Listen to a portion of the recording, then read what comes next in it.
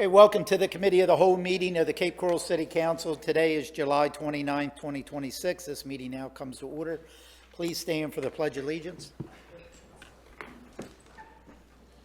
I pledge allegiance to the flag of the United States of America and to the republic for which it stands, one nation under God, indivisible, with liberty and justice for all. Madam City Clerk, please call the roll. Mayor Gunter, Here. council members Donnell, Here. Cadu, Here. Kilrain, Here. Lastra, Here. Lehman, Long, Here. Steinke, Here. all present. Okay, just a reminder, anyone who wishes to speak during citizens' input, please remember to fill out a comment card, and the city clerk will pull those cards. Item 5 is citizens' input time. Citizens' input is a maximum of 60 minutes set for the input of citizens on matters concerning city government, 3 minutes per individual. Please remember to state your name for the record. We utilize the podium to my left, your right. Madam City Clerk. We have two cards, Marie Kavanaugh and Tom Shadrack.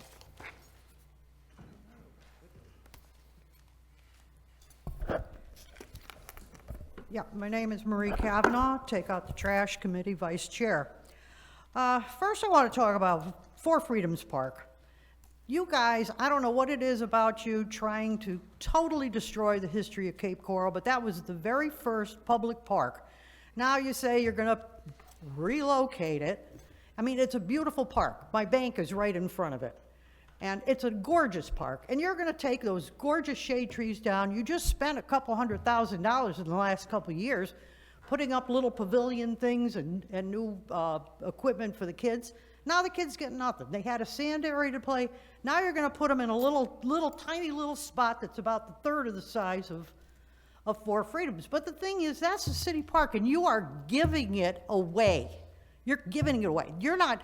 I went online and I looked at properties, waterfront properties down in the South Cape that sold with no bridges, very similar to this. A third of an acre went for about $1.1 million. Now you could get at least 4 of those, so you're giving these people a piece of property that is worth probably over $5 million. And they're going to take it all down, they're going to put grass there, and it's going to be another Sunstroke City kind of situation. Now they're going to put up to 900 dwelling units. Where are all these cars going to go? The traffic on Cape Coral Parkway is ridiculous. I went up there yesterday. I live on Pelican. I tried to turn onto Cape Coral Parkway, but it was backed up, bumper to bumper, all 3 lanes, and going back towards Skyline. What are you going to do when you got 900 more units in there? You take an average car length 20 feet, you're going to have probably 1,800 cars. That's 36,000 feet. Divided by 5, that's 7 miles bumper to bumper of traffic. But nobody's looking at that. Nobody cares. And the other concern I have is they're going to establish a flood protection strategy for the redevelopment area. How is that going to impact surrounding properties? Where's that water going to go? You got all concrete, couple little trees hither and yon, and they put in this giant concrete pool of some sort in there. More concrete. Where's the green space? You're eliminating green space. You tore all the shade trees off of Cape Coral Parkway. It's awful. Where's the green space? Where is it? And you always talk about, we need to have more water accessible properties for the people. And yet you're giving away Four Freedoms Park. Why? Why?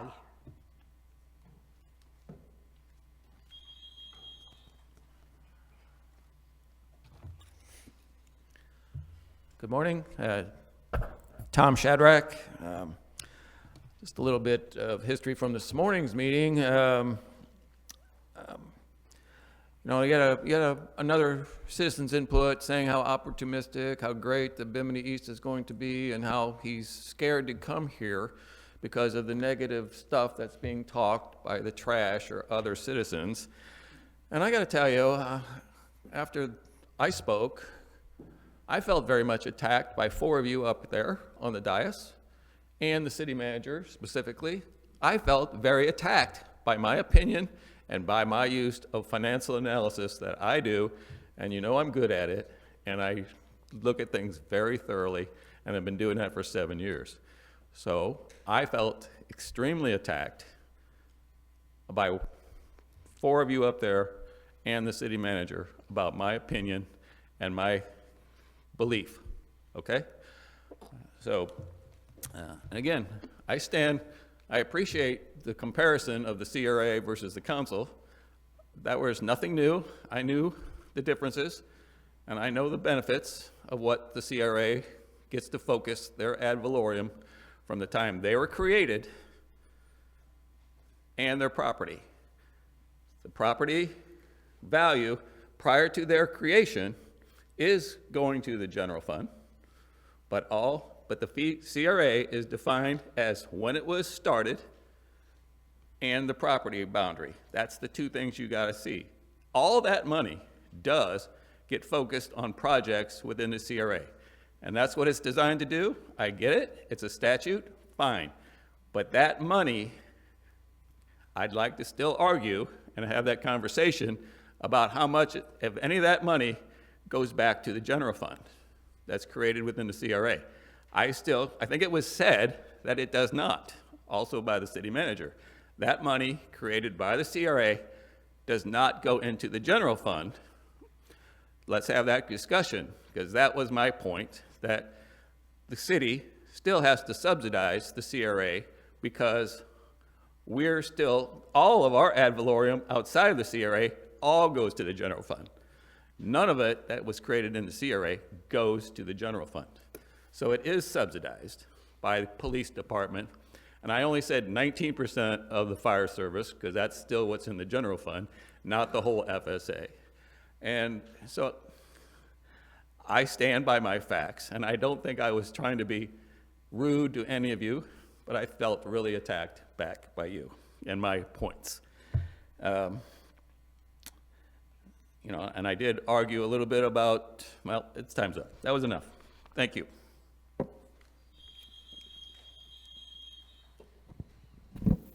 Jay Higgins. Also known as Lover Boy. All right. It's a callback from the last meeting for all you people that weren't paying attention. First of all, number 20 on the term sheet on the Bimini about conveyance of Federal Freedoms Park. I mean, just want to speak against that real quick, and I think the lady here just spoke of that very well. A little bit closer, I'm sorry. And item 20 on that was about the conveyance of the park. Again, I agree with her that, you know, this is a history. You know, we've demolished the yacht club. We've reimagined J.C. Park, and now we're going to reimagine another park. And I just question which park's next. I'm going to put it out there: Rotary Park, Redfish Point, prime real estate. And I'd be wary if I was those people that live in that area. But Tom hit on some good points. I'm going to hit number 24. And the developer shall have zero financial obligation for any downstream water and sewer utility expansion required to serve the project. And that's a very nice statement for the developer. I don't know, I lost my mic. Where's my mic? Somebody didn't want to hear what I had to say? Could you check the mic, please, in the back?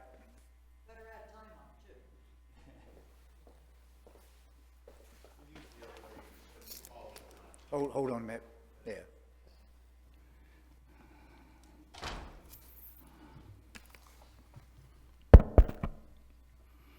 Hello. All right, now it's working. Mayor, it was 17 seconds, so. I don't know if I'm going to need it, but thank you, Doctor. So number 24, again, was the zero financial obligation downstream water and sewer expansion required. You know, we're adding 900 units to our water and sewer. I don't know what the calculations are. Have calculations been made? Where are we at with that? And if they are going to do things and add onto our system that are going to tax it or make it work harder or need to be expanded, larger pipes or what have you, they have no responsibility for that. That kind of, I know we're going to hear that, well, that's just part of it. You know, when they build out in Northwest or whatever, they have to have bigger pipes because there's more homes that need to be fed. I hear that, but here we have a known fact. They're going to add 900 units, and there should be calculations based upon that. And I think we need to look at that and accommodate for any other growth that needs to our water and sewer systems, and we need to put that in the formula. I think it looks like a nice project. Again, I don't want to see Four Freedoms Park gone. I like to see the development. I'm not against it, but I think we need to be careful. Thank you so much. Thank you.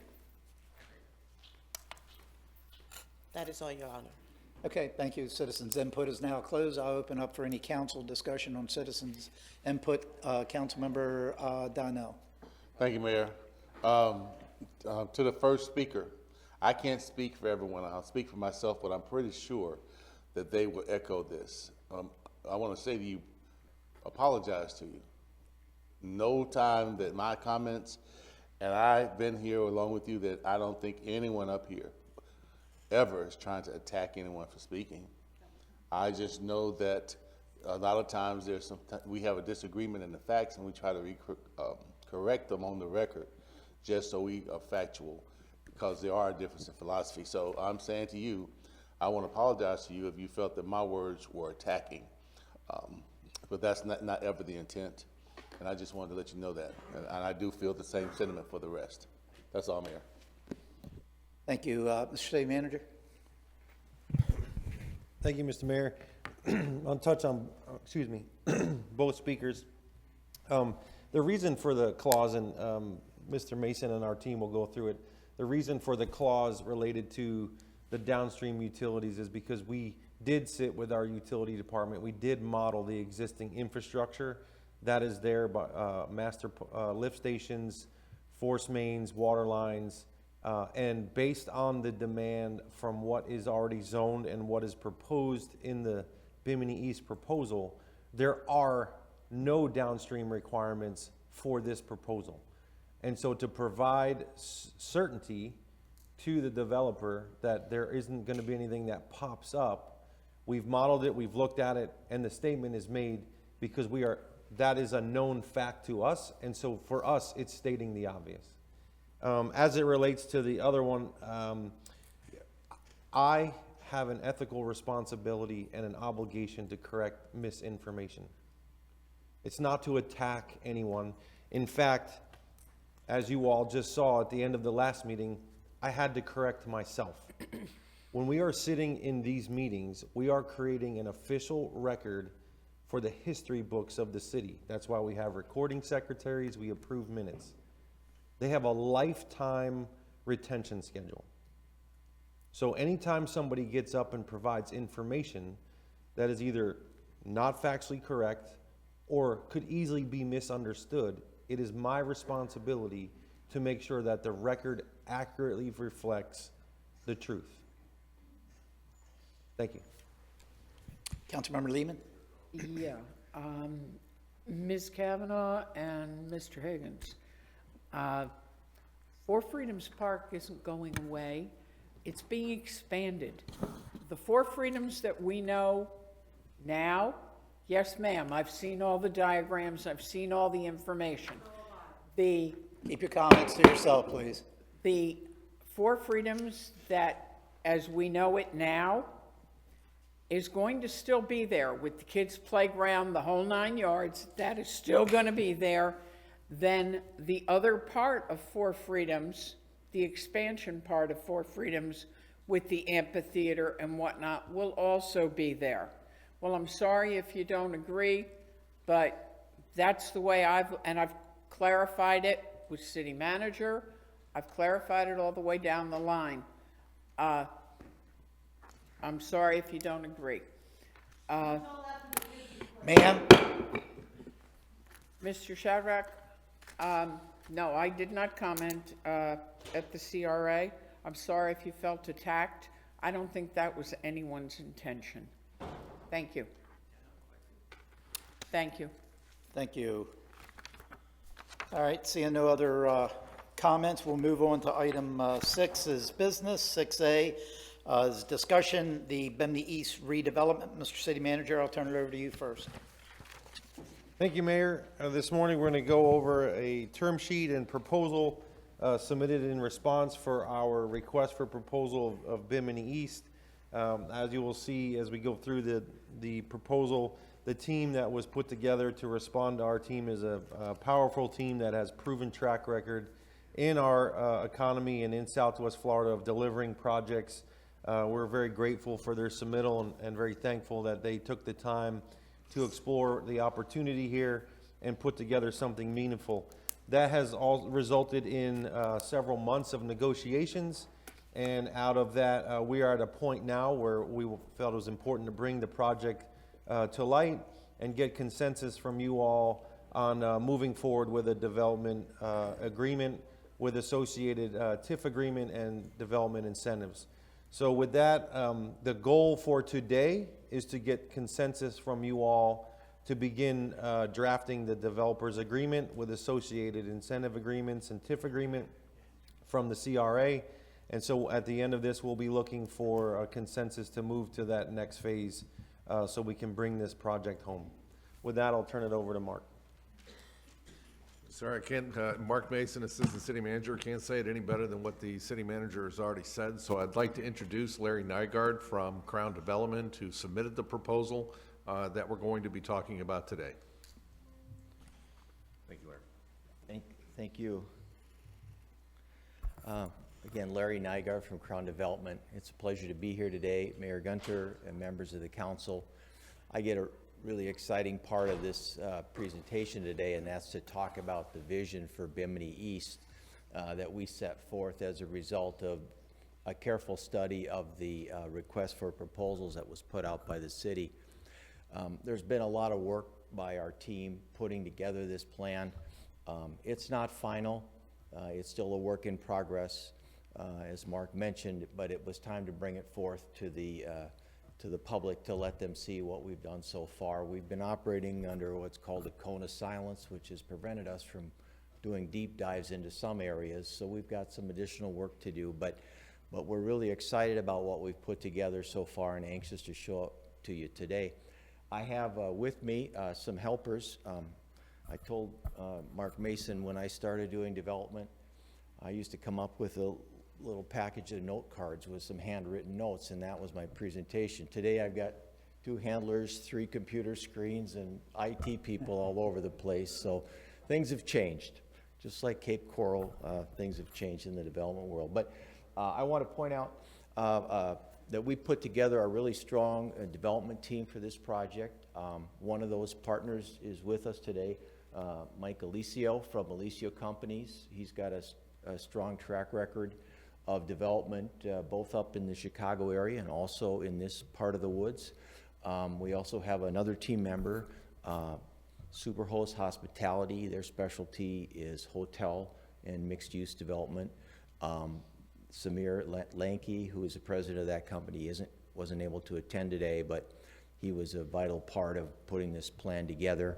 And of course, myself, Larry Nygaard, president of Crown Development.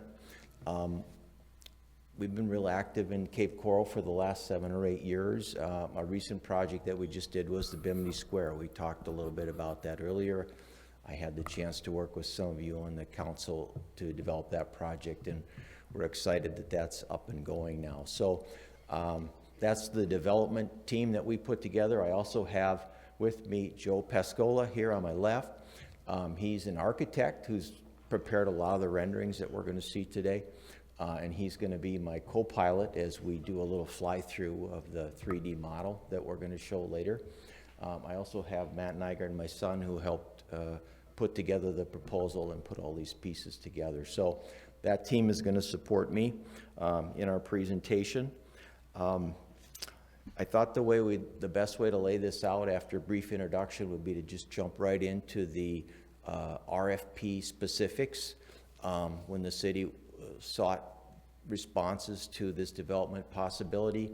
They were very specific about the needs they hope to address. I want to go through that list one by one and just show you by example how we think we've accomplished those needs.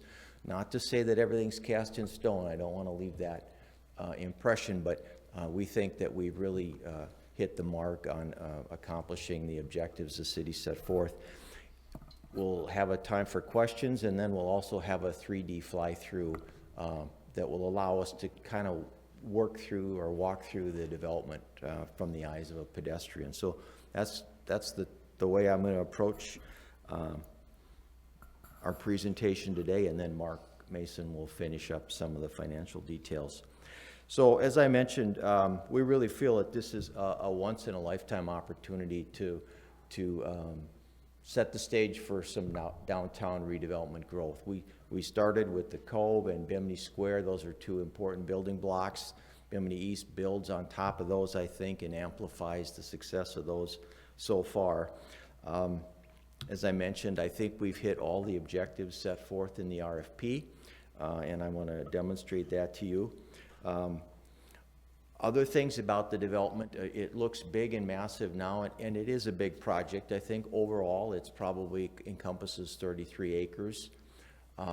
And it's actually larger than initially envisioned by the city in the RFP. I want to point that out, that our proposal includes the acquisition of 6 additional parcels to expand it and to enhance the opportunity to magnify the waterfront exposure. So that, I think, is something that we'll point out. But the development is designed in a way that it can be staged, because we're not going to come in and all of a sudden develop 33 acres all at once. You know, that's not how it will happen, but we have a very structured plan to take this in increments that can occur over about a 10-year period. So that's what we could expect to see as a development that's going to take a period of time to develop. That's important for a lot of reasons. It's great to think big, but that's also a danger, right? I mean, I've seen a lot of projects proposed in the Cape. In fact, for Bimini Square, there was a 27-story high-rise plan there, and the problem is those big projects don't get off the ground. You have to have an incremental way to approach them, and we're able to do that here with Bimini East, the way it's laid out. I think the highlight of what we're accomplishing with the Bimini East development is to activate the waterfront. That came through time and time again in the RFP. That was one of the goals. Bimini Basin is a little jewel that very few people, as a total of the Cape Coral population, get to see, right? It just sits back in the corner, and a few people get to enjoy it once there's a few people that use the park, but by and large, the public doesn't see it. We're going to show you a proposal today that really amplifies that and enhances, we think, the heritage of Cape Coral, the idea of the canals, and really excites the area and the downtown. So I'm anxious to show that to you. This is going to be a tourist destination point. You're going to see that by our focus on the hotels that we're going to show you. We have 2 hotels planned in the area. We're talking with both Hilton and Marriott for an upscale hotels providing flags. So we're looking forward to that. We think that's going to be important for tourism. It's going to be a destination for people to come and see. And of course, the marina is going to really enhance boat accessibility to the downtown. We've seen that at Bimini Square. Some of you that have been there, we've put in a 30-slip marina, and any time that you would go there right now, you would see boats coming and going. And those are all people that might not have come downtown via boat. Well, we're going to give them an opportunity to do that here at the Bimini East. So it's exciting, and I'm anxious to show you it. So I'm going to get started right away with our presentation here, our visual. So we start out here with just an overlook of the development, showing it completely built out. We're at the corner of Cape Coral Parkway, which is, let's see, I'm going to use this pointer, Cape Coral Parkway, which is right here, and Coronado. So you can see that we start the development in the corner with a big water feature. right in the corner. That's going to become the start. It's going to be the billboard for our development. It will let you know that you've arrived. That's a rendering from that angle. Let's go into the section 4 from the RFP.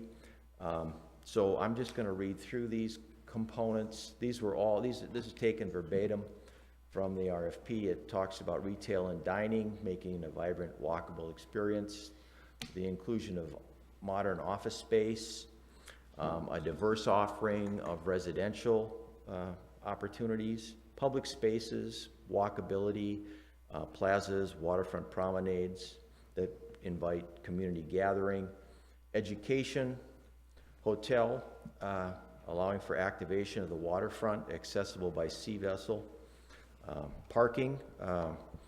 None of this would happen without adequate parking, so we're going to show you how we've accomplished the parking needs for this area.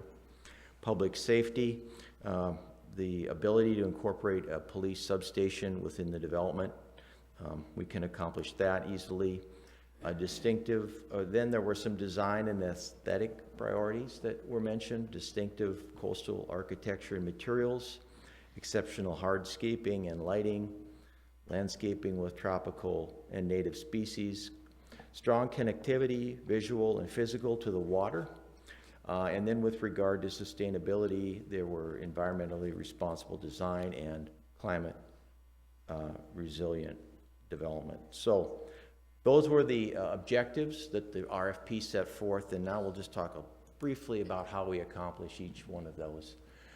The first one is retail and dining. What you're going to see is that all the roads and walkways within the Bimini East lead to the Four Freedoms Park. So watch for that when we see the visuals. It's a vibrant pedestrian area. It's got delightful landscaping and lighting, very pleasant,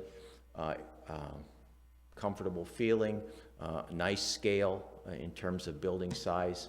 So watch for those things. We have about 130,000 square feet of retail space on the ground floor. So that could be retailers like, a store. It could be a professional service provider like a dentist, or it could be a restaurant, but 130,000 square feet in total. We've got the pedestrian access that we want to connect with Bimini Square and also the downtown. Now, when we constructed Bimini Square, some of you might remember that we created a promenade that came right from the marina all the way to Cape Coral Parkway.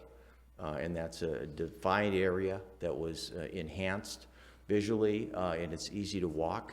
Well, what we propose here is to connect from that point into the Bimini East so that the two developments can be tied together.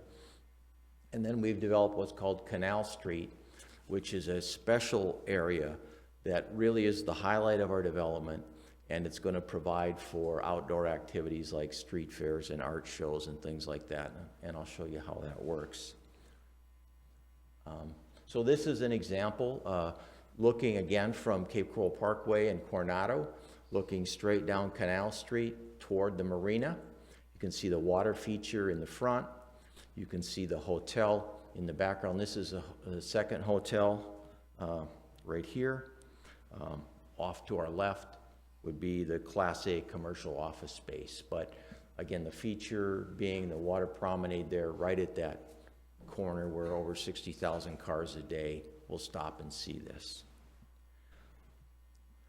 Modern office space, I touched a little bit about that a moment ago, and we have an ideal location for up to 55,000 square feet of Class A office space overlooking Cape Coral Parkway and Coronado and the water.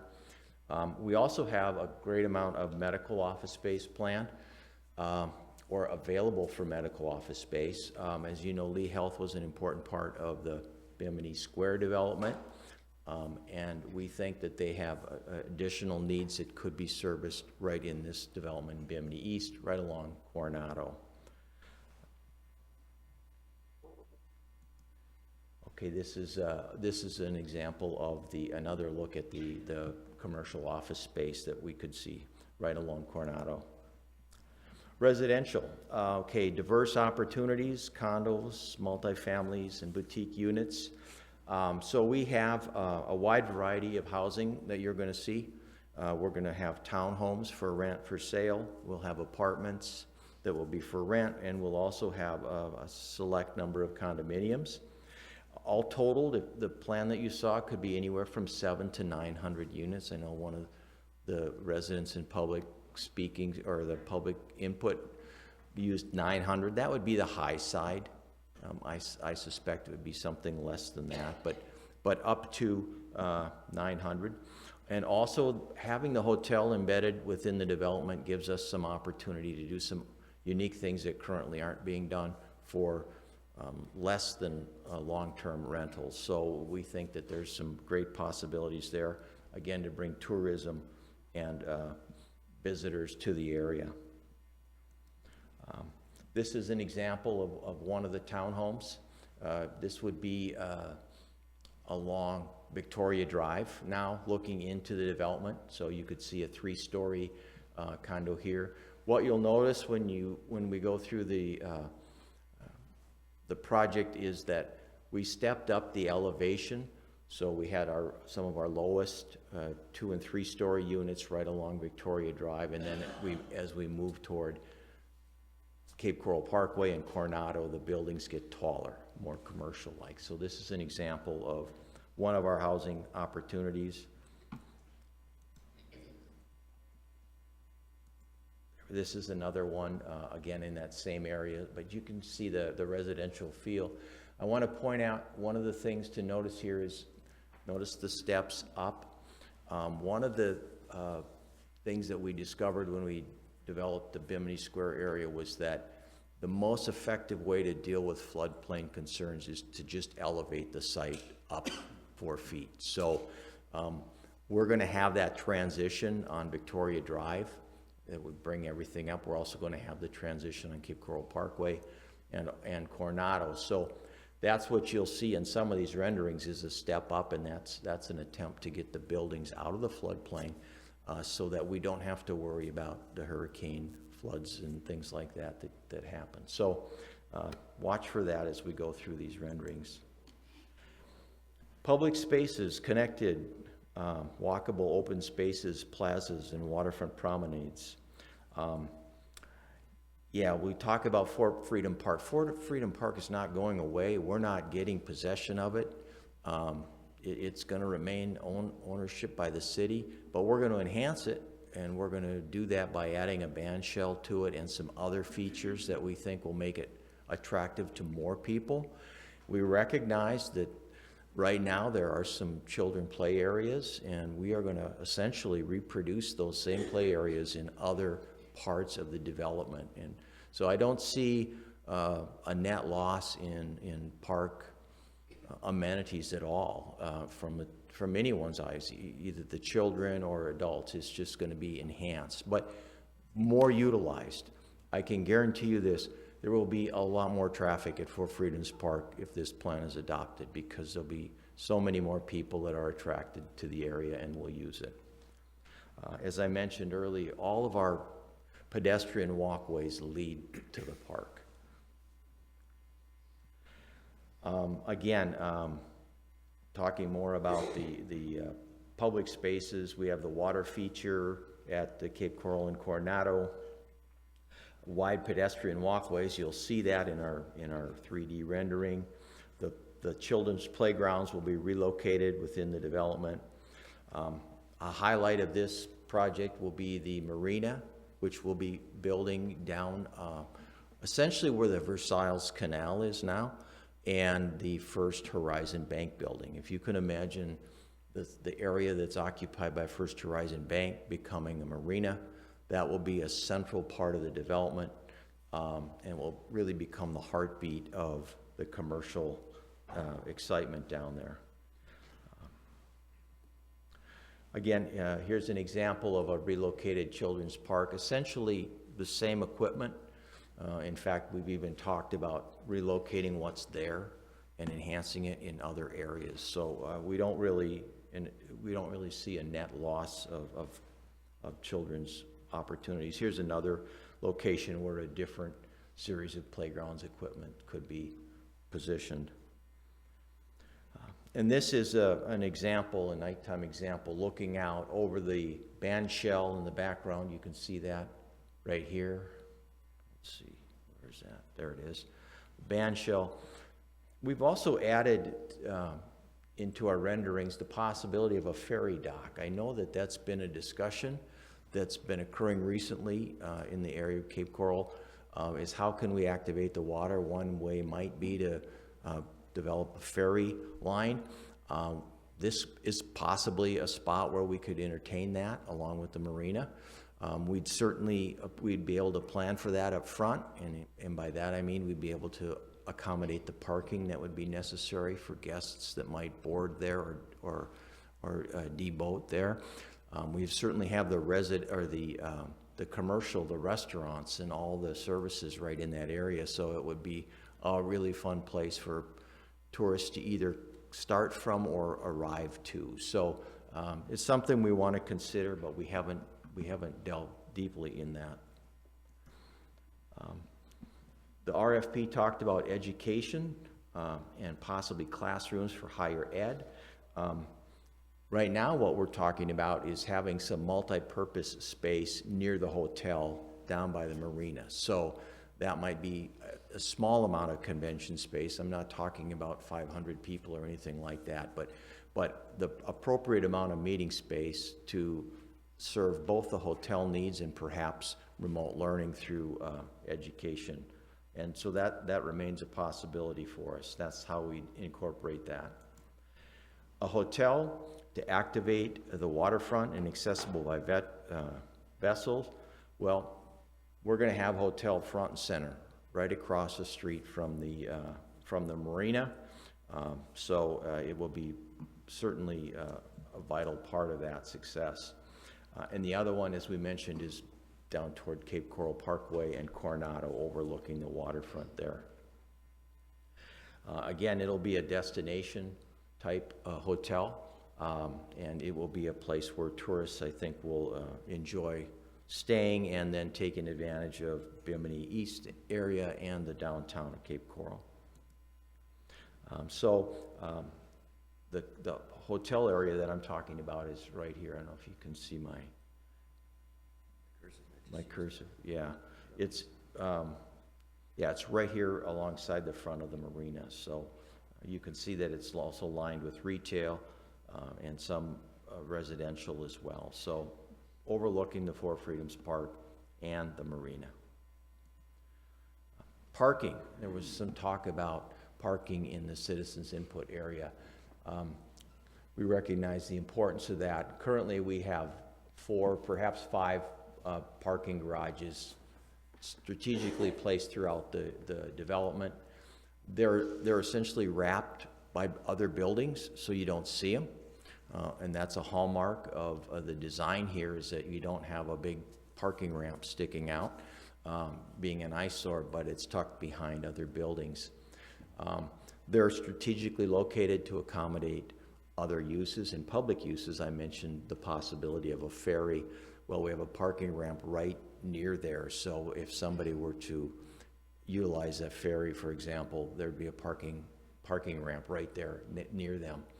So again, we recognize the importance of that, and we have over 2,300 stalls planned in the parking garages that we're going to show you today. So this is just an overview, kind of a bird's eye view, and what I wanted to show you here are the parking garages. You can kind of tell them there. You can see there's a parking garage right there servicing the hotel, and that would service the marina. There's a parking garage here, a parking garage here. There's a parking garage envisioned over here, which is essentially the medical office portion where we would see that develop, and then even a parking garage incorporated with the Class A office space. So yes, we do recognize the importance of parking and feel like we've done a really good job both estimating the need and putting those in locations that aren't an eyesore to the rest of the development. Public safety, we talked about incorporating a police substation within the development. That's a relatively easy thing for us to do. It will be just part of the scenery, just like a store would be a retail store. It will take a storefront area and serve as a police substation. The location of that is to be determined yet. We talked about the design and aesthetic priorities. We have what's called a bohemian architecture with a tropical theme. You'll see a lot of colors, a lot of fun rooftops, a variety of heights. We have everything from 1-story to 6-story buildings here. Again, with the lower scale buildings toward Victoria Drive.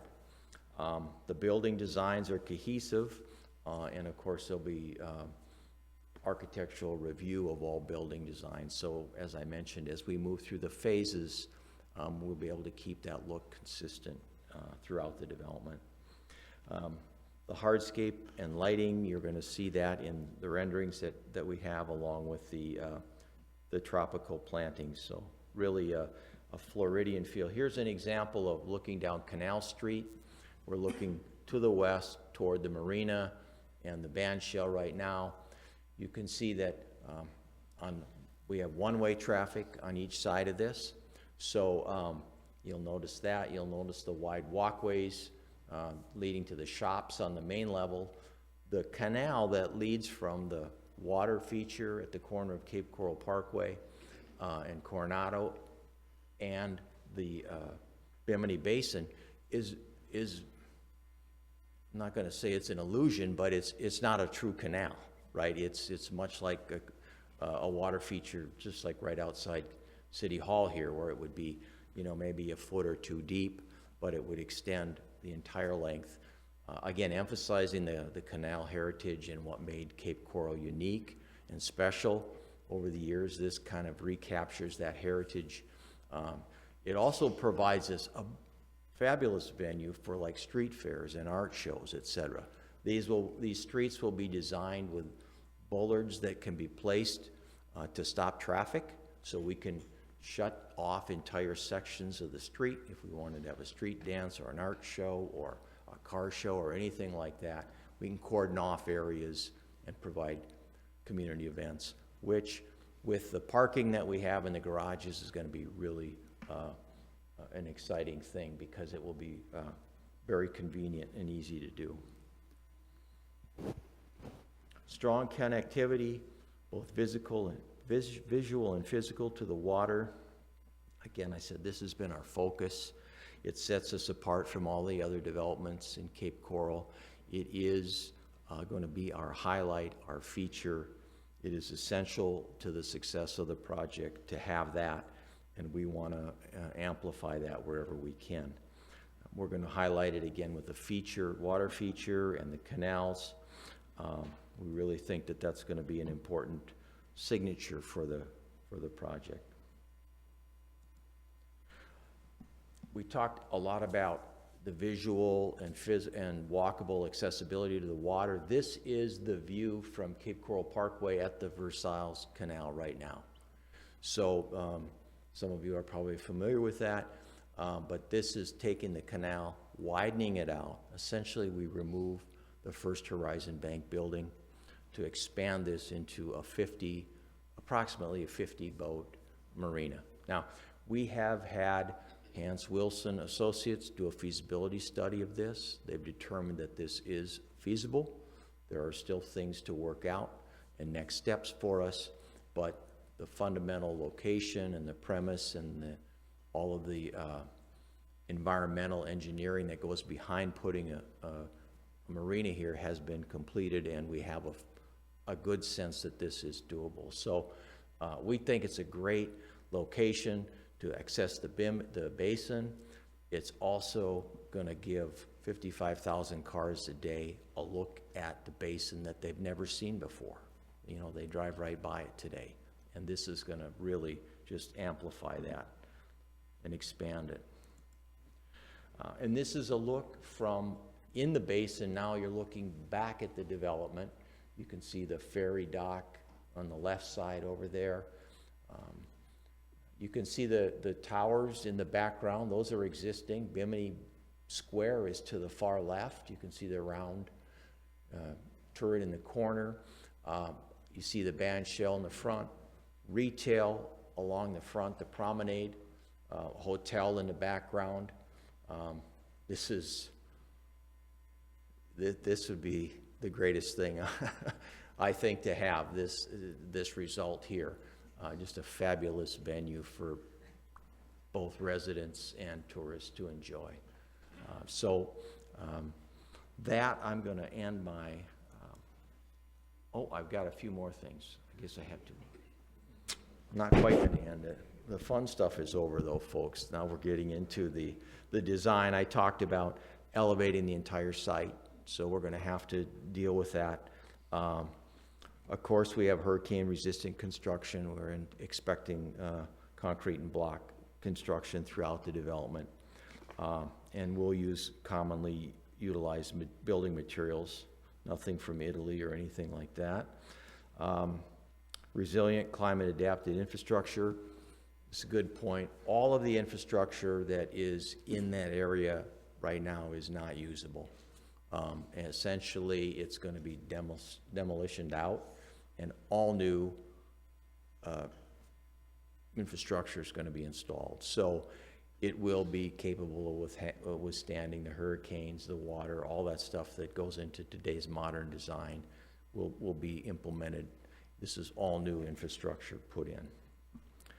And of course, the stormwater runoff will use exfiltration trenches in the right-of-ways. That's our plan, just like we did at the Bimini Square. So there won't be any large open areas of retention needed. We'll store that underground right along the right-of-ways. All right, so that brings me to the end of this portion of the presentation. I think I should stop there if there are questions, and then we can maybe get into the modeling. Okay, thank you so far, and we'll go ahead and open up for any questions from council. Councilmember Kilrain. Yeah, thank you very much for the presentation. My compliments to your architect. Fantastic visuals, I'll tell you. You mentioned in the beginning a phased approach. One of the concerns that I and others have is making sure that what we begin, we finish. And one of the mechanisms that we used to do that was with our Grove development, in which we did a phased approach in which commercial would be finished with increments in the residential build. Is that what you're envisioning for this in some manner? Yes. You know, I mean, we'd love to start it all tomorrow and finish it in 3 years, but that's not going to happen because we have the economics of supply and demand that we have to deal with, and they ultimately determine the speed. So when I gave you a range like that, it was assessing the demand that we're currently experiencing at the Bimini Square project and then extrapolating it and say, well, just how fast can we successfully build this? Now, the beauty about it is, again, we see the marina area and all of that being like ground zero, and pretty much all of that's going to be done right away, phase one. So that feature, that amenity will all be complete. But then as we work east, you know, there's other possibilities for phasing. For example, I know there's a big demand for office, Class A office space right now. Because that's located right along Coronado, it would be easy for us to start that phase, right, and not have to necessarily finish everything. So we've given thought into how to design the infrastructure. We know we're going to have to put a majority of the infrastructure in, but not all of it up front, and then we'll just tackle the phases as the market demands. Okay. Just a few other things, if you don't mind. Sure. One was you had mentioned that you're not going to take possession of Four Freedoms Park, but you're going to manage it. And that's a little bit different, I heard in my earlier discussions, but that's a fact, that the city will retain possession of that. Yes. And That's the way I understand it. Yep. Thank you. The marina slips, how many of those will be public? They'd all be public. Okay, good. The other piece is that I know that Edison College is put together and is aggressively pursuing their business element. There's a faction there that really wants to get some ground presence in the Cape. And I just bring that out to you, that at this time that there's an opportunity there, I think, to, combine your desire with their desire too. And I know they're pretty aggressive about pursuing that, so. And I can help you with that contact if you'd like to discuss Yes, that at some I'd like that. I can tell you from our experience at Bimini that there's a market, I think, available in Cape Coral that people didn't realize was there. And I'll give you a little example. What we're experiencing on the rental side when we first envisioned that project, and some of you have been there, and you probably heard my spiel before, but our thought was that we would be attracting a 55-year-old and older crowd, and we designed it really specifically for that, thinking that maybe some people would want to move from a condominium to an apartment as an easier lifestyle. That was our thought. And if we had to put estimates on them, we would have said about 75% of our market would have been 55 or older. In fact, the exact opposite is true. What we've experienced is 75% of our population is 55 or younger. And in fact, 50% of them are 35 and younger, which is an exciting thing for us to learn about, because that's the young, those people have a lot of different choices to live, but they're choosing to live downtown if you give them what they want to live, the environment they want to be in.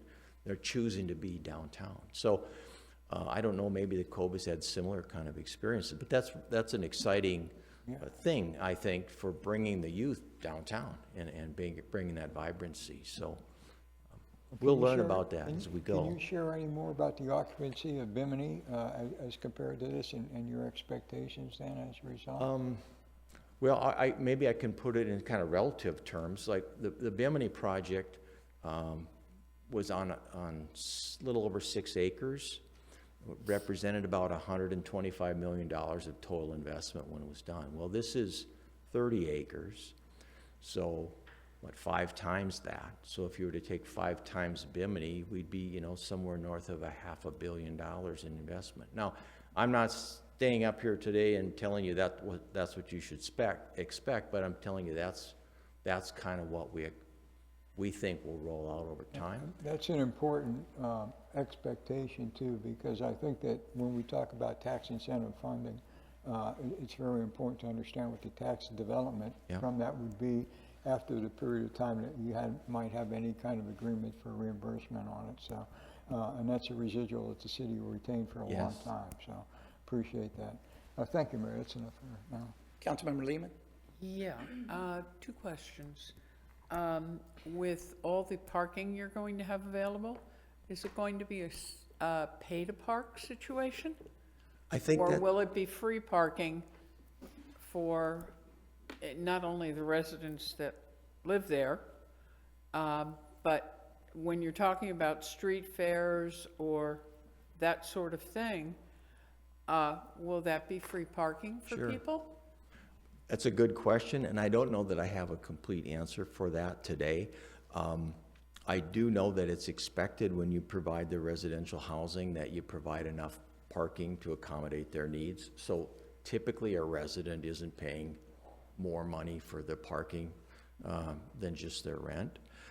In terms of the commercial usage, I think we're going to have to see how that plays out. At the Bimini project, we don't charge for public parking there, so the public can come and go and there's no charge for it.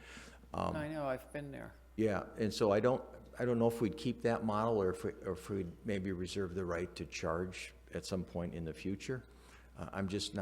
We haven't thought that far through yet. Okay. Second question, I'm sorry, but second question, if you can pull up the diagram of where you have the band shell? Okay. Or the amphitheater? Okay. Whichever you choose to call it. All right, there was a previous slide that really shows the seating in the green space around it. Oh. Whoops, there you go. Yeah. Is there a possibility? I realize you're going to have kids' playgrounds, because everyone is used to Four Freedoms the way it is now with the playgrounds, and a lot of people do use it. Yeah. For example, at Christmas time, the boat parade, that place is packed. Sure. At any rate, is there a possibility somewhere in that green lawn space beyond the band shell, is there a chance of putting a playground there? Yeah, I think there would be. It might not be as elaborate as some of the ones that are No, there it now. doesn't have to be that elaborate, but I mean, even if it's something similar, you know, or something simple, you know, a slide, swings, so that this way, if parents are down there, especially that you're talking about a younger population renting and living in that area, let's face it, they're going to have kids. Yeah, I think that's a good And idea. this way, they come down to go to something at the band shell, the kids are occupied. Yep. Well, and I think too, you tend to think of concerts, you know, but it will probably more often be used for other community events. Like, this is a large enough area where you can have art shows and crafts and things like that, Yeah. where families will come down, and I think that's a good idea to incorporate something like that. Yeah. I'm just thinking in terms of, you know, because when you've got two-income working families, as I had mentioned to the city manager previously, when you've got two-income families, they're both working all the time. So if they have kids, on weekends or any free time, they're going to be within eyesight of their kids. Yep. Their kids aren't going to be in, you know, at something else, while they're younger. Yeah. So I think we need to have the possibilities for parents to be doing one thing with kind of, you know, watching the kids out of the corner of your eye type Yep, situation. Exactly, yeah. Thank you for that. Thank you. Thank you, Mr. Mayor. Sure. Councilmember Steinke. Thank you, Mayor. Larry, I was elated when the cone of silence went away and I found out that you were involved in this. And we've had the opportunity to speak prior to Bimini Square, during Bimini Square, and since. So really, really happy with the product that you created and the investment that you've made in our city and the faith that you have in the city to provide an environment that would make this a viable project for you. So really appreciate you being involved and continue to work within our city. I did have a few questions as I went through this and a couple concerns. I'll get to the concerns later, but question, and one is around the marina. The vision for the marina, and marinas you know, kind of operate differently in different places, is this meant to be more of a come and go for the amenities that are there, or are these more of the lease the slip marina, and what's the potential of live aboard there? They are certainly designed for the transient guest. That would be the ideal use for that. We see it as merely a parking lot for boats that might, you know, they might choose to boat there rather than drive, all right? I mean, we've seen that at Bimini, and it gets used a lot, and it's very enjoyable for people. So that is the main intent. Now, there are some things that I think could happen at this marina that aren't happening at Bimini. For example, we could have maybe a boat rental enterprise there where they allow people to come and rent boats, come and go. That's one possibility. Long-term stay, I would say we would entertain medium-term stays. For example, somebody boating in and choosing to park there, or maybe stay at the hotel, you know, for the weekend and then go someplace else. So at Bimini Square, we don't allow stays over 7 days. I would see in this case maybe allowing stays longer than 7 days, but not somebody that would park their boat permanently. Again, it's more designed for the in and out traffic of the retail shops. Okay, thank you. The couple of concerns that I had, and just an observation, and certainly these renderings and your layout at this point, like you said, it's not a finished product yet. Just as you talked about the bollards and having festivals along Canal Street in there, I think that's a fabulous idea. This kind of reminds me a little bit about the City Walk in San Antonio, down in that area, and it's a place I love to go, and I'll look forward to going here too. But it looks like some of the parking that you've got there, unless there's some other egress, when those streets get bollarded off, how do you get into the parking garage? How do your residents leave? And so just as you would move forward with this, I would hope that we could get that whole street blocked off for those bigger events and have access to those garages other than there on Canal Street. Yeah, that's a great point. And we'll just have to sort out the traffic that comes in and out of the garage. Usually like to provide two methods in and out. And we'd have to make sure that there's always, if one's blocked off, there's always a second to bring traffic in. So those are some details that we just haven't got to yet. Okay, cool. And then, I echo Councilmember Lehman's remarks in regard to the playground. It was very concerning to me that when we think about activating the waterfront, which certainly has been a goal for a number of years, I would hate to activate the waterfront like you are, which I think is fantastic, and the amphitheater and the way that's all laid out, I think is fantastic.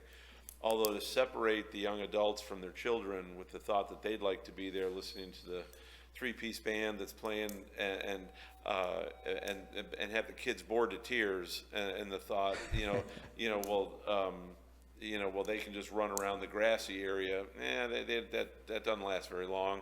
And so when I envision the couple there with the stroller and a couple of the kids playing on the playground, then maybe having a glass of wine and listening to the band all in one location, that would be the vision I would have for that area. We have at Four Freedoms now, we've kind of had a concert in the park program that we've had there, and I see that happen with the families that come there, and they have all that available in one spot.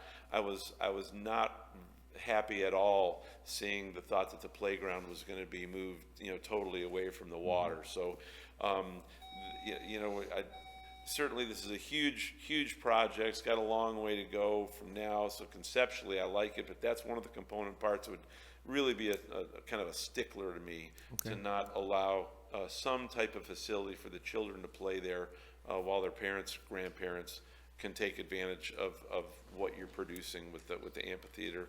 And then when the yacht club ended up in the position that it's in today, going years back, I committed to a number of citizens to ensure that they would have some of the recreational activities, continue to have them there, and one of those activities was tennis.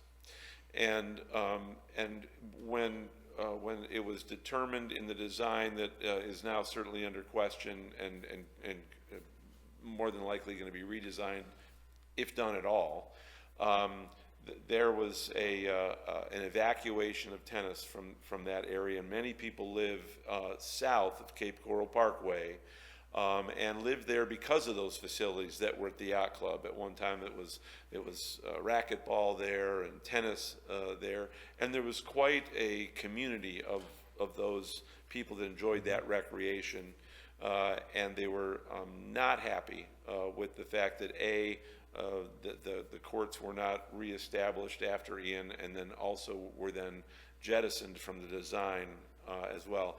And one of the alternatives that I brought up in representation of those citizens was that if and when this was developed, which now it's certainly coming to fruition, that we could find somewhere in that acreage a way for them to enjoy tennis without being able to, they'd be able to bike to the area, walk to the area, without having to deal with getting across Cape Coral Parkway and go to where other tennis courts might be in the area, because that's the area that they moved to because the facilities were there. So as you're planning this, you know, many developments in other areas of the country utilize rooftops, where it doesn't require any more area that could be used for other purposes, buildings and whatnot, and they've done that on top of parking structures or on top of hotels to supply that amenity. So as you look at this, one of the things, you know, that city staff, you know, shared with me is, well, we never included that in any of the discussions in the RFI, and I said, well, that was a main point of mine in many interactions as it related to the development of the yacht club, and then what do we do with the tennis population. Sure. So I would ask you to at least consider that in the development of the acreage that you are, and maybe if you're gonna leave the playground in Four Freedoms instead of detaching it, maybe where you were going to detach that, you know, maybe there's the opportunity for some tennis courts there, or on your parking garages, you know, if we dedicate some space on the top to allow these folks easy access rather than, you know, the courts at Lake Kennedy, fabulous, absolutely fabulous. But it doesn't serve the purpose of the folks that live south of Cape Coral Parkway that like that as a community amenity in that area of the city, which is one of the reasons why they moved there. Okay. Well, yeah, I mean, it's not too late to consider things like that. And what I'd like to do is learn more about what their expectations might be in the terms of the counts and things like that. And maybe there's a way to rework some things or provide, like you said, a rooftop type of experience. Okay, happy to do that, and we look forward Okay. to it. Okay. Thank you. Yeah. Other than that, go for it. This is awesome. Thank you. Councilmember Laster. Thank you, Mayor. Hi. So could you give us, for the public purposes, like where else have you done developments like this? Do you mean mixed use? Yes. Well, okay, I've done several different components. For example, we did the marina. I'll use that as an example. We did the marina at Bimini Square.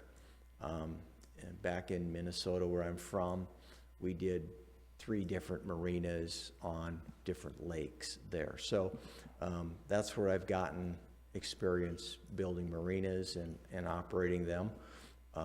So I use that experience here. The mixed use, obviously, Bimini Square is a local example where we've done things like that. The medical office, Bimini Square, we've built medical offices in North Dakota before. We've done mixed use in North Dakota before. We've done core redevelopment projects in North Dakota where we've assembled parcels like we've done here. I think in the RFP response, Commissioner or Councilperson, we gave a pretty complete list of locations and projects that we've done that are similar to. Also, some of my team members, I know Superhost Hospitality has done some mixed use as well. So I think we can go back to some of those examples and look at those as I can tell you that none of them have been this large, that this is a large one. But the old saying, you know, how do you eat an elephant? It's one bite at a time. Absolutely. And that's the benefit of phasing a development like this into chunks that are economical, and not envisioning a project so large that you can never get the momentum to start it. Sure. I mean, just as a council person who I engage with a lot of people and a lot of moms, I think, you know, as Councilmember Steinke stated, you know, I too, it's weird he used the Riverwalk in San Antonio, because I was thinking that too when I was reviewing this presentation. And, you know, I immediately had a thought, you know, we just don't, I mean, according to a lot of the moms, they tell me all the time, we don't have any place here that we can do a prom. Our community center was torn down with the old yacht club. We don't have anything to do for those teenagers, those 18, plus, who don't want to just eat and drink, right? Or be bored to tears sitting next to their parents listening to music. So I was thinking along the lines of trying to be able to accommodate that with this new development. It's beautiful. I do like the floating amphitheater. I think that's unique. Definitely innovative and utilizing the waterfront, which I know this area has been talked about long before me, long before I moved here. I think I started hearing about it around 2011 on how to assemble all this to make this happen. When you talk about the resiliency and the infrastructure, you said you would be adding in that infrastructure to make that area resilient and basically flood-proof, if you will, or Yes. eliminate that. Okay, well, that's a definite plus. And yes, I mean, gosh, if you could put a theater there, you'd make one of these council members very happy, like some type of an art center theater type place where all the kids, young, older, teenagers could all enjoy. But yeah, I think it's beautiful, and I might have some more questions. So, and then the hotels. So with the hotels, you're proposing two, correct? You said on Two either end? hotels, that's correct. Okay. Okay, and you obviously you anticipate those to be used during our season area. We don't have enough hotels as it is in our city, and we rely heavily on short-term rentals. So, and that was the idea behind that, correct? Yes, absolutely. Okay.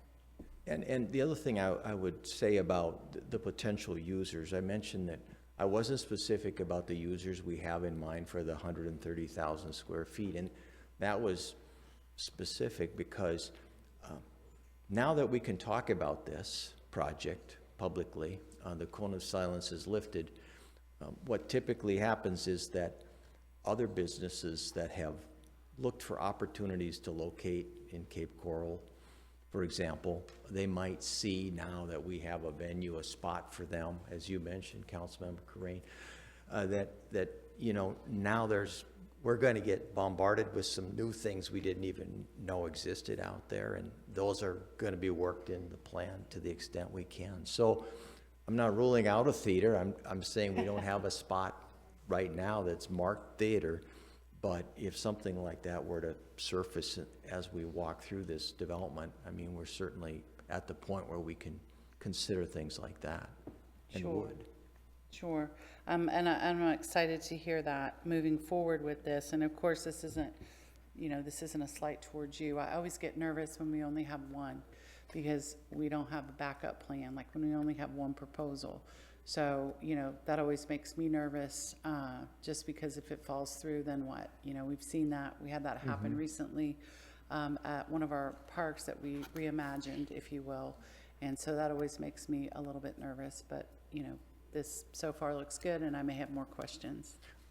My comment to that would be, not everybody believes in Cape Coral like we do. And that includes all of us in this room, because we all make investments of time and money into this community. But as was mentioned by Mr. Simmons this morning at the CRA meeting, that's changing, and things are changing, and people's attitudes toward the Cape are changing. And this is one part of that. And the ROI, if you will, on this is the fact that businesses all around this development are going to up their game, and real estate is going to be enhanced because of it. That's one of the side benefits you get from an investment like this. Oh, no doubt. I mean, the economic impact would be huge. And of course, putting in more office buildings like that, medical, potential medical, all of those things would definitely prevent people from having to go over that bridge, which is, a lot. And a lot of our younger generation work from home, so they don't even have to go over the bridge. So this will give that generation an opportunity. I mean, we heard at the CRA meeting from, what I call the millennial generation, a young man who came and spoke about this opportunity, and of course at the yacht club, And, you know, we do have so much potential. And so, you know, I'll be looking at this and, you know, and again, it always makes me nervous that there's only one, but I do appreciate your time and investing in us. Thank you, Mayor. Councilmember Kadook. Thank you. I should have turned my light on forever ago. I feel like you guys hit all my questions. Bimini Square, I was going to ask what's the occupancy ratio there today, but Councilmember Corain already asked that. And you showed multiple parking garages. Were those close to the marina and band shell? Yeah, maybe we can go back to that slide. Oh, right there. How did I hit that right on? Okay, so maybe the easiest way is if you were to just look around on the screen, I can point with this red marker. Can you look right behind you? There. Oh, can you see that red Yeah. marker? Okay, so that's a parking garage right there. That's the hotel. That's the marina. So if we were going to enhance parking for, you know, a ferry pickup, for example, that's the garage that we'd increase. Then we have garages over in this area here to service this retail and housing. Across the street, another garage to service this retail and housing. Over here to service the medical office down in this corner. And then up here is the fifth one, which would service the office building right here. So I'm not saying they're exactly perfect. There are some areas that I think are not well parked in this plan yet. So we're still working on it, but right now, those are the 5 locations that we've identified as the best locations that service the most amount of uses. And I think Councilmember Lehman asked if it was going to be public, so, Yeah. and price, all that is TBD. Right. You mentioned phase 1, dredging Bimini Basin and expanding the canal for the marina. What's the timeline for permits for that? Does anyone know that? The rule of thumb when you work on a marina like that is a 2-year approval process. If Bimini Square is a good example for us to follow, after about 1 year of intense scrutiny, you sort of reach a fork in the road where you're either on your way to a permit, and it's still going to take another year, or you're on your way to a denial, and you're having to either rework your plans or forget what you're doing. So that is the long-term formal aspect. What I would think is very important for us right now, since we have the feasibility study already done, is to meet with representatives from the Army Corps and assess their opinion of the project from the get-go. And that usually gives you a really good direction about, okay, this is doable, but you have these hurdles, or this is not doable, or that sort of thing. I think that's the next step for us now that this is public, is to get some of those questions answered, because again, everything really focuses around activating the basin through that marina. Yeah, perfect. And for Freedoms Park, we've heard a lot of contention from the community regarding that. I think because it's a big part of Cape Coral's history, if maybe you could just add the historical component to give it a nod. You know, it was from FDR's For Freedom's speech. So maybe just somehow incorporating that to keep the public happy. Yeah. And, you know, making it a historical component and keeping that history alive for Cape Coral. Cape Coral doesn't have very much history. We're a growing city. We're in our infancy. So little things like that keep the old guard happy. Sure. Just to confirm, the sales price for this property is 26.2.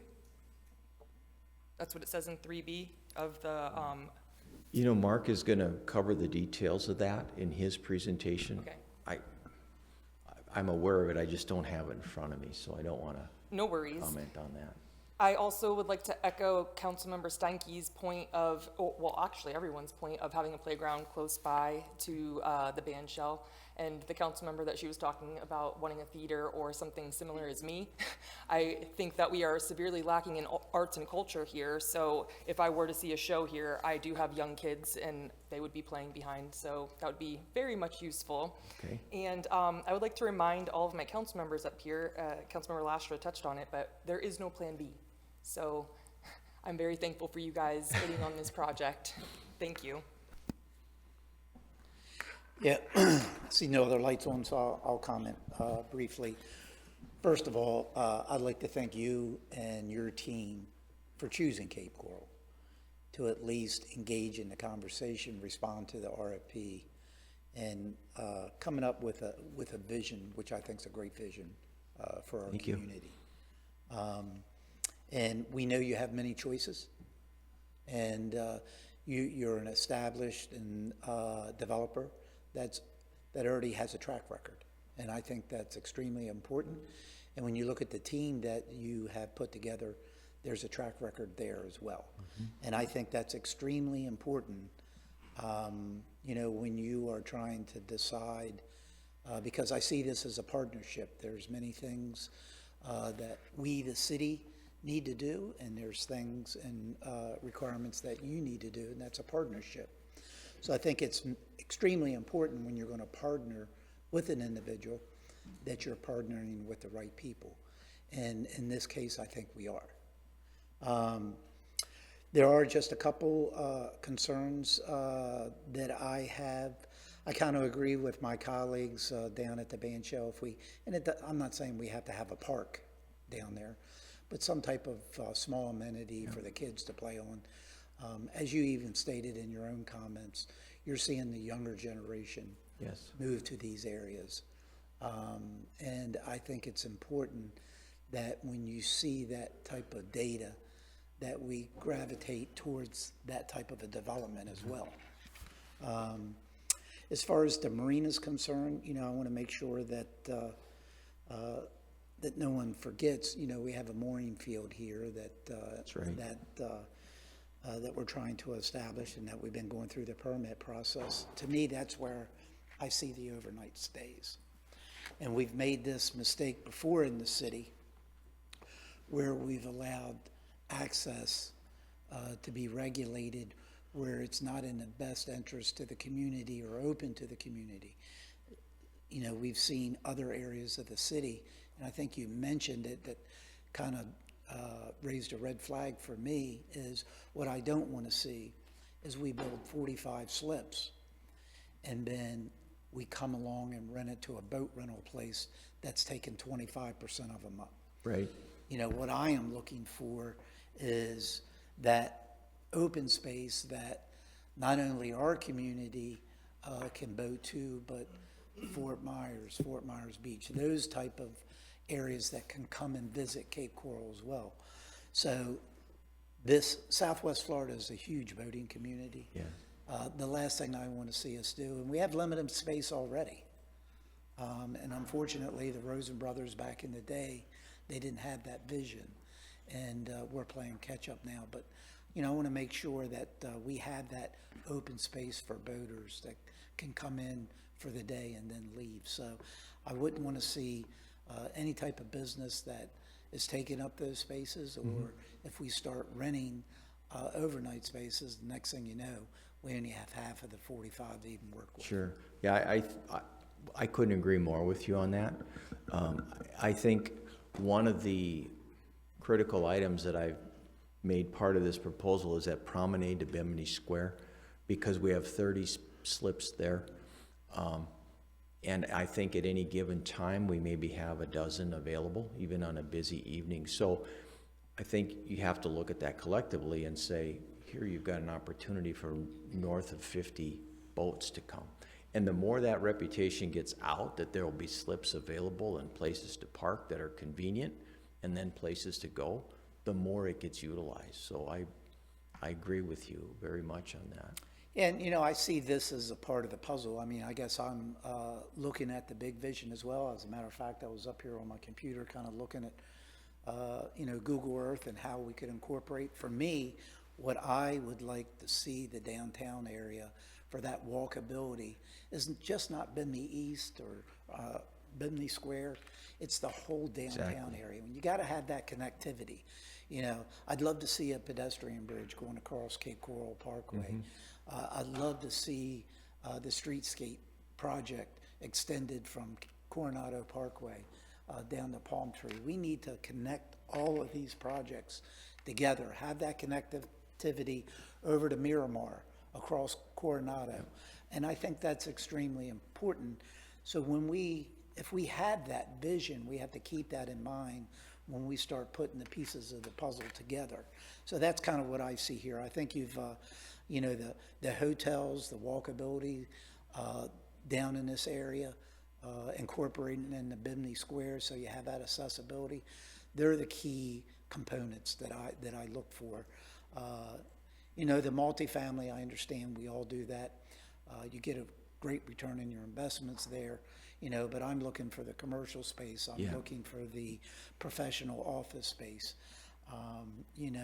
The amenities that the community can use when they go down there. They're the things that I'm looking for.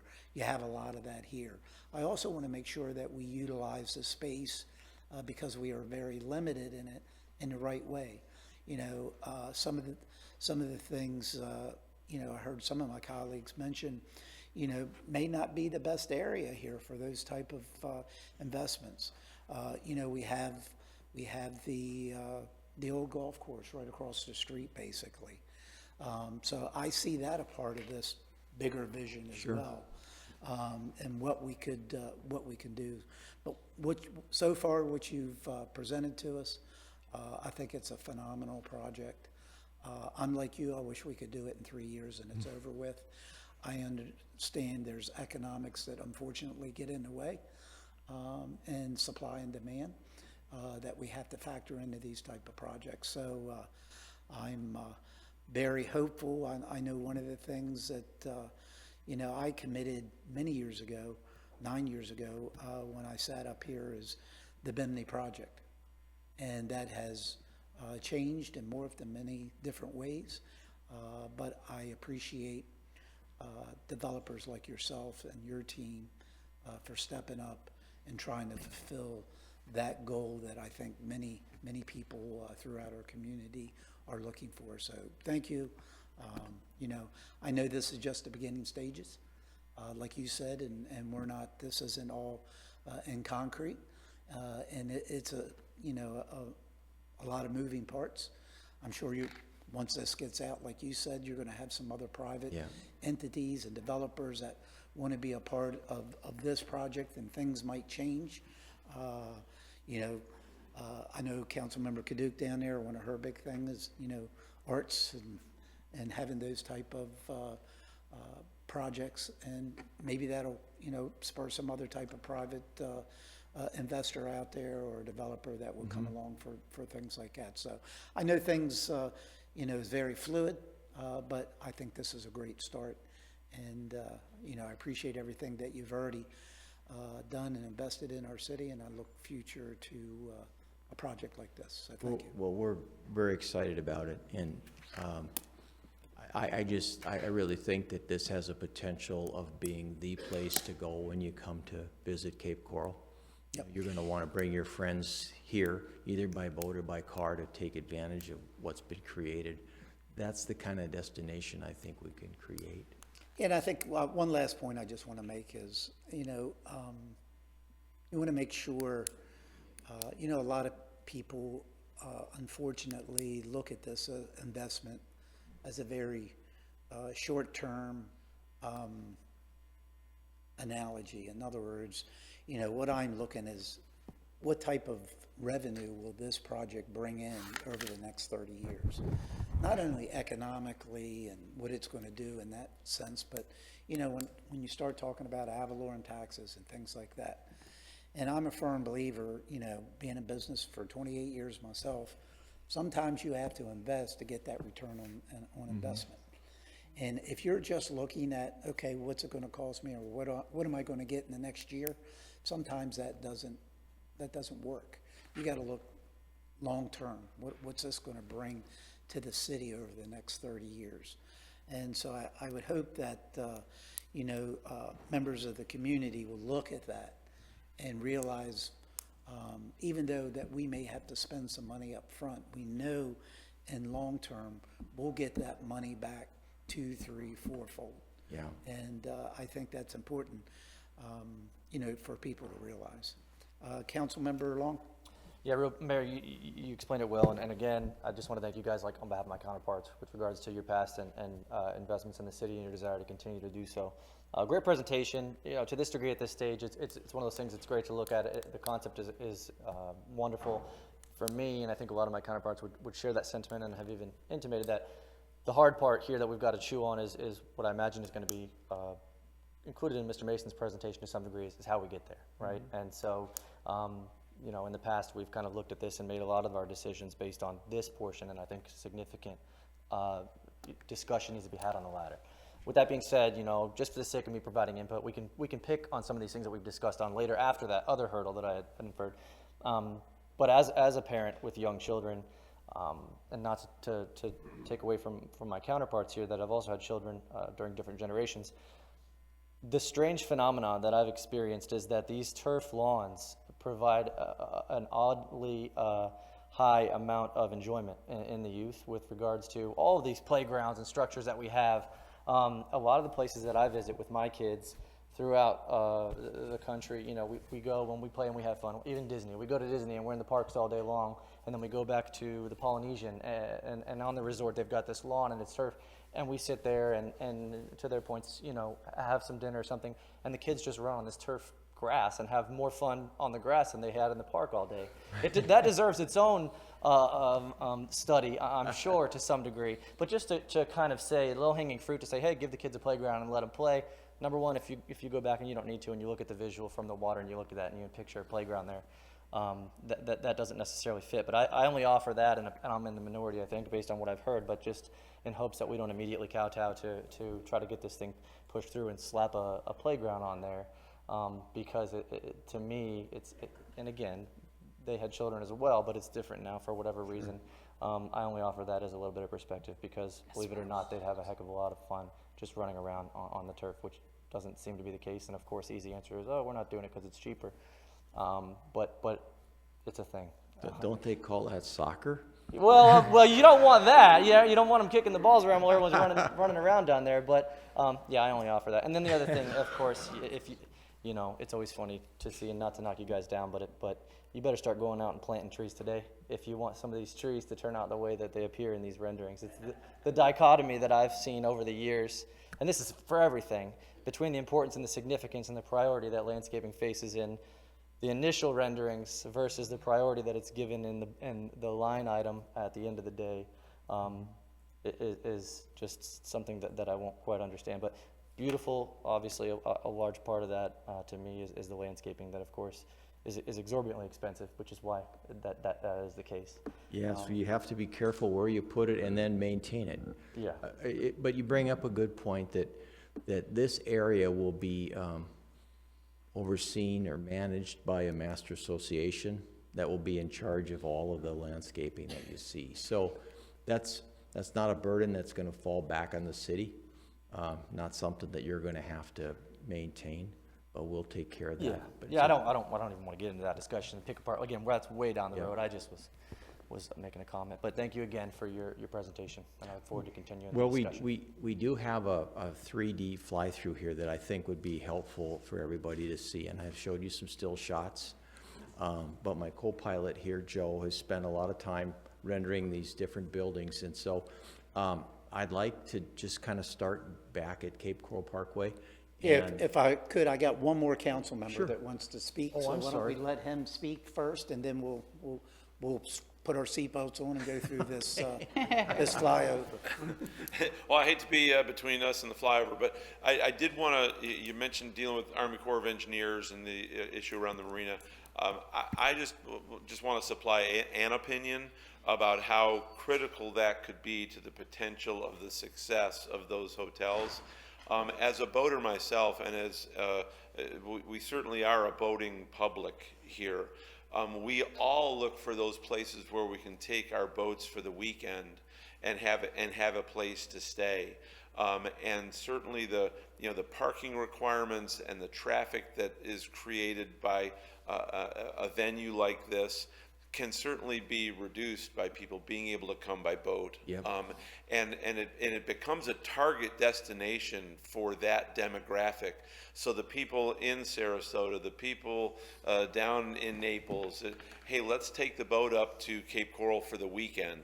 We have very little of that, and at the Westin, the marina that was there to accommodate people that wanted to go to the Westin and bring the boats to the Westin and stay there. This could be a huge game changer for the people that visit and stay and invest their dollars in our businesses here in Cape Coral by having a marina at a hotel. One of there's been comments to the Sunseeker Resort up in Port Charlotte that what a debacle that was or whatever. One of the big things that's missing there is the marina that they had planned so that there could be access to the hotel and their facilities by boat. And I myself, I would rent a room there and go there for a staycation if I could go there by boat. I don't need to go there by car. And so as you think about that and you put on the priority list of what comes first, anything you can do to advance that, the long wait that we all know we get with the Army Corps and getting things like that approved, anything you can do to speed that along, and anything we can do to assist in speeding that along will certainly be advantageous to the overall success of this whole project. Yeah, I agree. And you think, I like the Westin, it's a beautiful place. There are 4 restaurants there to eat at.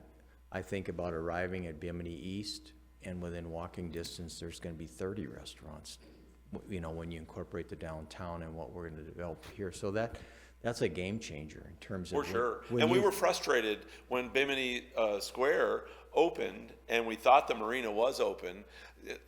Many of us came by boat ready to experience the restaurant, and to be turned away, well, we're not quite ready with the docks yet. So since they've been open and the number of people that are going there by boat, I think that's certainly evidence that people want to come up that canal and get there. And the greater number of slips that are there, the greater their propensity to do that, so that they'll make sure that they're not coming to a spot that only had 4 slips available. Exactly. And they're all taken. Exactly. And so they don't make that trip up there with that risk. Yeah. So thanks. You bet. All right, Joe, do you want to? All right, let's go. Now we're going to be able to stop along the way here if there's a certain view that you'd like to see. But this is like a collection of all the 3D visuals that I've been showing in the previous part of the presentation. But again, this is, I'll maybe just narrate, we're going down Coronado right now. We're going to see the office building on our left, water feature right out in front of us. Straight down this road, we're going to get to what we call Canal Street here, and you can see the canals. The bollards on either side, the walkways, there's parking along the side, and then one-way traffic. But if you can imagine those streets blocked off, and this being an opportunity for art shows or other things like that. The bridges, we have to coordinate that with fire. I think what we've shown there are probably not adequate to accommodate fire vehicles, so that's one of the things we're going to have to engineer. But again, that water is, it's not a canal, it's about a foot or 2 feet deep, and it's just circulating and keeping clean that way, so it's just more or less an illusion.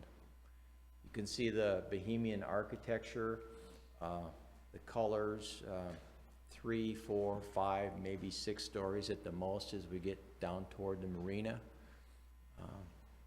Now we're approaching that Four Freedoms Park area. You can see the ferry pickup in the background, the amphitheater on our left. Notice the seating. I talked earlier about us having to build that site up 4 feet. Well, we're going to incorporate that into the seating, right? Because the water is the water, and we have to build up from that. So this is how we would elevate the rest of the site. And and make it a part of the overall function. Somebody pointed out that floating band shell, you know, that one has not yet been engineered, so we're not exactly sure how to do that. It's got to accommodate the rising tide, so that'll be a work in progress. This is the green area we talked about, perhaps including a playground at some spot. Now we're going down with the marina on our left. You can see Bimini Square in the background, the Twin Towers there on the left, heading toward Cape Coral Parkway now. So now we're in a vehicle, we're driving by this. I talked about all of a sudden now you see Bimini Basin, right? That's something that you don't really see today, but that is the view you'd get as you pass by Cape Coral. Bring us back. Right to the middle. So the hotel is on the left. It'll be shops, restaurants on the left. There'll be a ship store. We talked about the mooring field a little bit. There's the opportunity to provide the management for the mooring field from right in this location. So that's something that we'd want to work with the city on. Again, the ferry depot, we don't know if that's going to happen or not, but we showed it in this illustration. It's one way to show that. Looking back now at the mixed use, multifamily and hotel on the left, all the shops on the bottom. That building with the round front, that's where we envision perhaps condominiums. There would not be many condominiums in this project, but that would be one location where we think we could do that. Where are the banks? Now let's go back over to Victoria Drive. Right. So now we're crossing over. Now we're transitioning into the housing part of it. And you can see the townhome, the walk-up type of rental. That's a different product that Cape Coral doesn't have right now. So we've got Victoria Drive on our right. We're looking at the step up to the higher elevation buildings here. Coming up to one of the playground areas across the street from the existing condominiums. This, again, would be we think, a good location to put playground equipment. Pretty much all residential along Victoria Drive, with the commercial happening, you know, to our left. Now we're getting up to the area that's designated as what we would call medical office. So we've got about a 3-acre location there. The details of that have not yet been worked out, but there's a potential for a lot of new medical services to be brought to that area. Again, the townhomes in the park on the left. Some more park. Hey, that thing looks like a tennis court almost. Almost there. Thanks, Larry. You know, And he works quick. He was putting that in while he was sitting here. Oh, so, all right. So anyway, let's take us back out to the Cape Coral Parkway. Yeah, I'll go out this way, right? What about, which one is this one now? This is the office, so the back side of the Okay, yeah, the office. back side of the Yeah, so we can park, go out to the- office You know, parking. speed limit control here. Sorry. Trying to get you move Yeah. forward here. All right, so now we're on, oh, sure, we're at Miramar right now. Mm-hmm.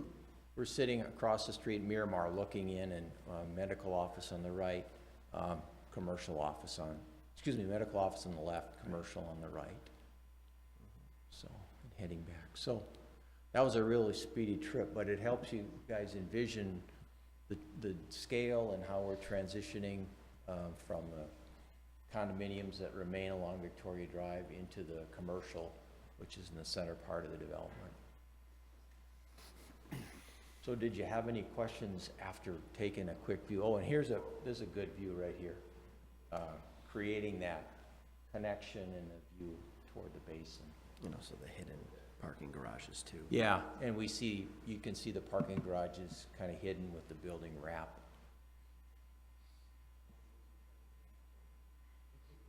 So that is our vision of Bimini East redevelopment.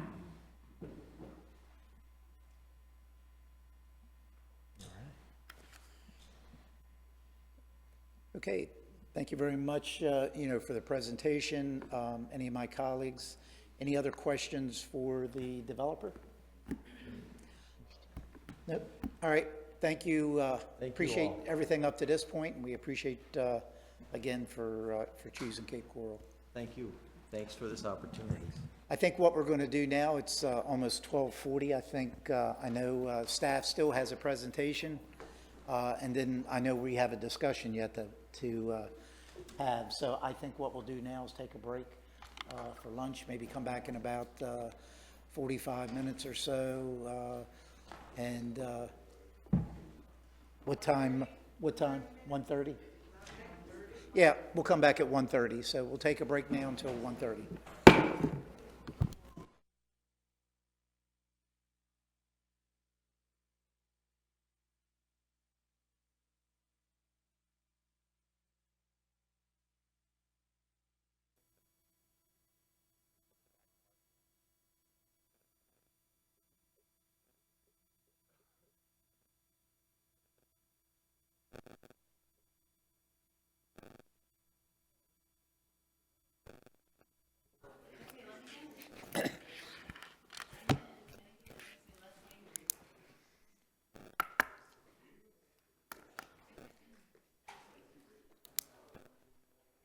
All right, I'd like to go ahead and call the meeting back to order.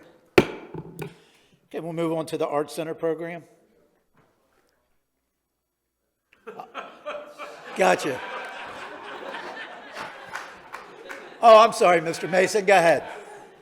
We're still at the Bimini East redevelopment. Unless you don't want to be. Go ahead. I mean, that's a hard act to follow. You know, the nice visual and everything like that, and then you get me. Just make sure you don't talk about sod. I won't. Sod. Sod, S-O-D. Sod. I'm not going to talk about dirt. Or grass or anything like that. So, Mark Mason, Assistant City Manager, thank you very much. I'm here to talk about the non-binding agreement that we've come up with. And as the city manager pointed out, what we're looking from the city council today is that if you're on board with us moving forward with the development of the development agreement, then, what this information that we're using today will be the foundation of the development agreement.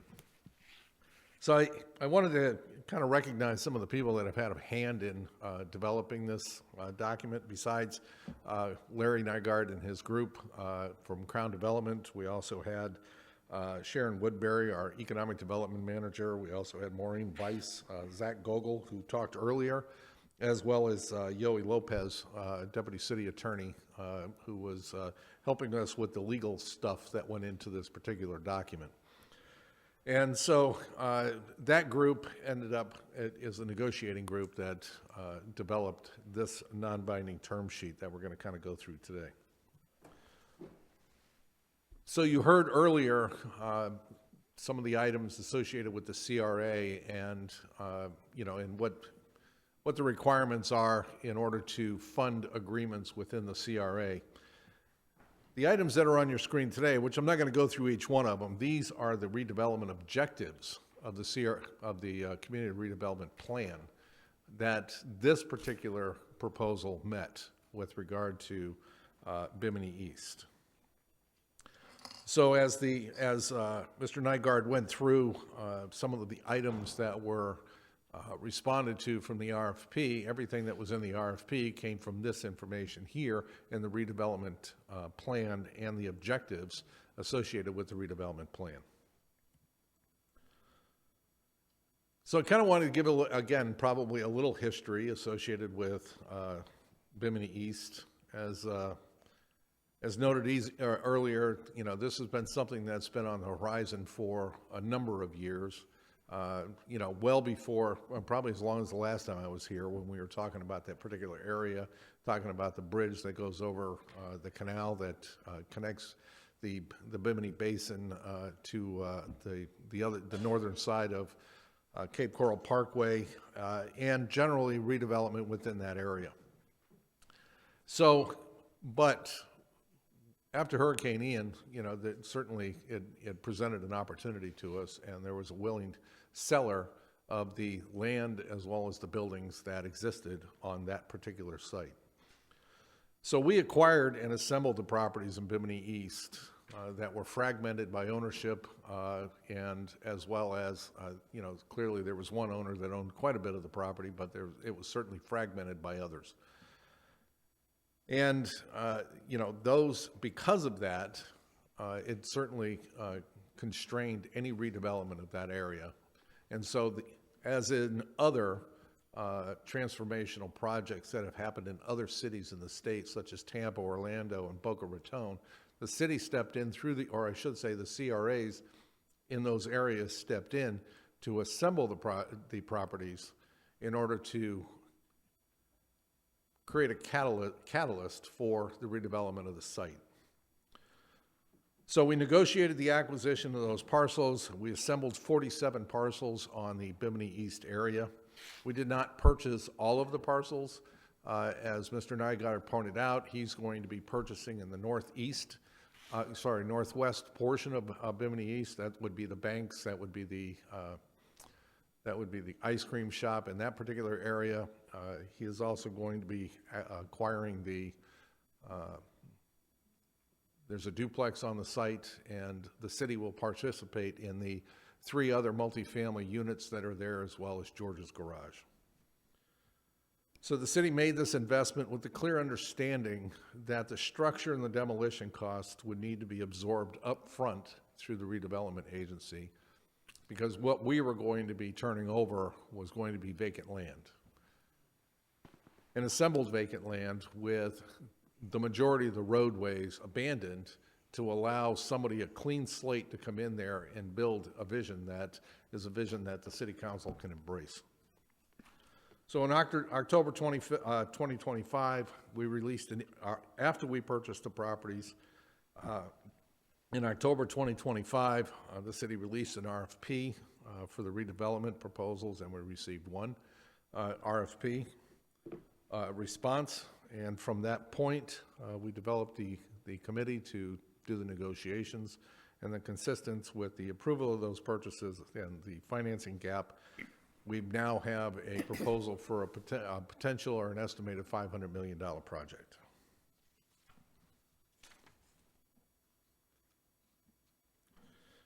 I do want to remind the City Council that when we acquired those properties in the CRA, the city purchased the properties, entered into an interlocal agreement with the CRA for the CRA to reimburse the city back for any interest cost for carrying that land, as well as in the time when we actually sell debt, in order to carry the cost over and above the appraised value of the land, that the CRA would also reimburse the city or pay for both the principal and interest associated with that debt. The intention of issuing the debt is for the life of the CRA, so there's never anything over and above outside of the CRA that would actually pay for that debt. So this is a quick, understanding of the timeline. The RFP was available. We had a due date of October 30th. We received the proposal. We evaluated the proposal. It was the most responsive, and it was the only responsive and responsible proposal that we received.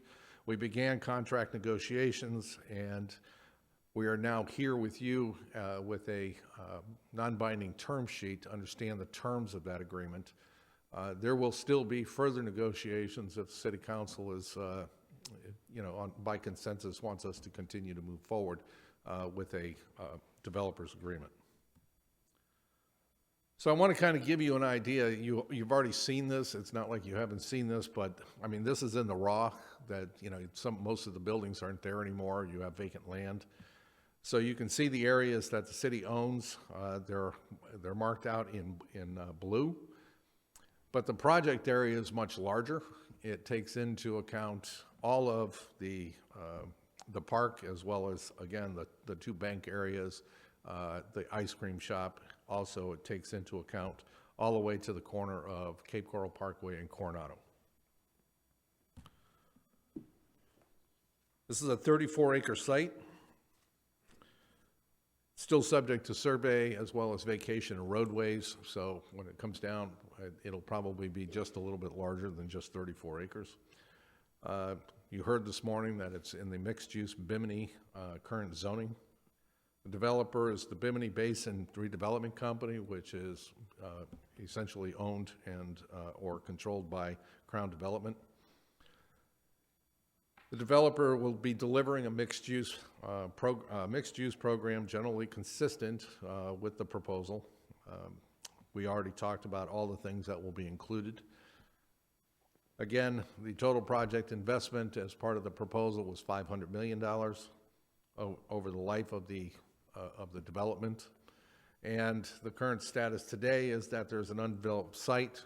Our portion of this is approximately 22 acres.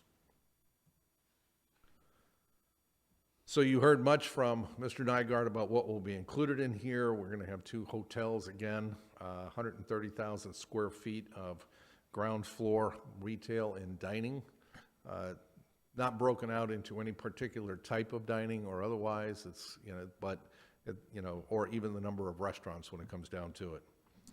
310,000 square feet of both medical and office space, as well as 45 transient slips, 900. This was the max, 900 units. You heard from Mr. Nygaard, it's anywhere between 700 and 900. We expect to have at least, at a minimum, 4 structured parking garages. What you saw on the film this morning, as well as the overview, is actually 5, with one of them dedicated towards the office building. Ambulance, that's arts and culture, the band shell at the park, as well as something that was not talked about this morning, but is certainly something that we're looking for and including in this project, is a downtown police substation built within the project itself. So we ran the in-plan on the overall estimated impact of construction only. Since we don't know the types of business or how many restaurants or how many different retail or how many office spaces there will be today, can't really run a good impact study on that. We can emulate somebody else's development to kind of get an idea of what that means, but on construction only at a $500 million project investment, we expect that 3,401 jobs will be created from this. $246.8 million in labor income alone, $418.8 million in total value, and this is economic value, GDP, that will be added to the system for an overall economic output of about $751 million. So we expect direct on the site jobs of 2,218, indirect jobs of 591, and induced jobs of 592. This is one of those questions, if not but for this particular development, none of that would be happening. So city conveys 22 acres to the developer on a purchase basis. I'll get to the pricing and et cetera here in a minute. There are 8 privately owned structures that remain to be assembled as part of the terms that are included in here. Mr. Nygaard has negotiated a price upon agreement to the developer's agreement. We will acquire those 2 properties and turn around and sell back the underlying properties back to Mr. Nygaard, and it's included in the overall $26 million. There's one remaining property that he will acquire, and that's the duplex. It's basically right in the middle of the entire project.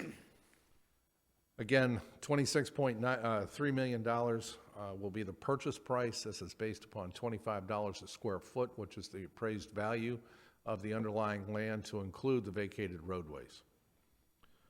Prorated purchase price for each block is conditional for any construction permit. So what that means is that we've structured the payment for each block for the $26 million. So when Mr. Nygaard comes in to pull a permit to build a hotel in, say, D2, or whatever he's going to build in D2, he would pull a permit, but in advance of that, before permit issuance, he would pay for the land for that particular block itself.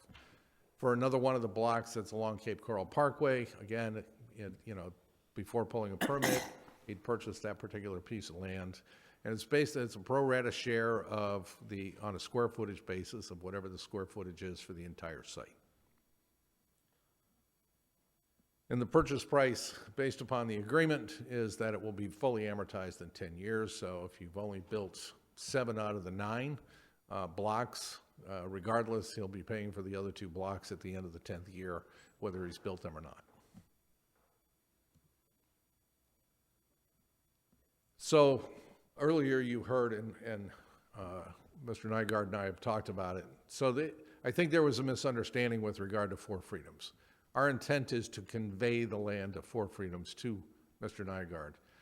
There's restrictions associated with what the property can be used for. Those restrictions flow with the land. At the time we were talking, he was under the impression that because of those restrictions, he couldn't purchase the land, but that's not the case. He can purchase the land. It's just that the restrictions stay with the land. The restrictions are that it has to remain a park, and so it will remain a park. It even shows as a park, and what he intends to do with the property is to remain a park. At the same time, we would be exchanging a small area within the development for the playground.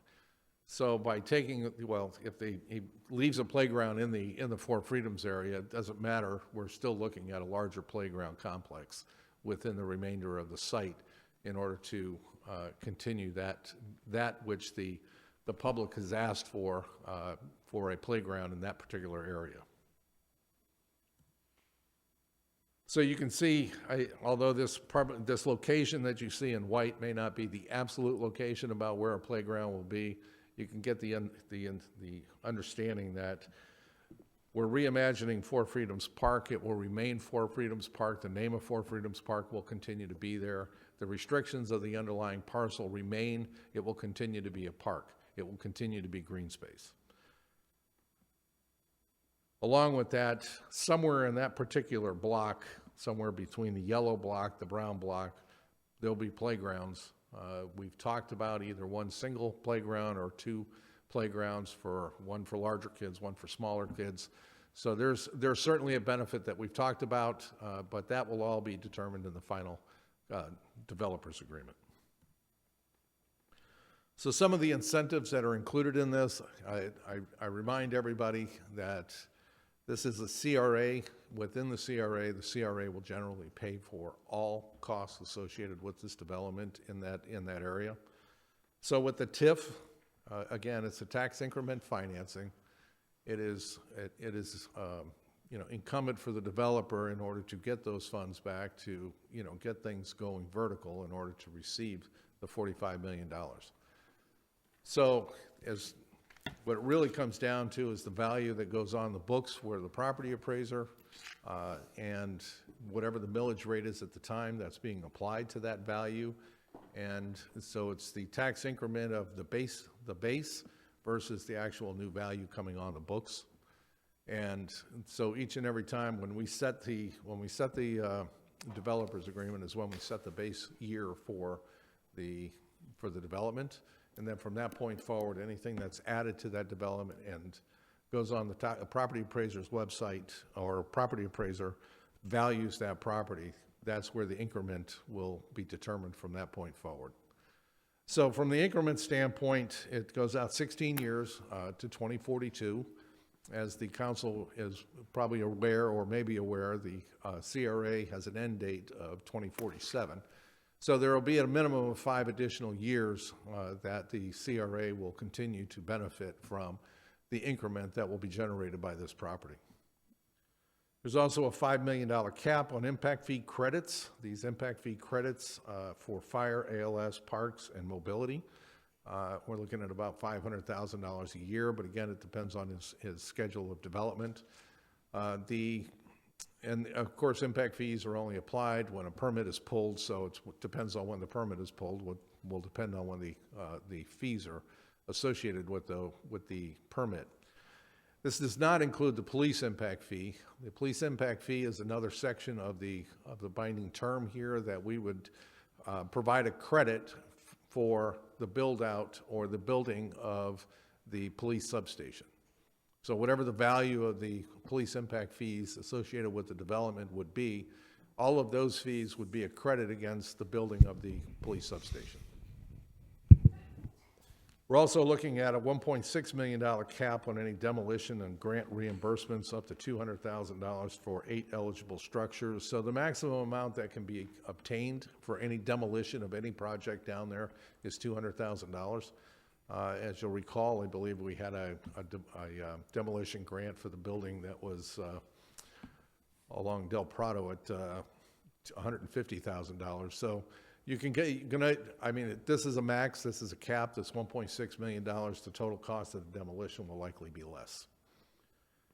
A $1 million cap on the shared cost of the promenade that would connect both the Bimini Square and the Bimini East area.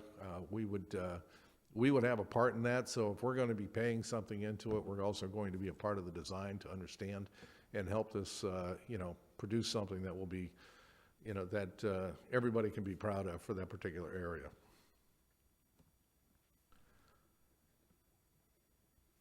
So when we looked at this and we developed this term sheet, the one thing that we were looking at over and above everything else is that this is truly a transformational project for this area.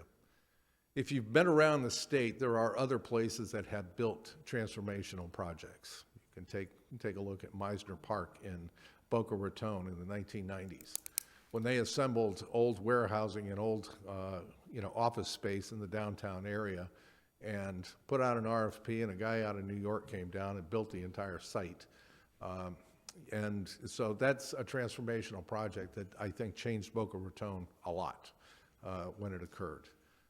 You also have in downtown in Orlando, you've got the Church Street Station area. Those areas are all within a CRA, and so they're constantly reinvesting themselves into that area in order to make it, certainly a walkable, livable area within Orlando.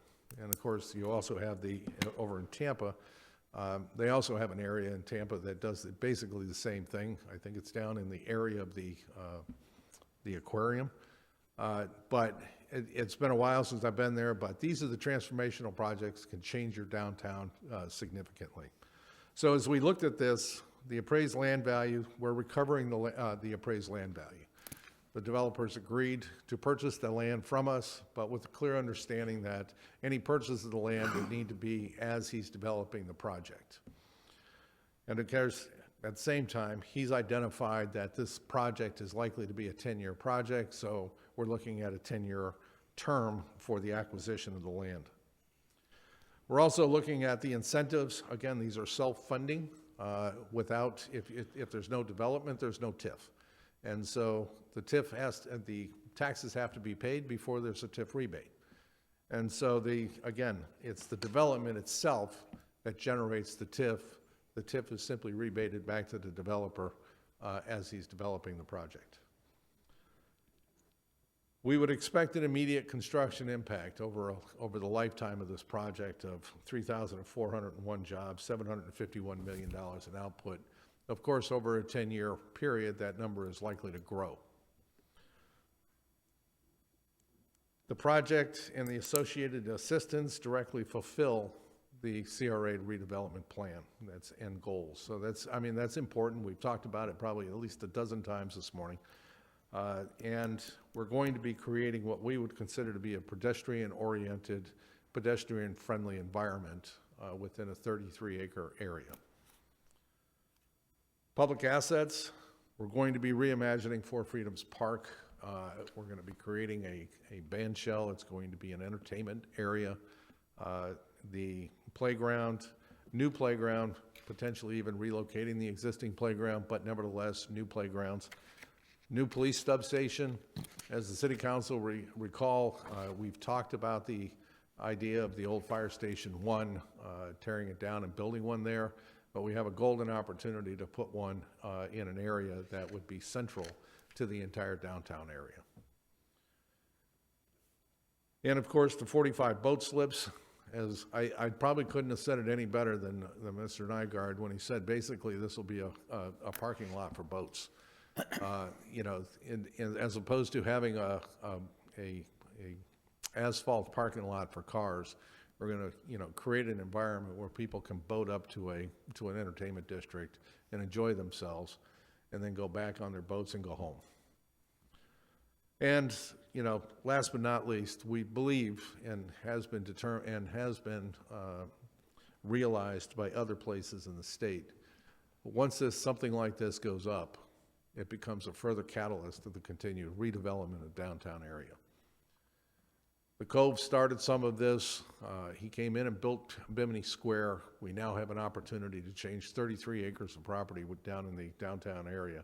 And, the potential of further redevelopment, further eastward, is certainly on the horizon for the city. And so that's it for me. I'm here for any questions you have regarding the term sheet. Mark, before that, can you go back to slide 12? Sure. So I just wanted to expand upon this slide a little bit.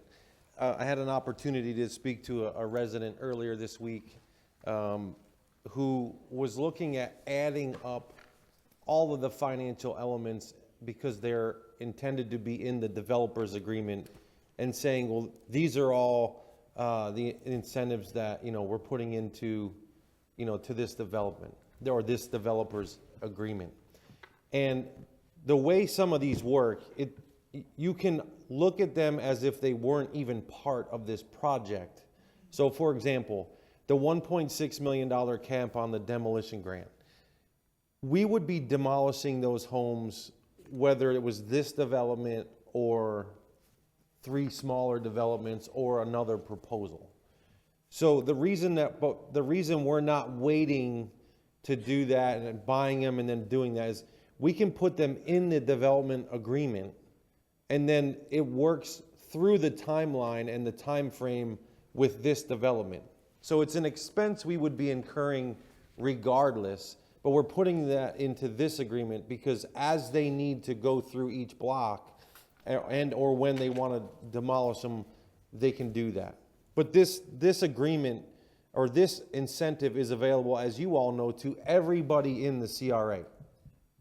We will help anyone demolish old slum and blight structures. The $1 million shared cost of the pedestrian promenade. This is, again, one of those public works nature projects. We could expand and put this money into any type of public works or help do the road, but we're going to put it in this agreement so that it's done at the timeline that the developer wants to accomplish the work. The $5 million impact fee credits. The credits are gained because the developer is providing us something that we do not have to otherwise fund and build. So, for example, if you take the idea of the public safety, center, if we weren't doing that in the project as part of this agreement, we would have had to have a cost to, let's say, redo fire station number 1. And so we would have collected the impact fees. We would have had to budget them to redo Chester Street old fire station 1, and we would have had a project that we administered with expenses we would have had to fund. By doing it through a developer's agreement, it removes our administrative burden to budget and manage that project, but then it gives them the ability to then have an incentive, basically a credit towards any of those. So on one hand, it looks like it's just a benefit to the developer, but on the other hand, it is saving us time, money, and the expense. So, and then the $45 million, as Mark said, that is generated from their project, just like our EVR grant. So when you look at all these, someone may say, oh my God, this is a lot.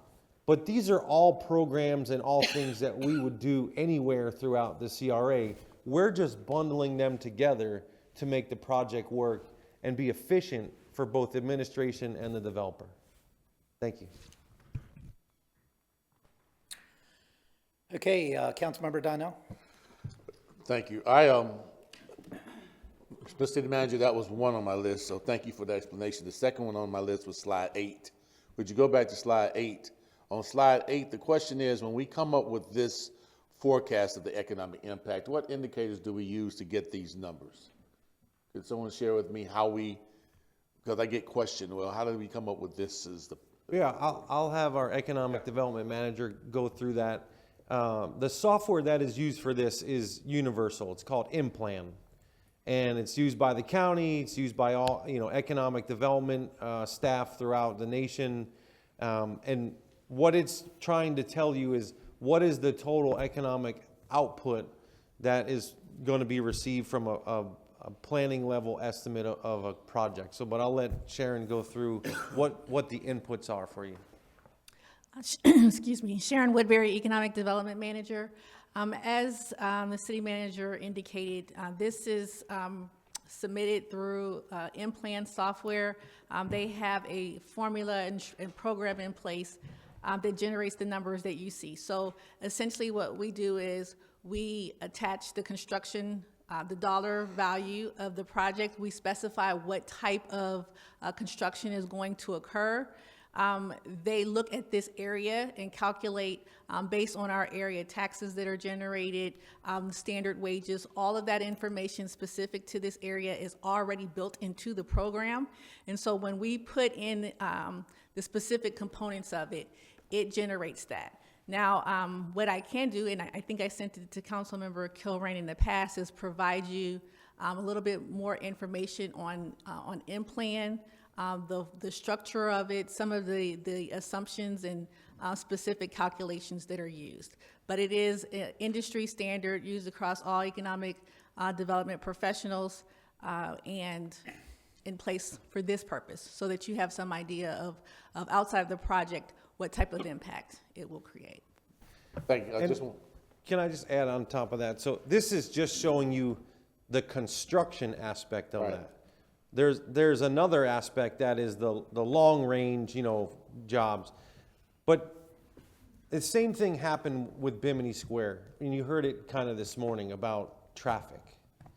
And the piece that a lot of times is overlooked by people who are concerned about traffic is by bringing the jobs here and putting the businesses on the ground here, we alleviate the traffic over the bridge. So every single resident in the Cape who uses that Lee Health facility today no longer has to go to Health Park or off of Metro, to utilize health services, to get MRIs or doctors or behavioral health or any of the things that they're offering down there. So you heard this morning, there was an assumption of the 900 units adding 1,800 cars, assuming 2 cars per unit. Well, you're looking at 2,200 direct jobs and 600 indirect jobs. That's 2,800 that don't need to go over the bridge. So even if you netted out and assumed everybody that stayed here drove across the bridge, you still have 1,000 less trips going over the bridge. But as Larry will tell you, or maybe I think he said it earlier, is a lot of the people that we have that are staying in our downtown area are walking to work. They're working at Lee Health. They're working at one of the restaurants. They're working at one of the retail shops. So you can't just assume all 900 units that are going to be a part of this project are going to be trips over the bridge or even trips on the parkway. The whole idea of creating the dense urban core is to engage a multimodal, transit network. Understood. Thank you. Thank you. My questions were answered. That's all. Councilmember Lehman? Yeah, Mr. Mason. Yes, ma'am. Can you go back to slide 9, go to slide 9 for me? 9 it is. Where is it now? Okay. We've had a lot of citizens, I have, who have said we're giving away Four Freedoms Park. Now, you've said that Four Freedoms is still going to be called Four Freedoms, but if we are conveying Four Freedoms to the developer, essentially we are giving it away, are we not? I wouldn't characterize it that way. If I was giving something away, and it couldn't be used for what it was originally intended for, that would be one thing.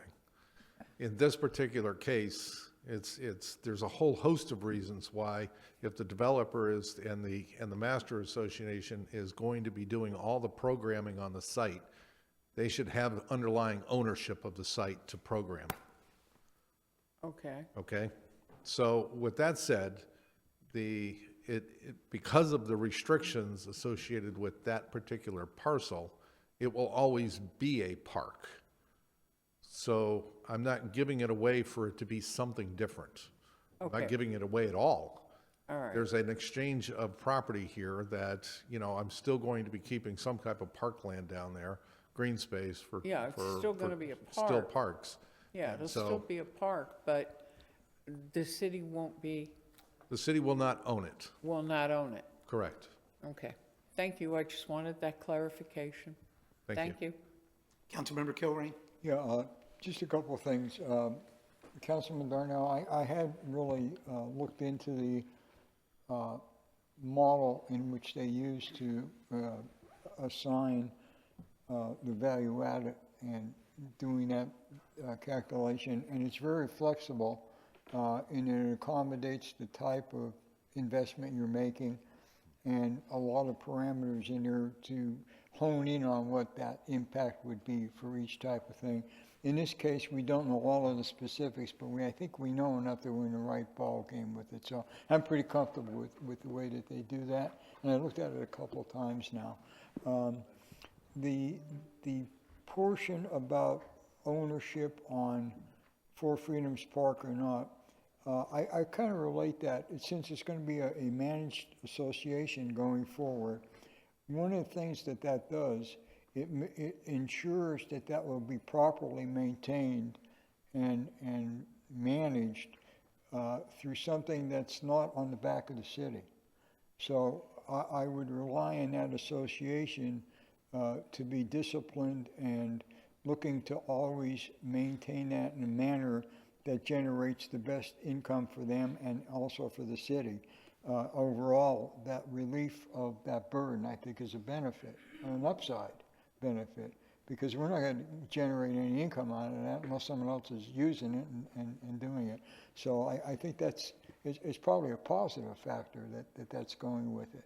I mean, it's nice to own that land, but they're going to be paying property tax on that land, and they're going to be maintaining that land that we don't have to do anymore. And we're not in the business of owning land. We're in the business of, trying to operate a government. So I think that's probably a beneficial upside to it. One thing I did have a question about, you mentioned that the CRA comes to be sunsetted in 47. Is that by statute? It's actually the agreement that we have with the county. Okay. But statutorily, best of my knowledge, we're not creating any CRAs anywhere in the state anymore. So they're all destined to sunset somewhere along the way. And actually, the tax refund terminates in 42. So we've got 5 years of clear tax benefit after that. Correct. That's straight run tax benefit. So I see that as a beneficial piece. I just want to bring that point home to other people. This is going to benefit the city for many years after 2042, and that continual basis will be there from a tax element. So even though we're seeding it up front to be able to make it happen, it would be no additional tax benefit to us if we didn't do this. We didn't invest that money, we'd seen nothing. So all kind of positives going forward. Thank you, Mayor. Councilmember Steinke? Thank you, Mayor. A couple points, and one of them is about the park. Obviously, by turning it over to the developer, it assists the developer in things like their own internal financing and whatnot. They have a greater footprint, and I understand the coordination that then is involved with the maintenance of the park, the the foliage that's used, integration and landscaping between the other areas as well as the park, and then the ongoing maintenance. I would have a little bit of a concern, considering the fact that this will be a very long-term affair, and the fact that most developers, when there is an association, end up turning it over to the owners that are in the association. Do we maintain any stopgaps, even though we might have deed restrictions that say this land must be a park? Do we have anything that says, but it also has to be maintained to this, level of decor or care, that type of thing? Okay, so there's a couple of things. Right now, the developer has discussed it and intends on putting a community development district overlay over the entire site. And so that's for building up the infrastructure within the site. As part of that, the city will have a seat on the CDD board as part of our agreement. And however, the details that you're currently talking about would be further discussed and developed as part of the final developers agreement. Okay, because I certainly would, to the point of whose park is it? The land will be conveyed, so it will be, but with a restriction that it must be used for this. But kind of the way I look at it, and I think the way all of us look at it, is it's the citizens' park, and to make sure that it's maintained properly and continues, to be a venue for them and kept up the way it should be kept up. I think we have to look decades down the road to make sure that stays in place. We agree, and it's interesting that you should speak from that term, because as we were discussing the potential of either a signal or a roundabout at Coronado and El Dorado. No, Coronado and Miramar. I'm sorry, I just took a blank at Miramar. One of his questions to us is that, my experience with roundabouts is that the cities don't maintain the centers of them very well. And so, I said, well, I can't speak about every other city, but all I can tell you is that our intent is to keep it up. I would certainly hate to see it, fall into disrepair, because then we're back to a blight within that particular area. So I agree, and we will develop those terms as part of the developers agreement.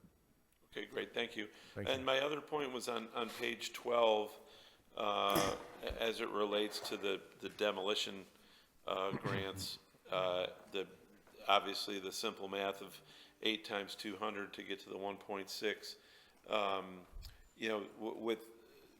With this being a long-term project, just a couple questions. One, will all the demolition happen right away, or will the demolition happen sequentially over time, over that 10-year period?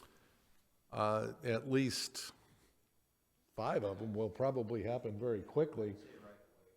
But most of them, the banks and things like that, he's telling you right away. Yeah, I would hope that, and that we acquired the property and went, it wasn't like we were going to make a promise to a developer, hey, when you do this, we'll knock these buildings down. We knocked them down right away and got rid of that, if you will, at least that component part of the slum and blight, just for the visual, appearance thereof. And another reason why I bring that up is certainly the cost of demolition will go up over that 10-year period in time, and so the 1.6 million. I'm wondering if the cap was still going to be on $200,000 per property, that would add up to 1.6, or is the cap 1.6 no matter how it's distributed amongst those 8 properties? It's $200,000 per property. That's our current policy. That's the current policy for demolition. It's $200,000 per property. Okay, and so, great. As far as the ones that are, he's going to have to develop the site. In order to develop the site, he needs to have a clean site. So, to be able to build it up to the 4 feet that he's talking about. Well, so our taking intent is to tear it down the moment that we own it, or as soon as, you know, if there's any lease agreements or however long those take, and then we would do it. Yeah, so for that $1.6 million commitment, for them to be taken down immediately, that sits better with me. Yes. Thank you. Thank you. That's it. Councilmember Long? Thank you, Mayor. Trying to bring it back here to the numbers here. Appreciate you bringing this forward. This is kind of what I was talking about in the past for you guys to kind of connect it forward. We talked about the yacht club and how we kind of had the discussion with the shiny pictures, but didn't do enough of the money until it was time to pay interest on the debt. So here we are, and I appreciate that. But as someone that purposely got a liberal arts degree because I have an aversion to numbers, I'm trying to have you help me establish a baseline for my purposes in the price. So if you go to slide, I think it's 9. You talk about what we paid, which is the 42.5, and then we've got in our subsection 7 is the purchase price, the 26,292. Obviously, that I understand the delta. That's not my point. That figure, it says including the 4 properties discussed above. So that is inclusive of the 11 that we're paying that you itemized in section 4. Correct. Okay, so the 11 is swallowed into that. So then theoretically, well, not theoretically, in truth, we are into it, and we'll get to the next part of into it, for 45.2 by your figures plus 11. Correct. So we're at 56 million, and then you would subtract the 26.2 to get where Get we're around at. the 18, 19, yes. Right, and then if you really wanted to get cute, you could also add 1.6 to that, because that's also what we're paying on top of the 11 for the properties to get them in a value that we have to deliver to them, right? Correct. Okay, But which I guess to me, I would have put that in the 11 million, but we'll separate it out, that's fine. And then, so these are the discussions I want to look at, and that's fine, I understand, I'm not even going to talk about what we spent versus what we got, that's not an ROI thing that I'm wanting to get into, but just for me to try to understand it. And then we're talking about, when we bought the properties, did we pay cash for the properties? We used commercial paper. Okay, so we're paying, so it's debt? We're paying interest on that commercial paper. So then for me, we already talked about it in one of the previous meetings, but interest on that debt, to me, is something that we also factor into that. So then you compound that, because then we're eating this for 10 years before we get this 26. So whatever interest that is, and that figure based on what we paid versus what we didn't, is something, to me, I would also consider into this. So those are the kind of things that I want to look at when we talk about the numbers. I appreciate these are just, we're very early on. But that's the stuff that I consider. It's not just we're getting 26 for the property, and again, this is a council discussion down the road, I'm assuming, but if we get that 26 and then assuming we get it in increments as you described, is that money then immediately going back to pay off that debt that we're paying interest on? Yes. Okay. And then what that would look like. To get a larger picture long-term versus just numbers on the paper in the initial, when it's stamped, we're putting this money out, where are we getting this extra 11 million that we would be- Commercial paper. Okay, so then we would be so it's not 11, it's whatever the debt is and the interest on that. So the numbers are more than what we're looking at, and it's not intentionally concealed, but these are the kind of things that I think are not traps, but situations that we fall into when we see this, and it's no fault of Mr. Mason, because he doesn't have any of those tangibles right now. It's all perspective. And almost to their detriment, we say, let's go, and then we're here 2 years down the road when we're trying to pay for the commercial paper or sign off on it, and we're freaking out like we just did with the past discussions about the interest on that, and we wish that we talked about that when we originally had these discussions. So I only bring that to this council's attention to kind of maybe loop everything back around with some of my previous comments when we talk about the yacht club and we talk about the fleet facility. So I don't know about the rest of you, but those are things that I would also, in a different discussion, like to have some figures on. And that's my bit for now. Thank you. Yeah, I guess I'll jump in here real quick. I kind of agree with Councilmember Long to some degree. The way I see it, and correct me if I'm wrong, Mr. Mason, so far we've spent $45.2 million for this endeavor, and we are currently holding commercial paper in that amount. Is that correct? Correct. And it sounds like if we purchase these other properties, we are going to incur an additional $11 million of expense for a total of $56.2 million that we actually have invested into this endeavor, and we are going to have to take that 11 million and have commercial debt for that as well, correct? Correct. And then at some point, since No, we there's know, It'll be on a net basis, but close enough. Yeah. The overall amount that we're going to actually issue for debt is closer to $20 million, which is the net between the 56 and the 26 we're selling it for. yeah, but we're not getting the 26 million for over 10 years. No, but we would hold that in short-term paper. Yes, we would continue to pay interest on it, no doubt. All of it coming through the CRA. Right, I understand that. But, you know, how I look at it is the overall investment that we have on those properties, including 11 million, and taking into account over a 10-year period, we'll get 26.2 million back. We still have a $30 million investment on this endeavor. I think the interest is important, you know, to factor that in as well, to see exactly, you know, I'm looking at, give me the total picture. It's kind of what I'm looking for. Sure. And I know on our one-on-ones, I think it's important for the next, you know, 15 years or whatever the case may be. I would like to see what type of revenue we are forecasting to bring in with ad valorem tax over that period of time. Now, I understand a lot of it has to do what projects are done, when they're completed over those time periods. But what I'm trying to determine is if we're spending $30 million, how long is it going to take for us to get our money back, number one? And number two, the monies that we're going to make in those subsequent years. That way, if someone comes to one of us and says, okay, you're spending $30 million, how are we going to pay it back? When are we going to pay it back? And how much money are we going to make beyond that point? Then I can articulate a good argument of why this is a good deal. But I think we have to have those numbers some way so we can make that argument. Sure. And, you know, I'm not saying that I don't think this is, you know, a catalyst project for the downtown CRA, and I support it. But you have to put yourself in my shoes, or that one of the 8 of us. When the community comes and starts asking questions, we need to have some answers. And that's why we need to have that's why I need some of these numbers. So I think that's extremely important. I think it's important to try to provide that information so the community can see that. You know, $30 million investment, that's a pretty good investment that we are using tax dollars for. Granted, we're getting a $500 million project. I realize and understand, and you know, my line of work over the last 28 years, you know, that's a good investment for us, not to mention the economic drivers, the jobs that it's bringing. But the bottom line, the average resident is going to say, you're spending $30 million, how are we going to pay it back, and when are we going to make money? It's just a simple question like that. That's what we need to answer to, so we can make the argument that this is a good deal.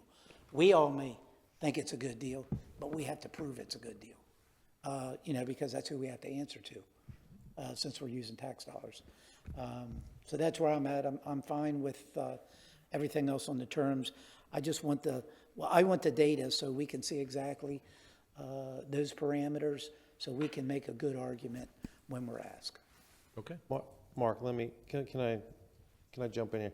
Sure. I want to take us back to the CRA discussion, because we quickly forget when we jump over here into And I know this is all paid through the CRA. Yeah. So when we do streetscape projects, or we do street lights, or we do medians, there is no return on that money. This expenditure for us with the CRA should be looked at just like those. The question should be, which I think is very appropriate to ask, and we'll make sure you have that, is, do we have a funding stream to make sure we can pay off our capacity on the short-term paper? And then when we convert it to long-term bond, do we have the capacity to do that? Because our role as the CRA is to assure the committee, the council, that we have the funding to do that.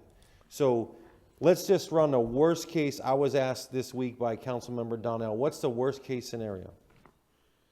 Worst case scenario is we enter into this development agreement and in 25 years, nothing happens.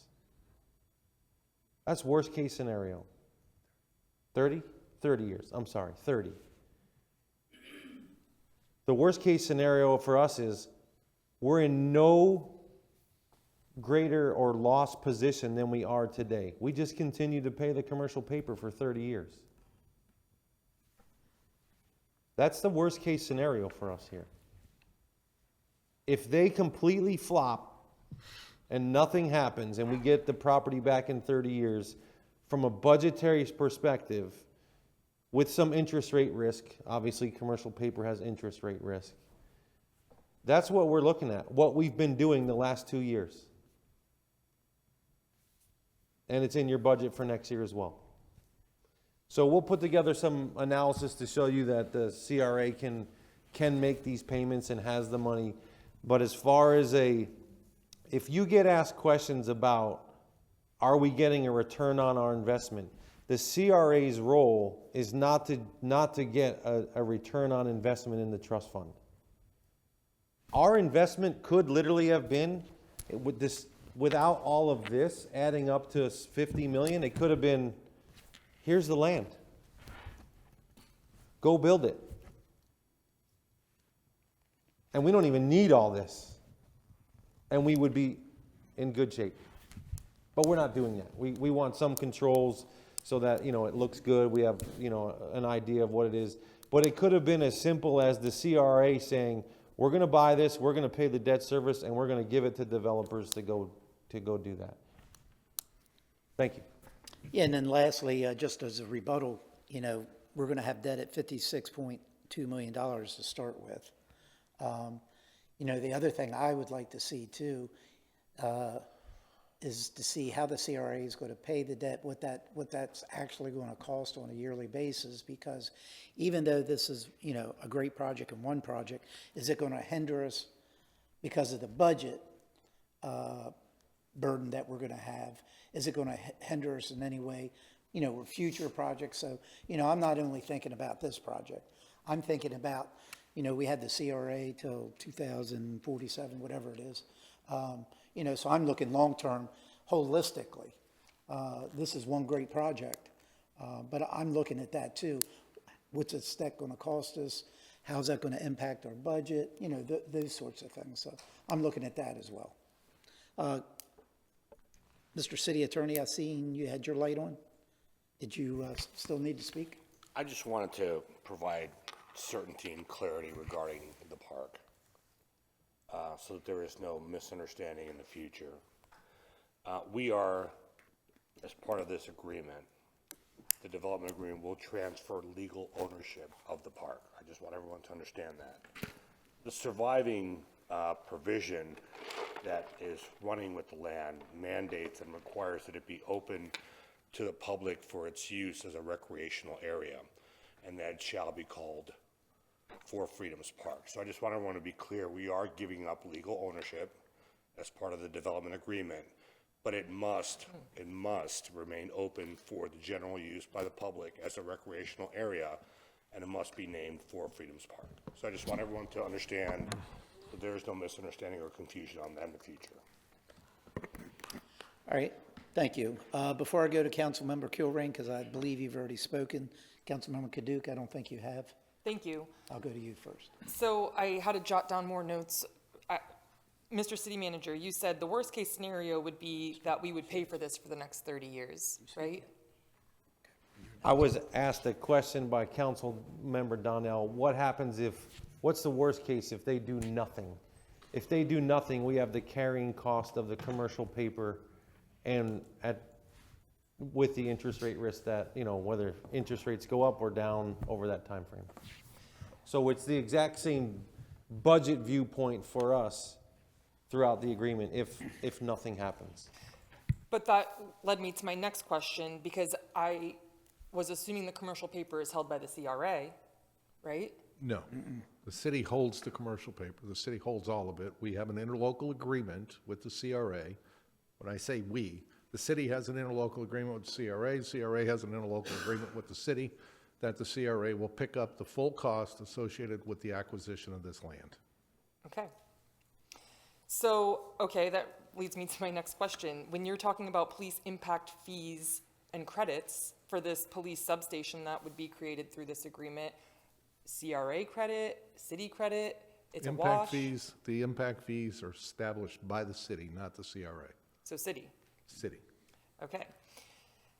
So when the police substation is then open, it's funded by the general fund? Yes. Okay. But at the same time, if we had built one where Fire Station 1 is built, it would be run by the general fund. Right, but I just wanted it to be very clear that we're always saying, well, it's funded by the CRA, it's the CRA, but now it really is truthfully the general fund. The impact fees are not the general fund. You're talking about the ongoing Well, I started with ongoing commercial cost paper, and now I of moved on to the maintaining impact it? fees that are in Yes. this, just because I wanted to prove my point. Okay, I just wanted to make sure we were talking about impact fees or not general fund. That's all. Yep. So the RFP was due on 10/30/2025. After that, have any other companies come to us at all interested in this project? There have been no submittals. No submittals, but have any other companies reached out We've had- interested? Yeah, probably several. I mean, a lot of people have always talk about, we're gonna submit, we wanna submit, but we have received no submittals. Has the city And- told anyone to not submit because they wanted to get through this process? No. We have anybody that has submitted post-closure, we tell them that we cannot open the RFP because it's closed. And if they want to submit, they have to submit under the unsolicited P3 statute. Okay. So we provide them the mechanism to do that. And when they ask, what is the timeline? Alex always answers, as soon as possible. To clear that up, the time, I want to make sure. Something to that effect. I always tell them that under the public-private partnership statute, the timeline is what is going to be controlled by them, not by us. So the more complete their package is for submittal will determine whether or not it would be sufficient for us to do a review of it to ensure that it is in fact consistent with what we have, not only pursuant to Florida law, but also what the city is actually looking to accomplish. So it's really controlled by the individual proposers. That's what I convey to them. It's like J.C. Park. We put out the RFP, we got one proposal, probably got contacted by a dozen people saying, we'd like to submit, we want to submit. Unsolicited P3 is your route. The solicitation is closed and they don't submit. But no city staff has told anyone, don't submit. I can't, without asking every single staff member in the organization, I can't. I mean, you're asking me an absolute without knowing the absolute answer. Okay. Thank you, Mayor. Councilmember Laster. Thank you. So I guess my concern, maybe kind of along the lines of what Councilmember Kaduke was saying, is the Plan B. If this falls through, we don't have a backup, and that's my concern. And I know of another company that wanted to submit, because I had Sharon contact them and tell them, not to submit. And I understand why. They would have to spend $25,000 to submit. And if we're already further down the road with this, I understand it would be a waste. I mean, I guess, for me, my concern is that if we don't have a backup plan, then we're back to square one, and that takes more time. And wouldn't it behoove us to perhaps, ask for other submittals too, just in case this falls through? Not that I'm saying it is, because, the gentleman who spoke earlier presented a beautiful plan and obviously is solid and committed and investing in our city, which I'm very grateful for, but I just get concerned about a backup plan. The other thing I wanted to ask, Mr. City Attorney, just to clarify, you mentioned the park, and you said that it would have to be used for recreational for all the city. So in other words, it won't lose its Parks and Recs designation in perpetuity? Or, because so if the park is part of the deal, does that park have to remain a park forever? Or in 30 years, can they change, the developer that owns it, can they turn it into an office building? To answer the very last question, no, they won't be able to convert it to an office building. It must always remain as accessible to the general public for the purposes of our recreational area. And so the notion of a park, it just requires it to be named Four Freedoms Park, but it must be open to the public and it must be a recreational area. That is a restriction that runs with the land, and neither this individual or any future individual will have the ability to nullify that restriction. Okay, thank you for clarifying that, because that's very important, I know, to myself and many residents. And then what about the recreational, I think we just have, is there a school, that little daycare there or something? Will that go away then? I'm assuming? Yes. The programs will go away that are currently there? Yes. Okay. And then, Mayor, thank you for asking for that clarification, because you're absolutely right. We need to be able to show the cost and the figures, and I think that's all I had on my list for now. Thank you, Mayor. Can I fill in some information? So I'm going to fill in some information with Sharon. Okay. I was in the meeting with Sharon with somebody that met with us maybe 6 weeks ago.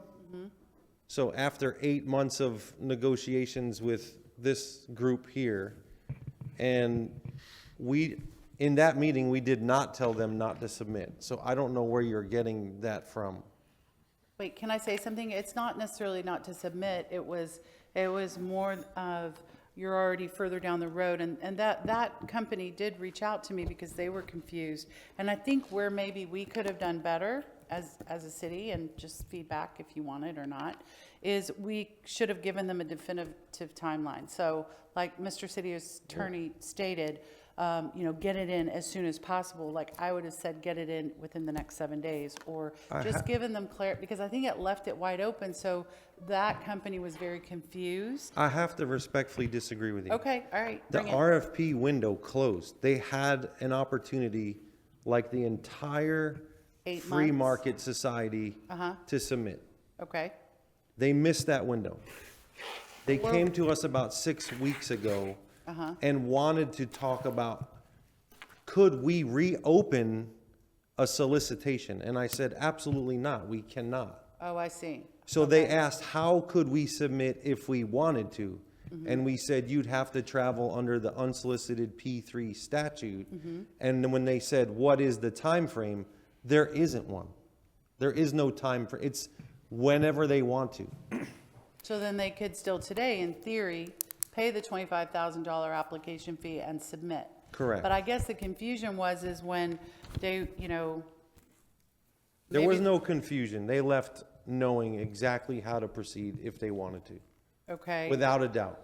I just think maybe we needed to clarify that time frame, and because I think the confusion is they received communication from the city saying that we were going to move forward and bring this development to the committee of the whole meeting.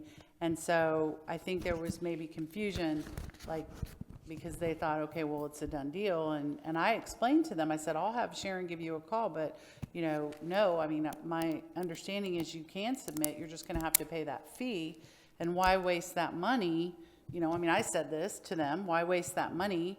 I would, see what the other development proposed, and then, see if council decides to move forward or not. And if we don't, then I would spend that money and submit that proposal.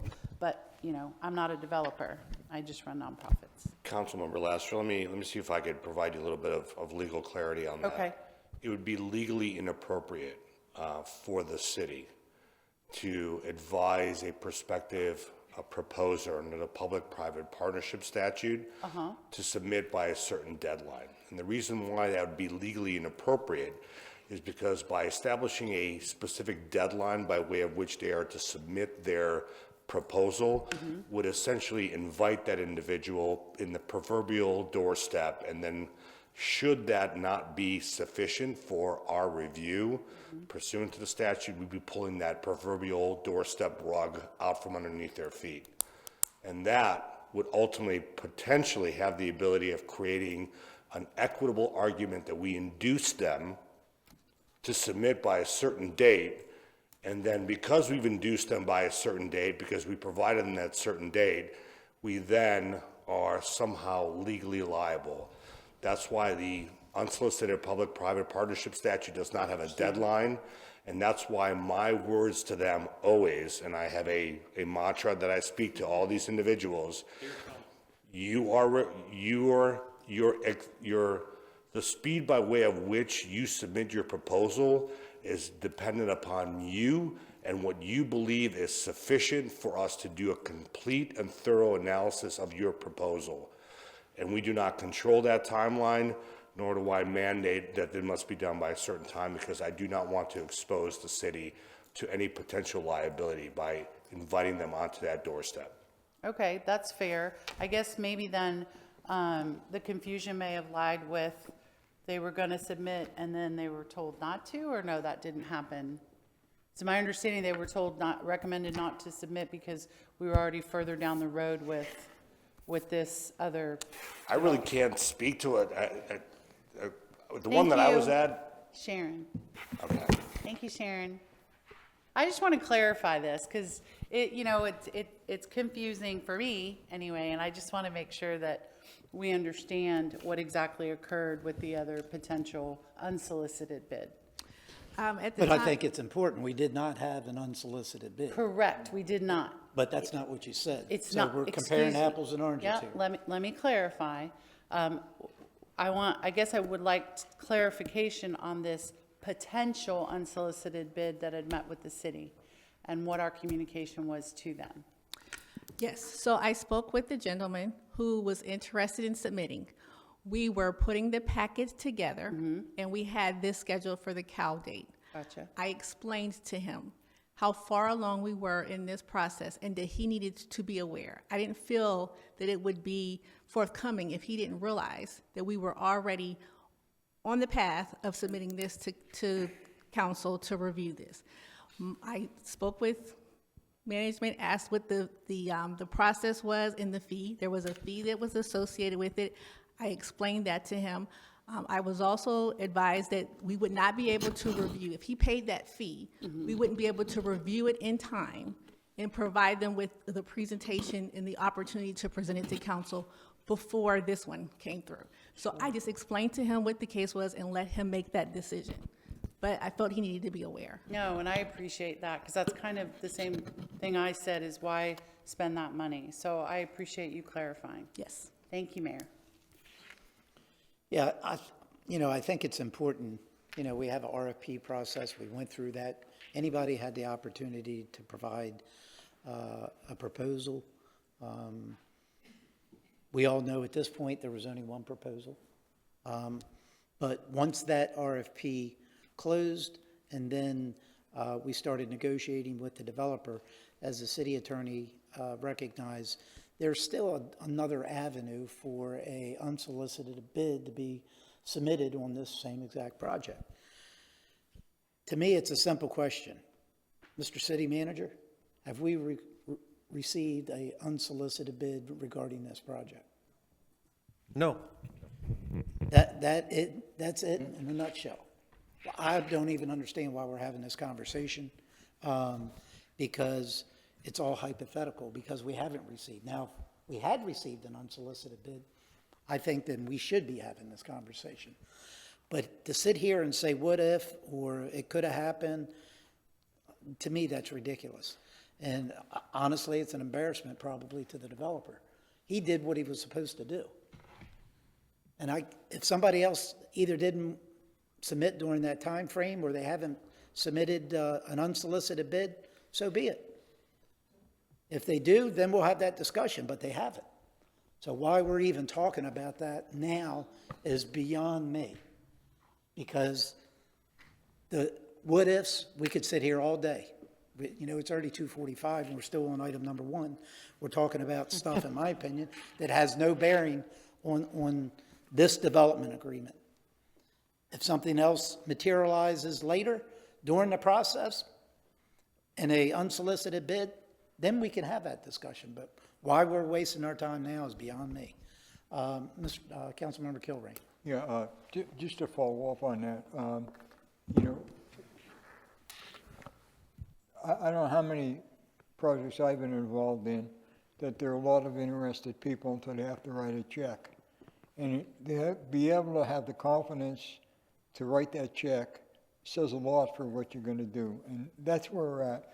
These guys have a track record with us. They've proven that. We're working with them, and they had the confidence to put together the deal at this point in time.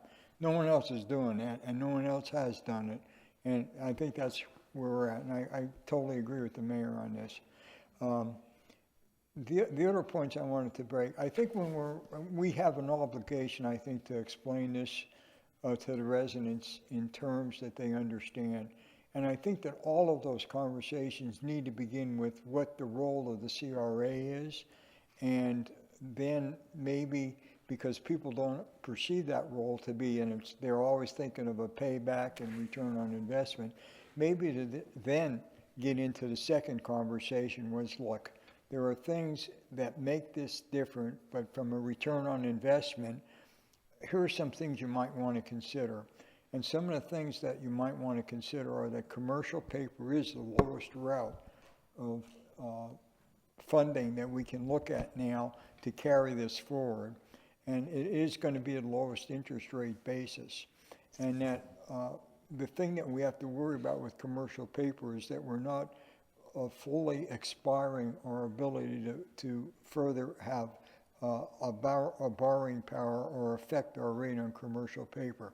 As long as the structures that we're into in comprehensive form don't exasperate what the tolerance is and change our rate, we're still okay with that. Now, that's not to say we just want to go out and, throw money out there, but that's one of the critical criteria that we need to do. We get about a 14 multiplier on expended capital versus hard cash flow when we use commercial paper.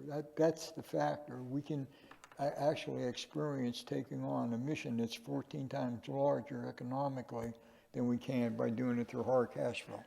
Then I would jump to the next point about hard cash flow. No matter to what extent this project gets completed, as long as it gets started, and we're seeing an appreciation of the asset value of that property, we're going to get benefits of tax incremental upon that. And the other point about that is any benefit that they're getting back in a tax refund basis, it's supported. And the numbers that Mason brought up before, the county's contribution versus our contribution, that just calculates out to be 37% of whatever money that they're being refunded. 37% of that is coming back from the county that we weren't putting in there, which is on the upside compared to other things that we get back from the county. So I think that first of all, again, I'm going to repeat, the obligation is to explain what the real role is of the CRA in developing these things, but then just rationalizing with residents who really look on return on investment basis, and that's kind of like something they're used to doing all the time, not trying to put in place policies to wipe out blight in the city, but to pick up on some of those to show the benefits that we have in doing this anyway. So that would be my process in which I would try to explain it. But I think it's important to realize that as we go through this, every time that an additional increment to that asset value goes there, that's going to appreciate over the years. So even though we're paying an incremental interest rate, we get the appreciation of property every year too that we're paying, so that we're benefiting from. So there's some of the aspects that I think that are going to help that explanation, but we still need the numbers to be able to explain it well. So thank you, Mayor. Councilmember Donnell? Yeah, Council, I apologize for circling back, but three things just arose real quick, 3 quick points. Point number one, Councilmember Lehman, you had asked a direct question, and it got framed as if I wouldn't characterize it that way, but it was really simple. Do we still own the park? Four Freedoms, no, because they said it in there. So no, we don't. It's to the developer, but as it was explained, the restrictions go with them, all right? And it will remain a park, but we don't have any say-so once it goes. Number two, I think this is great. Mayor, I understand the question, your thought, but anytime a council member brings something up, I think it's worth having the conversation. We're here because they brought it up, but I think it might be a moment for us as a whole just to look back, because you had me at hello. We have a process. When that RFP window closes, it closes. The question would have been to staff, has anyone, who has submitted?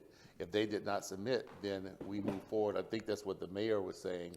And just for reflection, maybe whomever, because I don't know, but I know my two peers up here, it was a concern. So I hear you, and I'm thinking, well, maybe that would be directed to have our staff get involved, because then that kind of puts, I see people as a middle ground, and that's not what we're here for with a set policy. Just so for you, something for you to consider.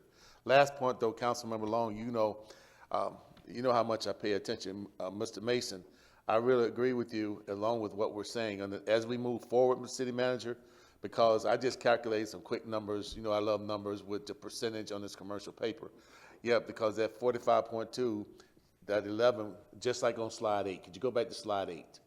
So just like we made those projections using this, whatever this thing is, NHAR, some here we could incorporate that 11 at a bare minimum. So that immediately, like we got to 56.2, but just using 6.5% for the 45.2 for the commercial paper, that needs to be here. So now we have it, because that's not the intent, but what it seems like, if you're not paying attention, it's like we're trying to hide that other 13 million, which I know is not the intent, but it gives that perception. So just something for you to consider as you move forward, because I understand exactly the process. Just something for you to reflect on. And I just wanted to add those 3 points, and I'm done on this issue. Thank you for listening. Councilmember Steinke. Thank you, Mayor. A quick question, and then actually a couple questions. And somewhere, and I can't find it, there was, I think it was called out that we were figuring the TIF funding at 95% of the increment. Is that right? Correct. And so what happens to the other 5%? Stays with the CRA. So the CRA can use it for anything, not necessarily this project. Correct. And so when we look at that expiring in 42 and the CRA expiring in 47, the thought of retiring the commercial paper debt, when we look at retiring that debt, we will have the 26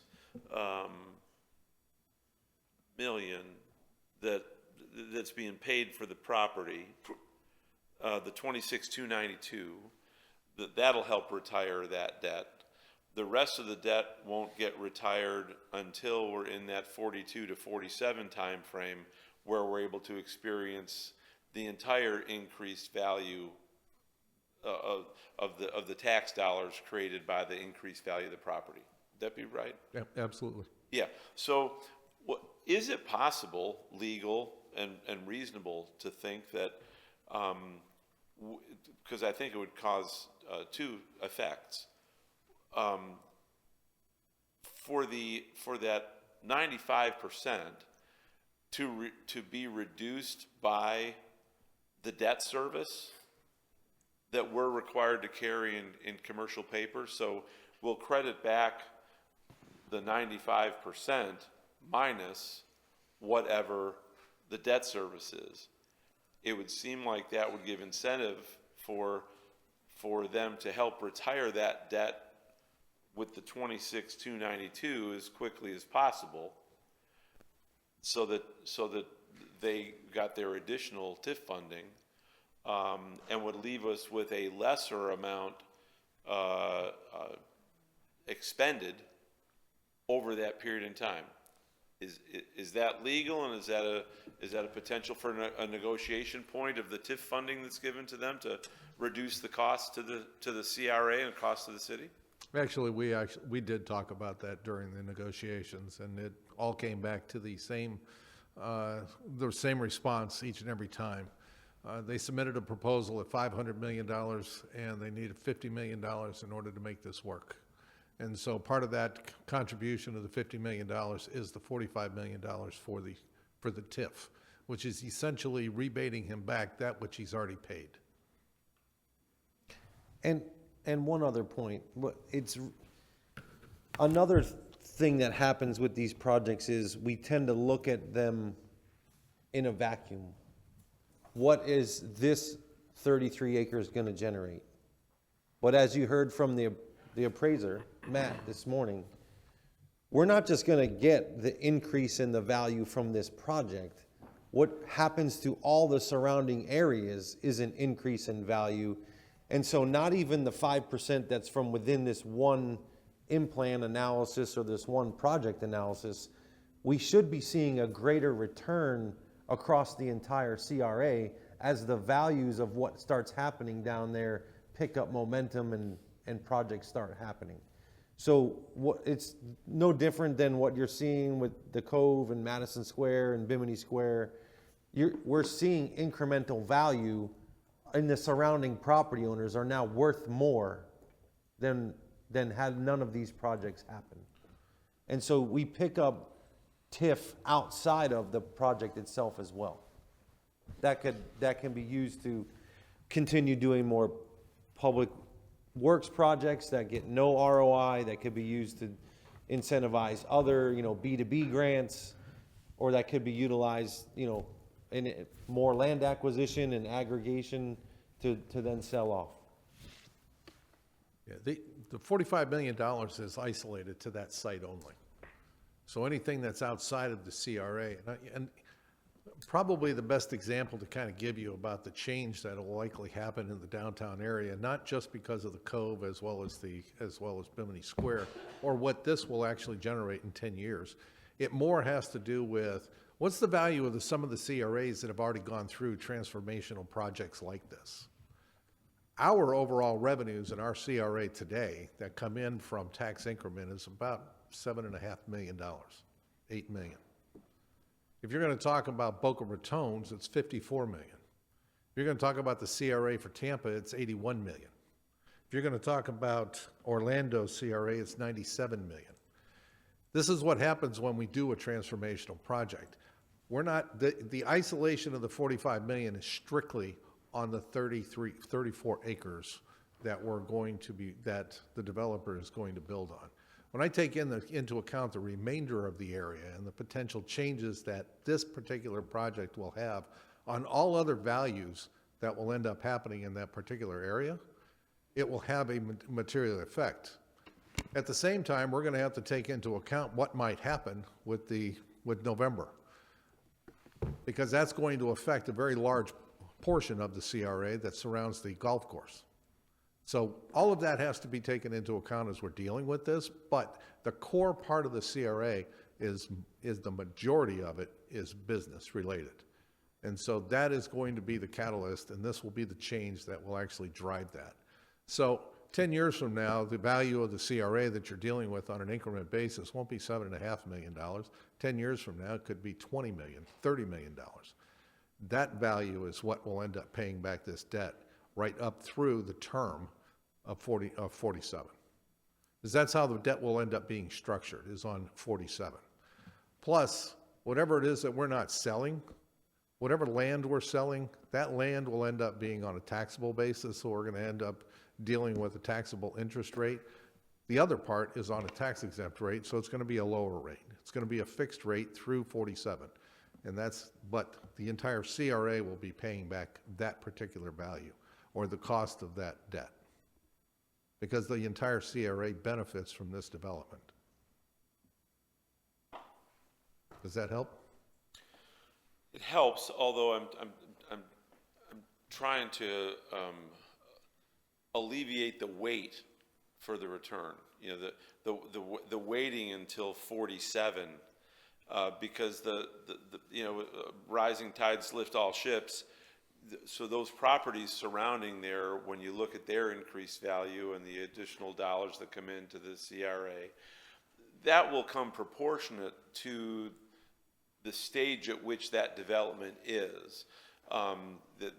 The values of those properties are not going to lift the day that a shovel hits the ground for the very first building that is going to go up in that development. And so certainly that increase in the surrounding properties won't be at maximum capacity for what appears to be 10 years. The purchase price will be fully amortized in 10 years. Correct. I don't know that it says that the entire project will be complete in 10 years, but the 26,292 will be paid to us in that 10-year period. Correct. And so that is 2.6 million a year. If it were on straight line, we're at close to 2 million on the debt service on the commercial paper that we've got. It's not 2 million, it's only on the interest cost, because the commercial paper is going to hold it when they actually purchase it from it, so we pay down a portion of it, so it's incrementally changed. We're not going to be paying the principal portion of it during this 10-year period. We're only going to be paying interest cost on it. No, I get it, but that's close to 2 million. And I don't know what our commercial paper's at, but if it's at 4%, it's about 1.8 million per year. Yeah, it's not 4%, but yeah, okay. So yes, we'll be paying down the principal on the commercial debt every time we get a payment on the 26,292. I get that. It's the additional, it's the other 30 million that we've got out there at what our initial cost to begin this is. And so if there's some assistance in the cost of us carrying that debt for that long before we can experience any if you will, the return when the TIF runs out, that's what I was looking for. Just something to ease the pain along the wait way. That's all. Okay, we'll talk with the developer and we'll try to figure something out. Okay. Thank you. Thank you. Okay, I don't see, any other lights on. The only thing I wanted to say, just for clarity, to make sure anyone who's watching, and I know we've said this several times today, but I think it's important, this will pay, this particular endeavor, if we decide to move forward with it, will be paid for out of the CRA, and only the residents and the businesses in there within the boundaries of the CRA would be actually a portion of their taxes that's given back to the CRA will be paying for this, for this debt. So I think that's important to say because that's such a small majority of our city. That's 120 square miles. So I think that's important to continue to say. Seeing the other lights on, Mr. City Manager, I guess what you're looking for today is some type of direction whether we should continue to move forward with a development agreement based on the information that we've been presented here today. Is that correct? Yes, sir. And I know there's going to be some more specificity that'll have to come back at a later time. But what you're looking for today is just to continue moving down this path and working with the developer to bring back a development agreement. Based on the term sheet that was presented today. Okay. All right, so let's go ahead. We'll go down the line, I guess. Why don't we start down here with Dr. D, and you good? Yes. Yes. Absolutely. Yes. Do we have any other choices? Yeah, we do. It's called no. But, all right, so looks like you've gotten the direction you're looking for, Mr. City Manager. I'd like to just say to Larry and your team, thank you for coming in today. I know it may have been a long day, but I think it was well worth it. And again, like I said before, thank you for at least choosing Cape Coral to invest in, and we'll all see where this ends up, so thank you. I wish we treated you for a good lunch at Pops. Coke. All right, why don't we go ahead and move on to item 2, Unless everybody okay, you want to take a 10-minute break? Everybody all right? We good? Okay. All right, item 2 is the Art Center program presentation. I'll turn it over to staff.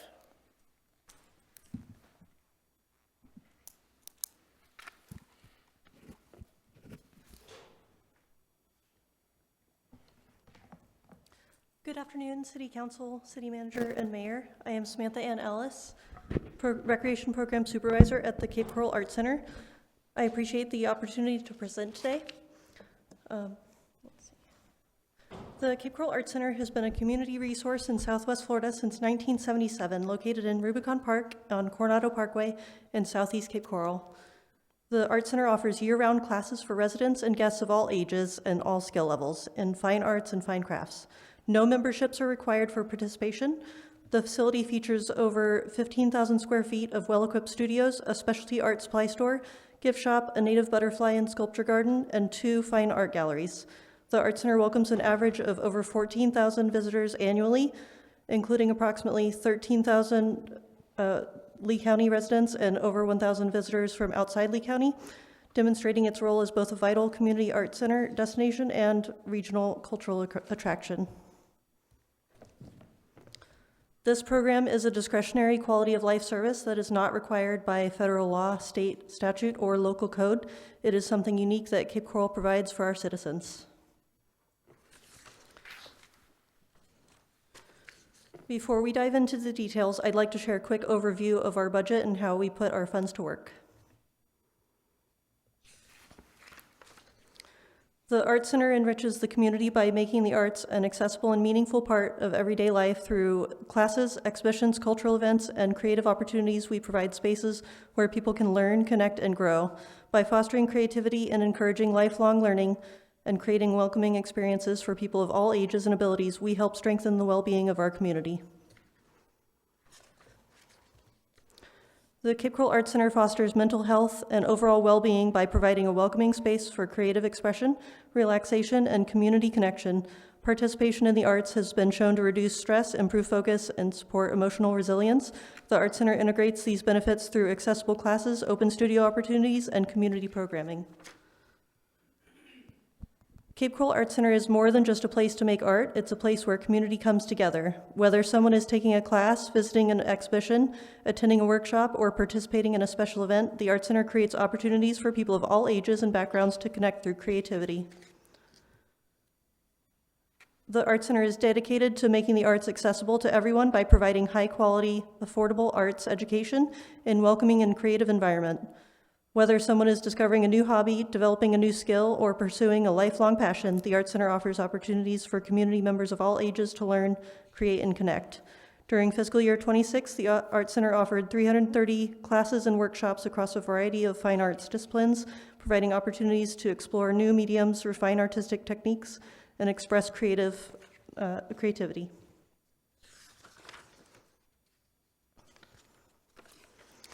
The Art Center offers instruction across a wide variety of traditional contemporary art mediums, allowing students to explore multiple forms of artistic expression, including glass, jewelry, sculpture, drawing, painting, and more.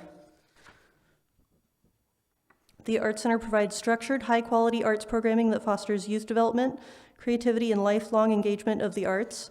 Serving an average of 305 children each year, these youth and teen programs serve as a critical entry point into arts education, fostering the next generation of creative thinkers while supporting family needs and youth development across Cape Coral.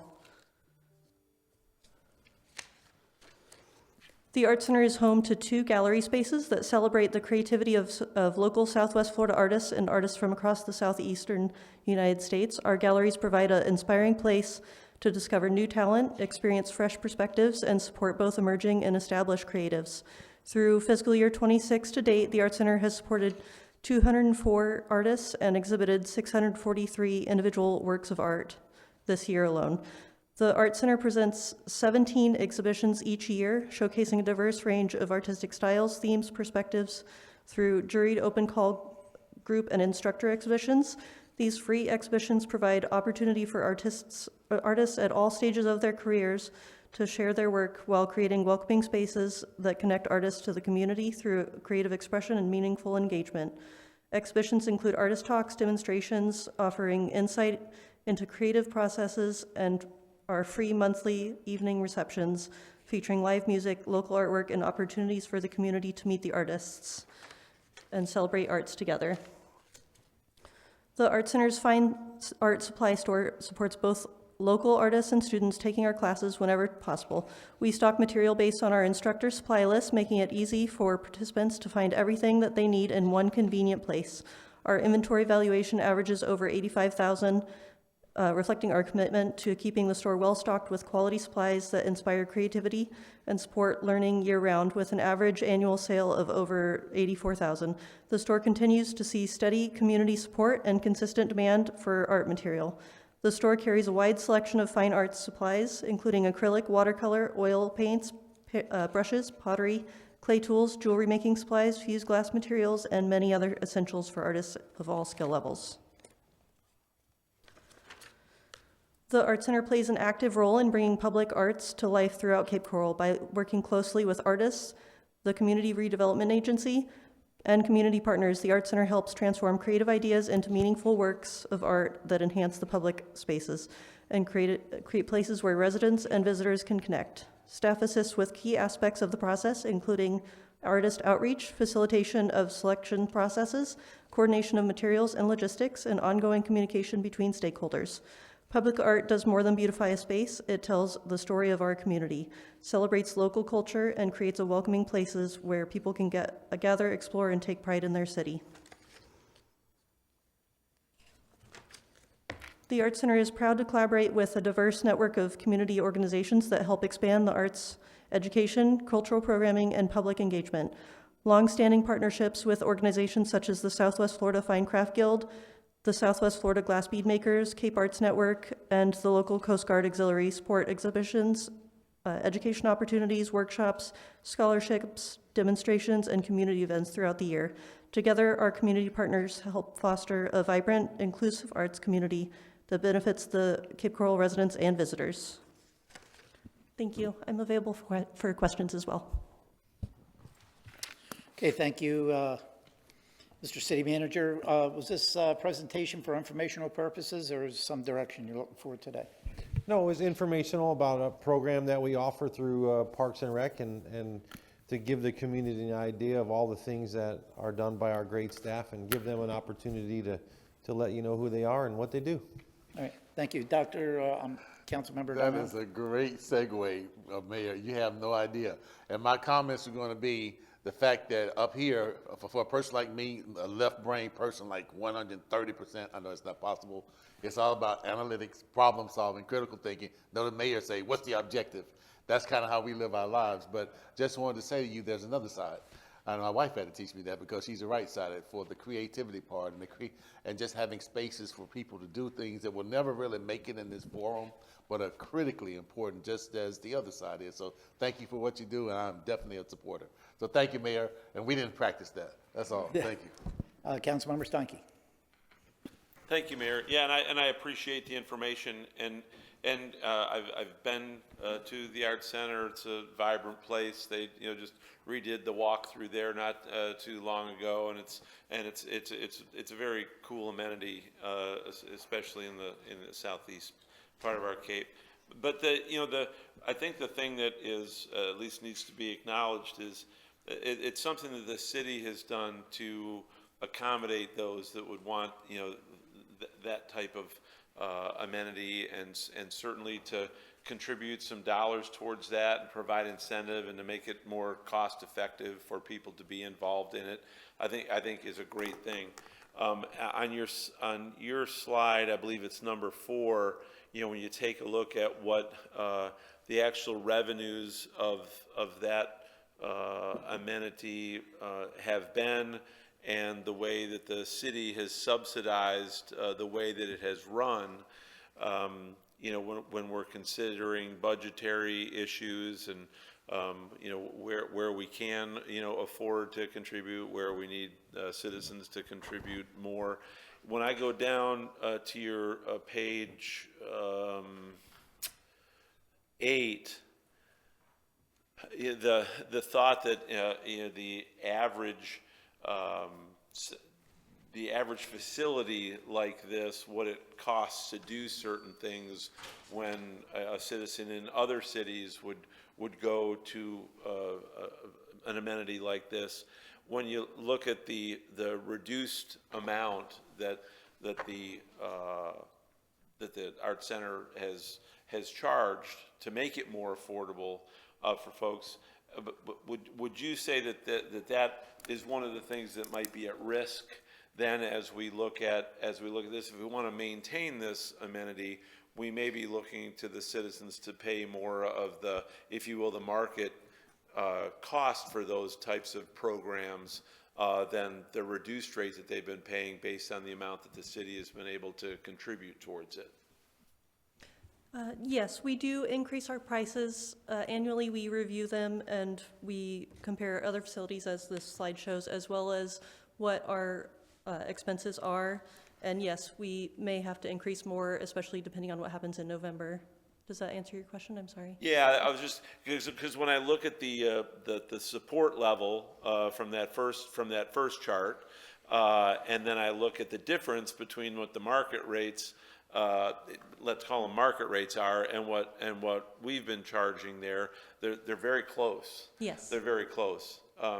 So it's just a corollary that I saw in those two, with the thought of November coming, to think of, when people think about developing more revenue sources and they're afraid of, fees and assessments and things like that. It may not be in the form of a fee or an assessment, but it may be in the form of pricing something to where it's at market rather than pricing it at a discount to make it more affordable for people. Yes. Okay, all right, thank you. Thank you. All right, thank you very much for the presentation. Thank you. Okay, let's move on to item 3, area-wide neighborhood roadway speed limit study. And I will turn that over to staff.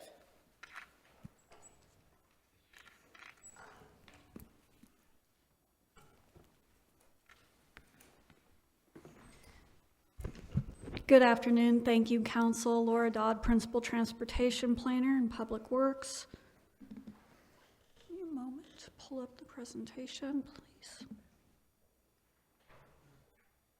So what you have before you is a request for direction from City Council for a potential policy initiative.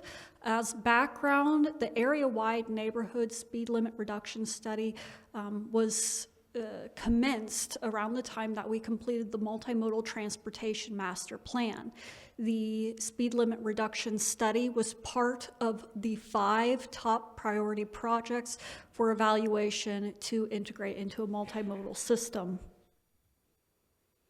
A summary of the whole presentation can really be provided in this one slide. This is a policy decision to reduce the likelihood of serious injury or death relating to speed on our local roadways.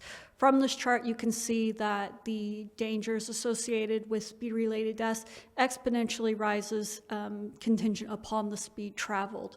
What is being proposed today is a 25-mile-per-hour speed limit. As background, we've researched and determined that higher vehicle speeds significantly increase the likelihood of serious injury or death. It also increases the driver's reaction time and braking distance, as well as higher speeds reduce a driver's field of vision.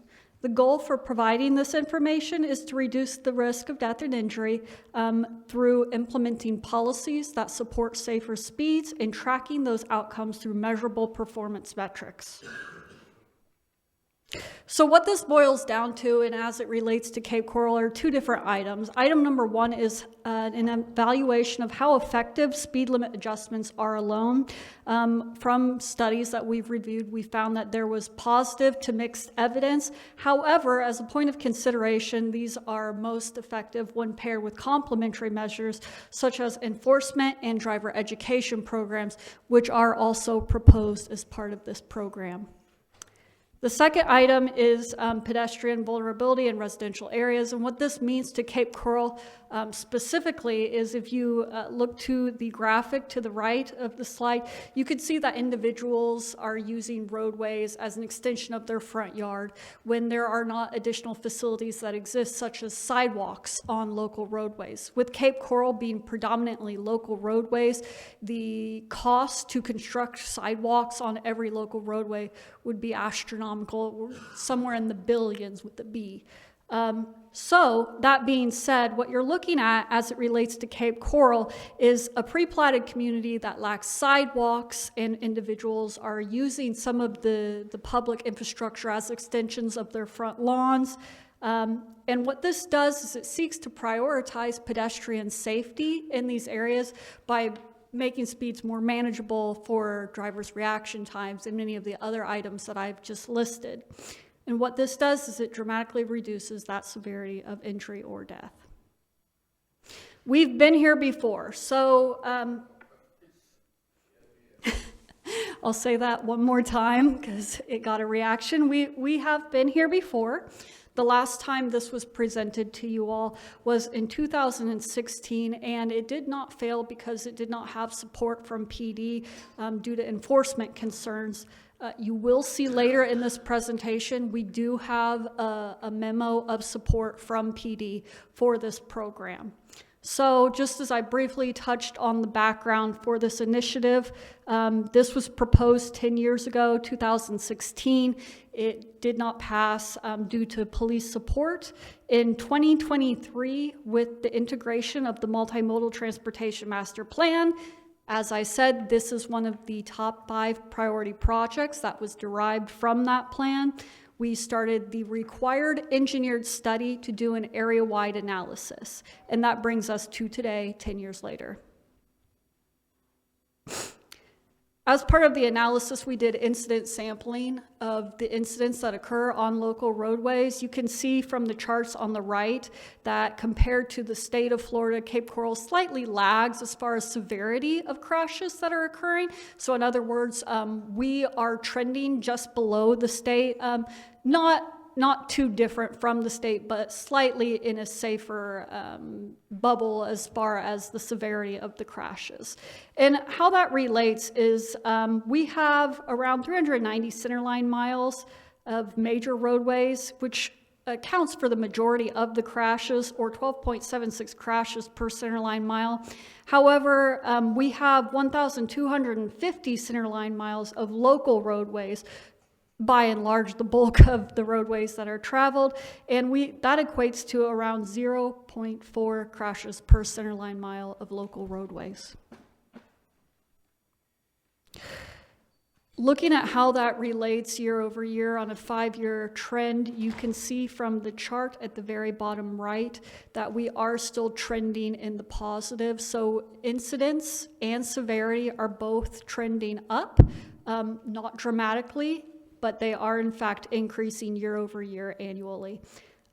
Looking at just those crashes on local roadways, what you're seeing on the map is we pulled apart criteria where speeding was the cited contributor. It includes bicycle or pedestrian, lane departures, and also distracted driving as catalysts for the incident.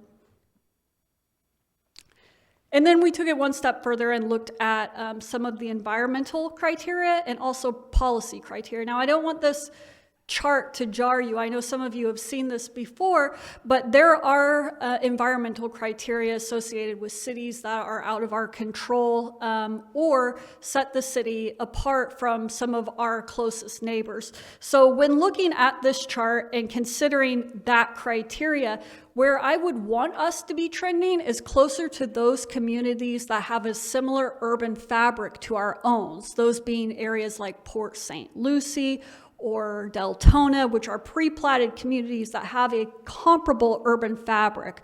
So where I would like to see us trending as far as policy and environmental criteria is around that range on the chart. You can see that other communities may have, you might consider, a leg up over Cape Coral because they do not have as large a geographic area or they are not pre-platted communities, which does impact the response times and the number of incidents. But as far as the policy criteria that was evaluated as part of this, there is room for improvement that shows that policy is lagging. As mentioned previously, we did seek a letter of recommendation from PD, and they have provided that they do recommend approval of the 25 miles per hour speed limit reduction plan, and that their enforcement resources remain the same. And with that being said, I'm going to turn it over to Ian with Kimberly Horn is going to discuss the engineered analysis. Thank you, Laura. Ian Reardon, traffic engineer with Kimberly Horn Associates. I'm the one that prepared the study. So what you've got on the screen here is, as part of the public outreach process, we created a GIS-based website that we could send the public to. So if they had any concerns about any roadways in the entire city, they could go to that map on their phone, tablet, computer, zoom in on any area and drop a pin on any of the roadways they had concerns with, and then type out what their concerns were. Then when we got back to the office, we could look through all those concerns and categorize them, which is what you're seeing there on the right side of the screen. So from what we got, we had 466 comments over our just over a month and a half, or sorry, 2.5 months of collection that we did. That was from February through April of earlier this year. Most of the comments did detail speeding. You can see between local road and major roadway speedings, over 250 of the comments were related to those two things. Some of the other things they talked about was just traffic cutting through their neighborhoods to get around some of the more congestion along major roads, driver disobedience being anything from cell phones in their hand to distracted driving, or just disobeying stop signs as they're going through neighborhoods, and then safety, traffic calming, and just some various other things along the way. So with that being said, we also did kind of break this down into charts there of all the comments we got, which is the chart there on the top, and then just the local and neighborhood roads. That really was part of this, though, those lower speed roadways. And so that's the bottom chart there. And what you can see on the bottom chart is that speeding accounted for just under 50% of the current concerns that people had on those local roadways. So now into what we actually did for the study. By Florida statute, if a roadway in a municipality does not have a posted speed limit, it's going to be 30 miles per hour. And if you want to change that, there has to be an engineering study done. And so that's point 2 on there is like, what can a municipality do? If the municipality wants to set the speed limit at 20 or 25 miles per hour, we have to go through a defined process from the FDOT speed zoning for highways, roads, and streets manual. In that manual, it basically says, go out and take some traffic counts and compare them to these thresholds, which I'm going to walk through. And if you meet the requirements, then you can go ahead and lower the speeds in those areas. And this last bullet point there is, for the purpose of the study, we were looking specifically at local roads within neighborhoods. We were not looking at the arterials, the collectors throughout the city, and we were not looking within private neighborhoods. This is all city-owned roadways. So the first thing we did was we went out and we collected counts, or we collected speed data. So that map there on the screen shows you 40 different points that we collected throughout the city. We tried to get every quadrant of the city to make sure we were getting a wide swath and is representative of the entire city. We didn't want to concentrate on any particular area. And then as far as the roadways that we're looking at, this is just a few shots here from Google Street View showing what we're encountering in the neighborhoods. Generally, all two-lane roadways, neighborhood streets, but generally no sidewalk. You can see in the pictures there, the picture in the bottom left along Southwest 28th Street does have sidewalk on one side, but that was kind of few and far between. Mostly we had no sidewalks, which means that people were walking in the streets, people were having to use their bikes in the streets, whether they wanted to or not.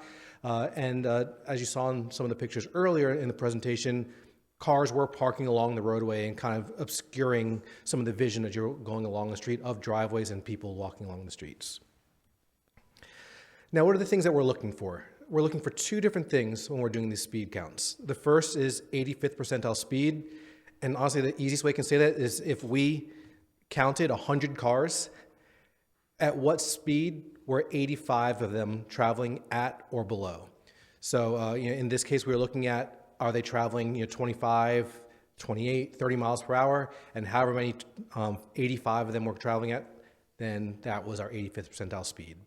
The next is 10 mile per hour pace. That's a little bit different here. It's really, we're looking at buckets of speed, right? So if we say a bucket from 5 miles an hour to 15 miles an hour, a bucket from 15 miles an hour to 25 miles per hour, and so on, which bucket actually holds the most amount of people? And so those are the two criteria that we looked at with the data to then compare it to the state criteria. So there's two conditions now that we can use to look at the posted speed limit. The first is we compare the 85th percentile speed and the top end of that 10 mile per hour pace, and that needs to be within 3 miles per hour of the posted speed limit, or what you're looking to potentially post it at. So in this case, we were looking at posted at potentially 25 miles per hour. So our collected data need to show if the traffic was traveling at 28 miles per hour or less. Condition 2 is it gives us a little more leeway. It says if there's certain conditions on the roadway that may warrant additional study here, things that may distract the drivers, or if we're trying to meet some sort of classification, then we can actually expand that a little bit more, and we can go to 8 miles per hour. So again, so if we're looking at a posted 25 mile per hour speed, we could go all the way up to 33 miles per hour of the traffic that we collected in the field. So that being said, what do we see? What were the results, right? Looking at that, of the 40 locations that we collected at, 38 of them met the criteria of either condition 1 or condition 2 for posting the roadway at 25 miles per hour.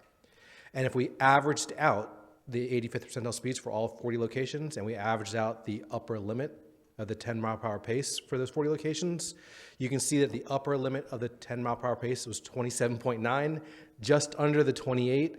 So this allows us to say, for the community, for the municipality, we can meet the criteria to post the speed limit at 25 miles per hour. So with that being said, I'm going to turn back to Laura to talk about some of the options associated with changing it to 25 miles per hour. Thank you, Ian.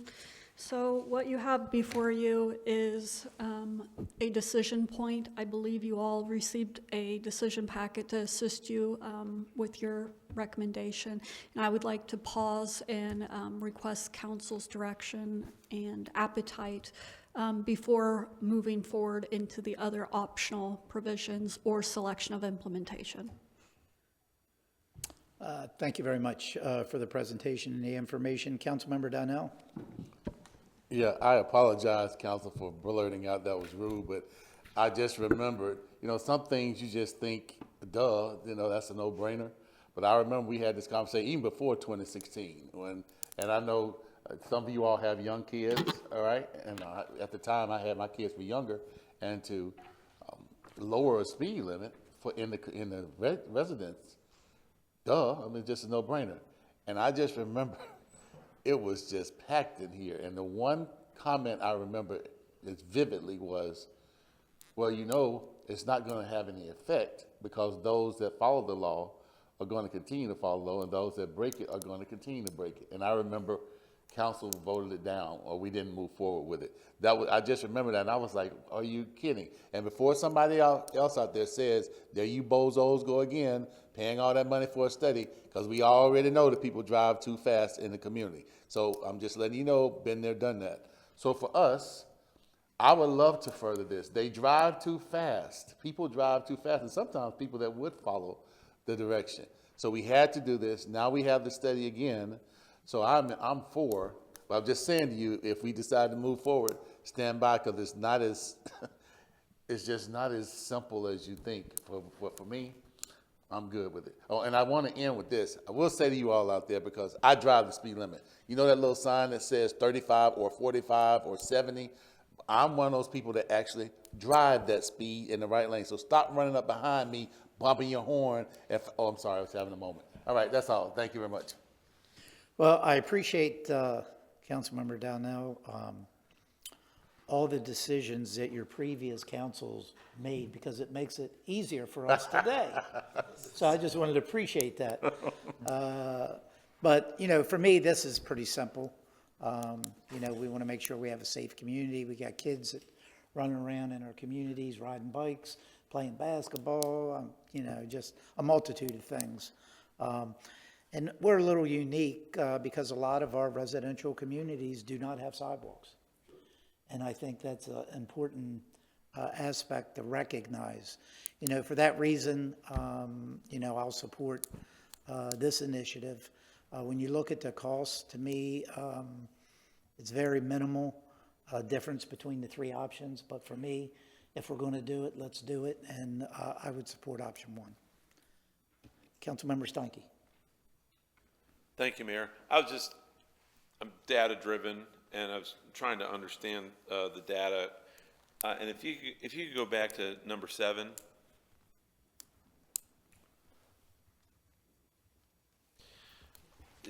And when I look at this, I had to kind of figure out, because the pie chart up there is in percentages, and then to come down to the bar graphs and look at, you know, how many were just injuries, how many were serious injuries, how many were fatalities, and I think about 2020 to 2024. And then going back to the local 506 crashes, where'd that come from?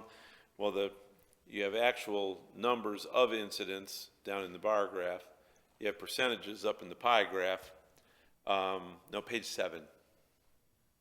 There we go. So the pie graph is percentages. Down in the bar graph, that's actual numerical data, not percentages. And then I just thought about, in that 5-year period, we had an increasing population driving those streets. And what it appears to be is a decreasing number of fatalities and a decreasing number of serious injuries. And so then when I look at the amount of area that we're dealing with, and in my talks with staff, you know, what we're dealing with is what Councilman Donnell mentions, is just behavior. Those people, you know, that they either follow the rules or they don't follow the rules. And I gotta believe, because what this data doesn't reflect is, were these injuries at these speeds, were they breaking the speed limit when it happened, or were they driving the speed limit? And even though they were driving inside of that 30 miles an hour, this happened. Or were they doing 35, 40 miles an hour on the neighborhood street, and that's what caused the injury and the incident and whatnot. So we don't have that information. But like the mayor said, it's relatively small money. But if we want to say that we did something about it and we invest the 50 grand in changing signs and change the speed limit, without enforcement and the people that don't pay attention to what the speed limit is, regardless of what it is, I don't think we're going to change the result that much unless there is additional enforcement that says, and education of the public, hey, it's 20 now. It was 30, now it's 20. And the one, you know, and the 18-year-old kid that does 60 miles an hour down the street anyway, whether it's 30 or it's 20, they're probably still going to be doing 60. So I can certainly be in favor of it, but and you said that police has agreed with this. I would hope that police is also intending on applying some additional enforcement, education and enforcement, because that's what's going to change our results, is the change in behavior. And bad actors tend to be bad actors, whether it's 30 or it's 20. So I can certainly support it, although we need law enforcement to enforce what we have, and certainly when we go to 20. Understood. All right, Councilmember Lehman. Yeah. Laura, can you go to slide 16 for me, please? All right, yeah, maybe it was 17. I'm sorry, I lost. Define, with the 3 options that you had, option number 2. There you go. Define neighborhood gateway for me. It is the threshold by which the speed changes. So in other words, it's the transition from a major classified functional roadway to a local roadway, where it steps down in intensity from major roadway to local. So that defines a neighborhood's threshold. Okay, as much as I will say as much as there are going to be a lot of citizens jumping up and down at this, you can lower the speed limits all over the place. People don't follow them. And to expect, the police can't be everywhere all the time.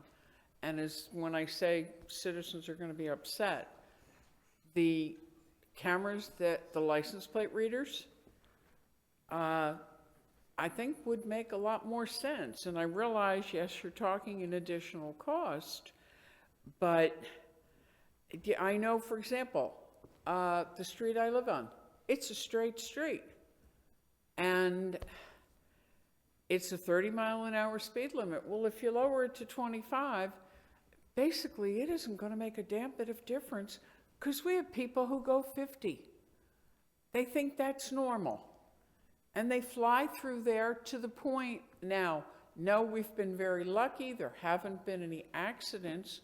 However,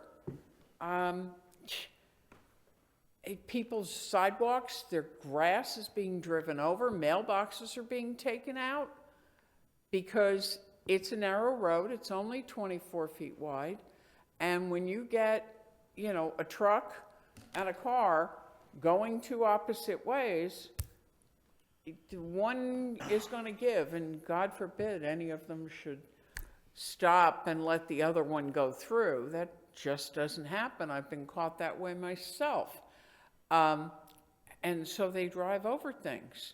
And then with this whole situation with changing speed limit signs, and I know, Matt, you're going to love me for this one, but we have, and Laura, you've heard about it too, we have one citizen with the curve. This man's sprinklers, his grass, his mailbox have been taken out 5, 6, 7 times, and lowering the speed limit isn't going to make a hell of beans. It's not going to change it. In addition to the lowering of the speed limit, I'm wondering if no left turn and no right turn signs would also be effective, and that if that could be incorporated in this. Is that a possibility?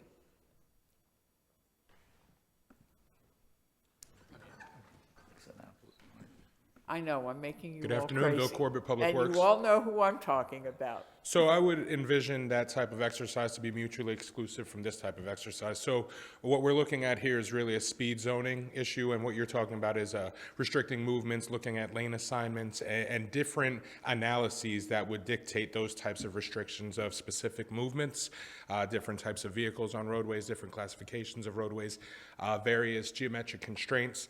I don't think that the data that was derived from this study would be able to identify the changes that would be necessary that you're recommending. Okay.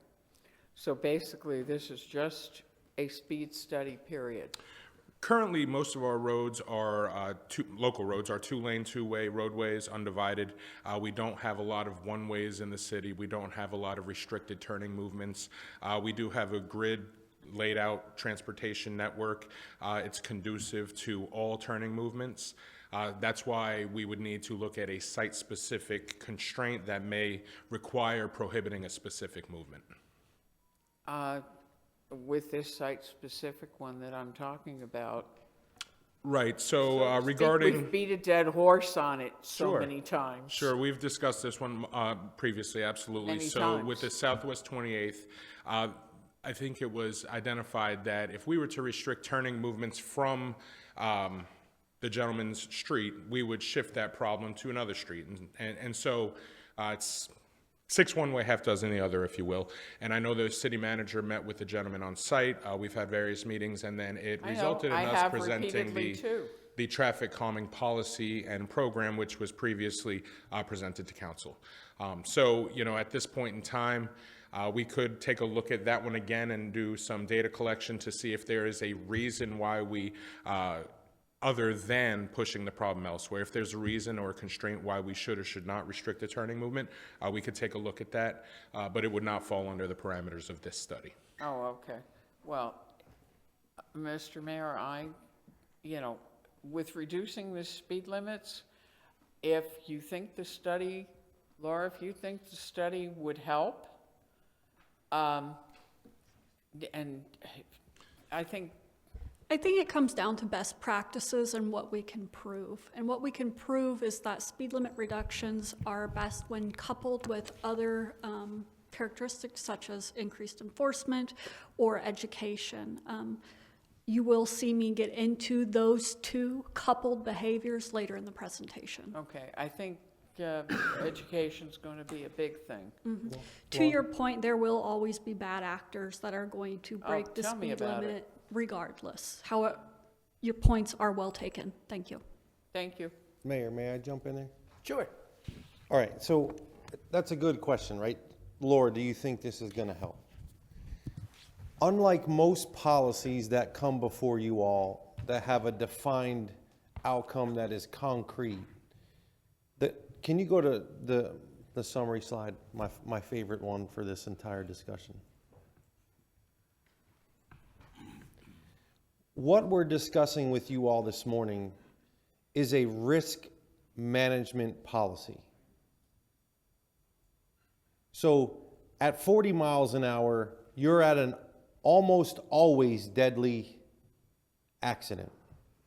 At 30 miles an hour, it's about a 50-50 chance. At 20 miles an hour, it's almost always survivable. So what's before you today is, do you want to reduce the risk, reduce the likelihood of the outcome should there be an accident in a local neighborhood? It's not about, do you want to stop speeding? Do we have a speeding problem? It's, do you want to have a policy that reduces the risk in our community for the outcome should an accident happen? That's what makes this so different than most of the other things we talk about.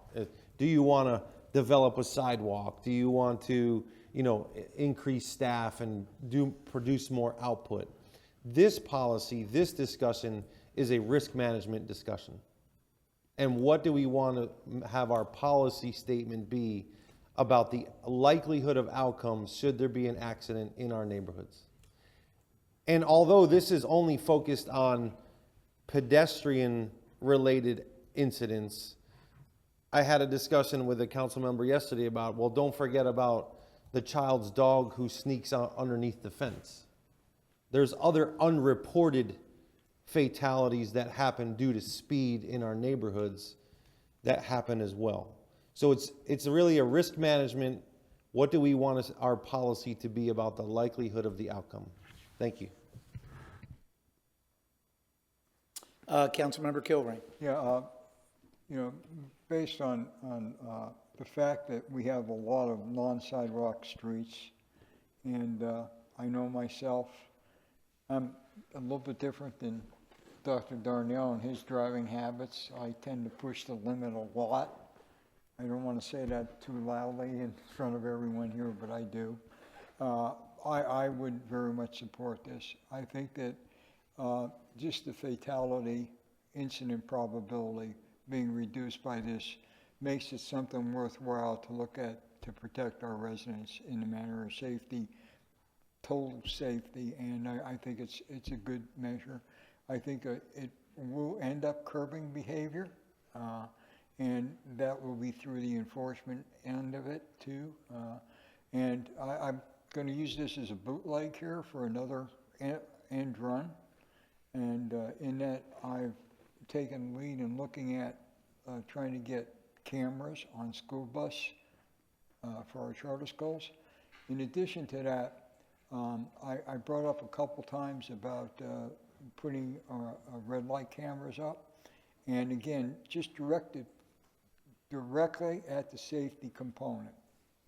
And I'm led to believe and have everything that I've read about it, it is behavior modifying to have those, and very effective. And I would like to be able to confirm that, and maybe I would ask for our chief to maybe ask if he would mind participating in some kind of evaluation to see if there might be some substantial supporting that it is a very positive safety measure to look at doing something with the red lights too. So not only would I support this, but I'd ask maybe if we could consider putting together a study or some evaluation as to and a benefit for red lights cameras. So thank you, and I'll bring that forward maybe later on, Mayor, if I could lead on that too. Councilman Long. Thank you, Mayor. Yeah, I would agree with Councilman Donnell. I think taking those comments to heart, this to me is pretty straightforward. I support it, but in the sense that, in true Cape Coral Twilight Zone fashion, I foresee a room full of people, right, here to fight for their right to speed on neighborhood streets. And so to that end, I want to make sure I've got a grasp of the data that we're hopefully presenting to them in defense of or justification of our position. In the memo that I have in the backup material, it references that 189 comments as far as the public input session, and this is, I guess, for either of you. 189 comments that were for local roadway speeding were reviewed to determine the roadways which had the highest occurrence of comments. In total, 84 different neighborhood streets throughout the city were mentioned. It should be, here's the emphasis, it should be noted that approximately 94% of neighborhood streets received less than 5 comments.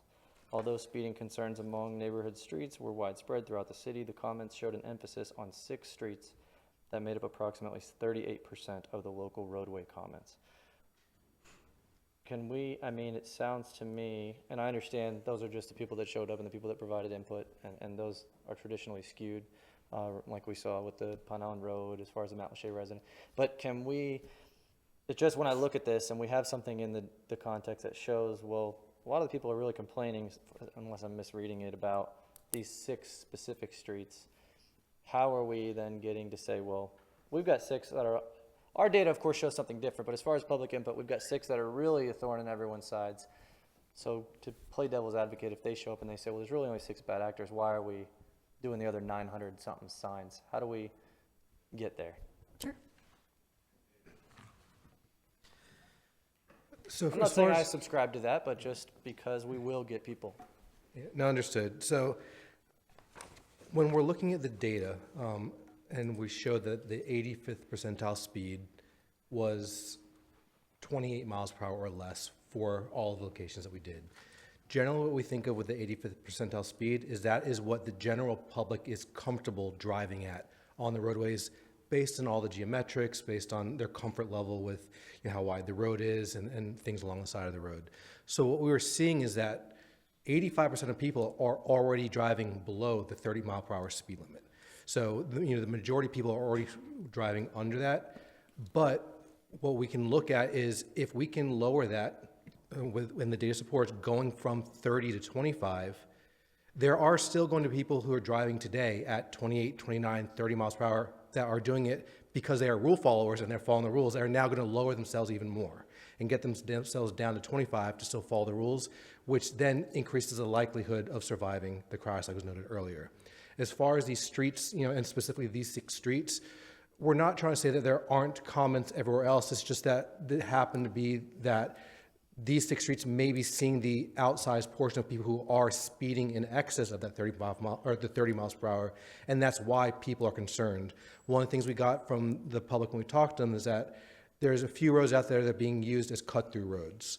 So traffic wants to go 40 miles per hour on the major arterial that is allowed to be 40. They can't, so they cut over one block. They speed down the neighborhood road to bypass all and then come back. That was kind of where we were seeing some of the comments come back, as people were saying that their neighborhoods are being used as a bit of a cut-through. And those are outliers in relation to the entire thing, but this study was trying to look at how can we keep residents across the entire city safe. Got you. So I think, yeah, that's great, and that's the information that I was looking for. I think those other 6 streets is a discussion for another day, because regardless of what sign is put up, I think there's going to be some traffic calming stuff or whatever that we'll have to address down the road, but. Just wanted to add one thing to what Mr. Reardon said.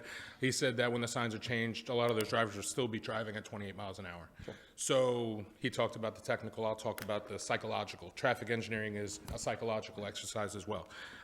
People drive a certain way based on their surroundings.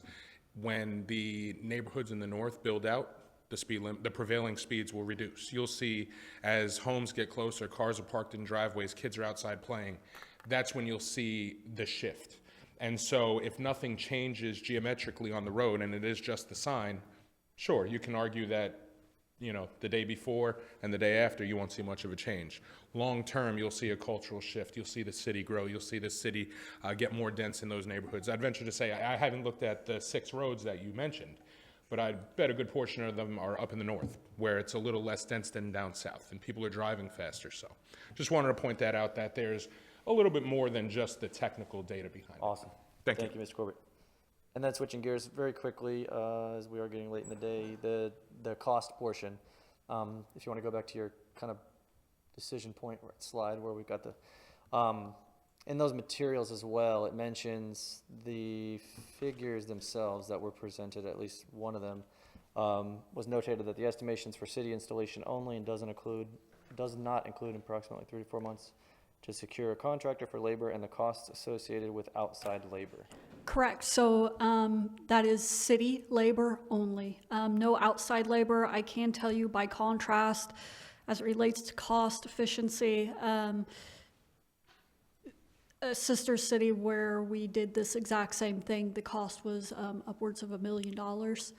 So you can see it's dramatically different in our That's where I'm case. concerned. So I guess we would need to condition our approval. I know it's a cow, but if we wanted to move forward based on these figures, it would be with the understanding that the city could actually implement the plan that's being proposed for a relatively close approximate to these prices.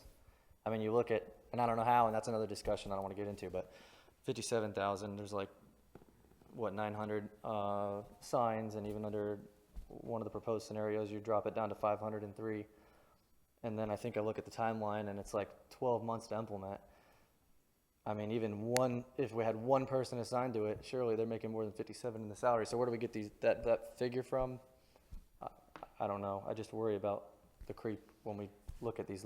It's too good to be true, the cost, if that makes sense. I understand. I confirmed on 2 separate occasions the cost and the labor associated with this in-house. So this was over approximately 3 months of working with our sign shop and the supervisor there, as well as PD, to come up with some of these figures. When I did the final calculations, based upon what they provided me specifically, Right. I was shocked, and the rest of staff can probably attribute to that I vocalized, this is substantially lower. And my takeaway from that was not necessarily, is this wrong? It was, I wish I'd done it this way before. Sure. Yeah, and I don't want to be cynical either, but I just don't want to be in a situation down the road, you know, where we look and now we've got a consent item where we're approving $1 million contract with the outside provider.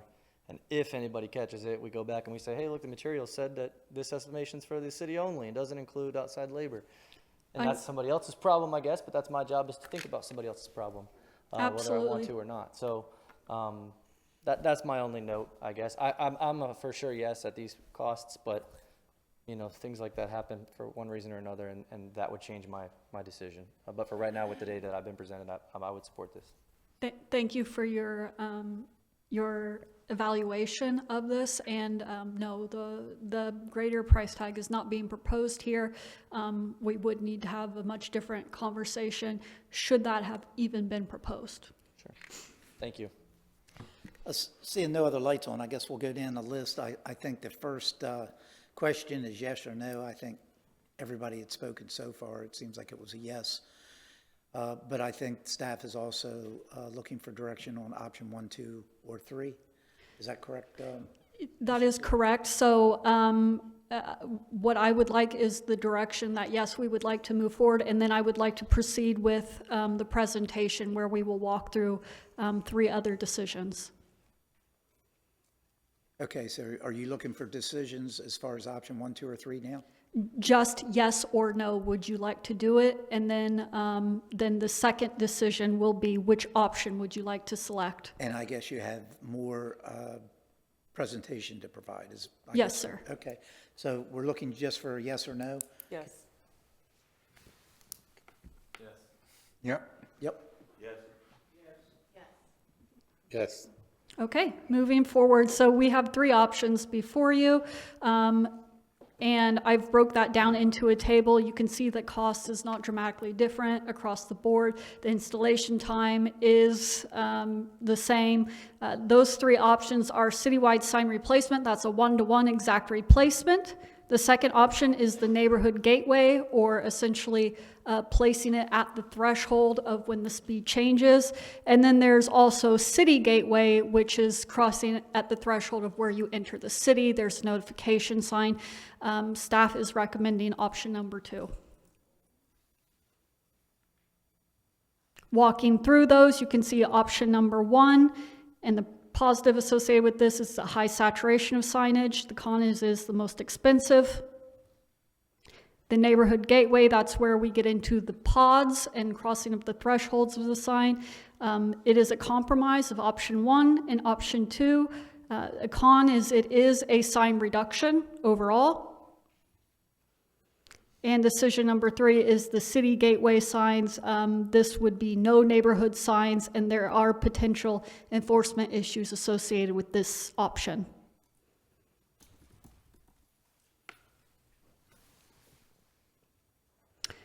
So I'll move forward. There's also decision number 3, which is optional public outreach. As I mentioned before, this is recommended to be coupled with this kind of action and policy decision. And what this involves is partnering with FDOT, the MPO, Lee-Tran, those organizations, and having a pop-up event where we discuss speeds and give giveaways and do some public outreach on the safety of speed management. The outreach, should we move forward, this would start from council's approval. We would notify the public.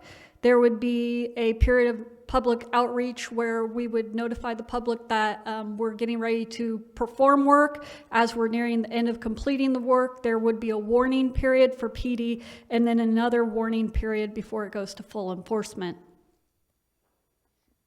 And then decision number 4, as it relates to those cut-through roads, this is the second phase of the study where we step outside of the local roadways and we look at the major roadways and those that are being utilized as cut-through roadways, and we look at specific treatments associated with that. In conclusion, those are your options. It sounds like we are moving forward with decision number 1, acceptance of the area-wide neighborhood speed study for reduction of 25 miles per hour citywide, and that leaves us with decision 2, 3, and 4, please. What did you just say? I want to make sure I understand that. It sounds like we are moving forward with option 1, the acceptance of the area-wide neighborhood speed study.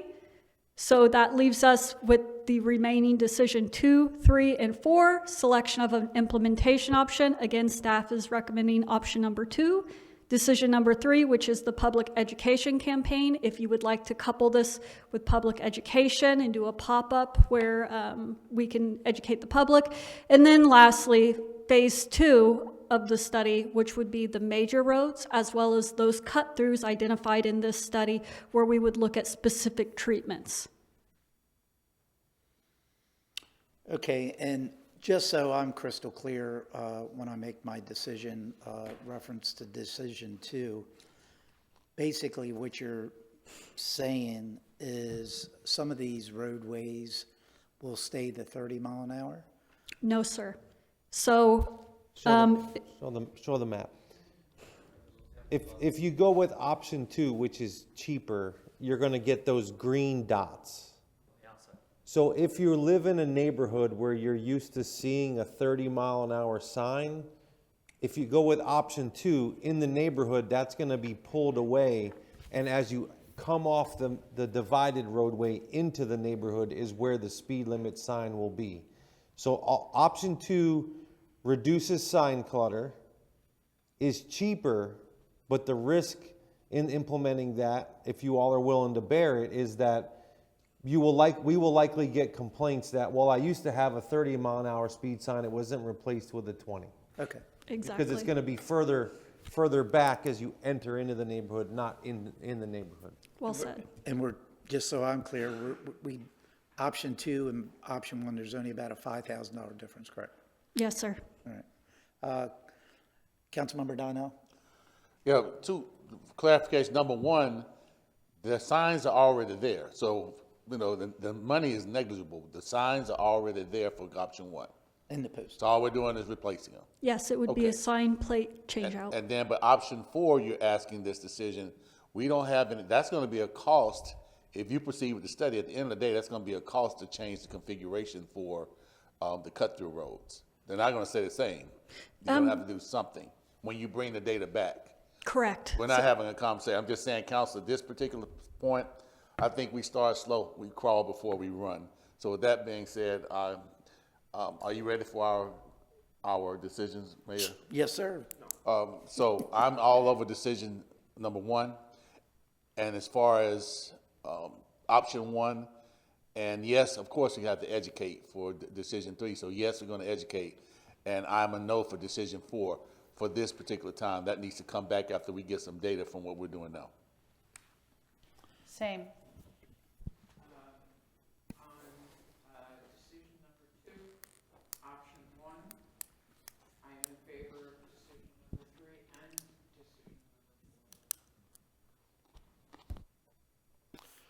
I'm sorry, did I miss what the cost of decision number 4 is? Right now, I can provide a staff estimate that you're looking at between $100,000 and $150,000. Okay. With the thought that there's only a difference of $5,000, and what we're looking for here, this is not an aesthetic decision. This is a change in behavior decision. Then I think we need all of the signs reminding people of what the speed limit is. So I would be option 1 for decision 2, and I would be in favor of decision 3, and I would be against decision number 4.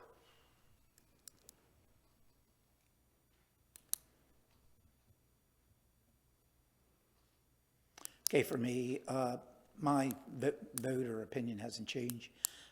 Decision 1, we've already made. Decision 2 would be option 1. It's only a $5,000 difference. If anything, it may even be a little quicker because you're not dealing with poles then. You're just changing out a sign. So option 1. Option 3, I do think there needs to be a educational campaign, or communications has to be involved in that. I think that's important. And I don't agree with decision number 4 at this time. Councilmember Kilrain? Yep. As far as, you know, the speed study, of course, the decision number 2 is option number 1. The increment cost is nothing there. Decision 3, move forward that you have to do it, and I'm against 4. Yeah, so the first 3 for me are the same as the others with regards to option 1. The outreach is fine, and I'll likely agree with not moving forward with 4, but I'm just trying to look at the packet here. I think when we looked at the public comment, you guys also broke it down with the percentage relative to cut-through traffic. That is correct. There was Just strong. saying if that percentage was high enough to maybe, or low enough to disregard it. That's an excellent observation. So yes, there were significant. Go ahead. Go ahead. There were significant public comments because the next rational question in this series is, we did the local roads, now do we do the majors, the cut-throughs? Yeah, I think, for me, we'd almost, I don't have it in front of me, so I can't look at it, but I think if you talk about public input with regards to people that are complaining, I think a larger portion is going to be for the cut-throughs than you would see for residential speeding. So, you know, in hindsight, I might have flipped this thing on its head and did the cut-throughs first. I would probably support the cut-through. I mean, it doesn't matter because I'm the only one, I think, but I would probably support that just because if we're handling this, that's the next step. Thank you. So I'm clear, you would agree to the additional expense to move forward with decision 4, is that what you're saying? Yeah, as much as I hate to do that with regards to how I've traditionally Yeah, voted. you're spending dollars? As far as as far as my traditional votes I just for, wanted to for clarify that. consultants, I think if we're here about resident complaints, I think that should be more addressed than the other one. So, yeah. Thank you. It doesn't matter because, well, there's already 7 people, but I pick option 2.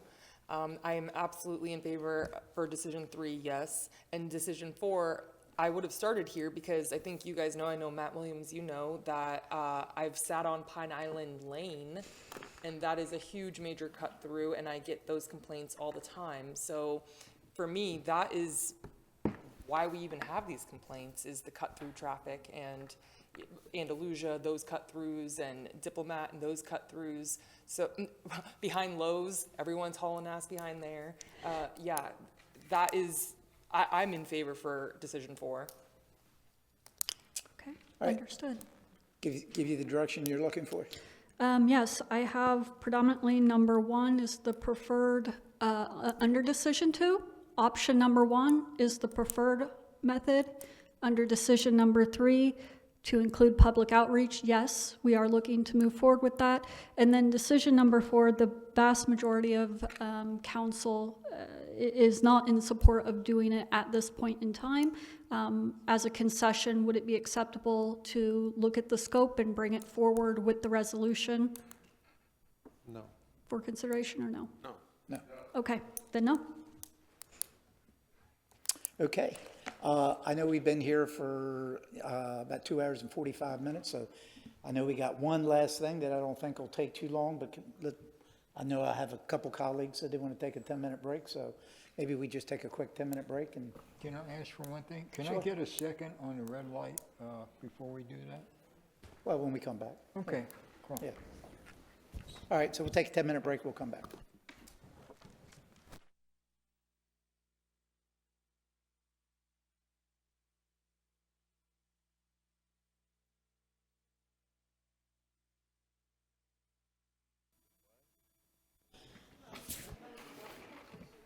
All right, we'll call the meeting back to order. Last topic of discussion, I believe, is unlicensed contractors enforcement.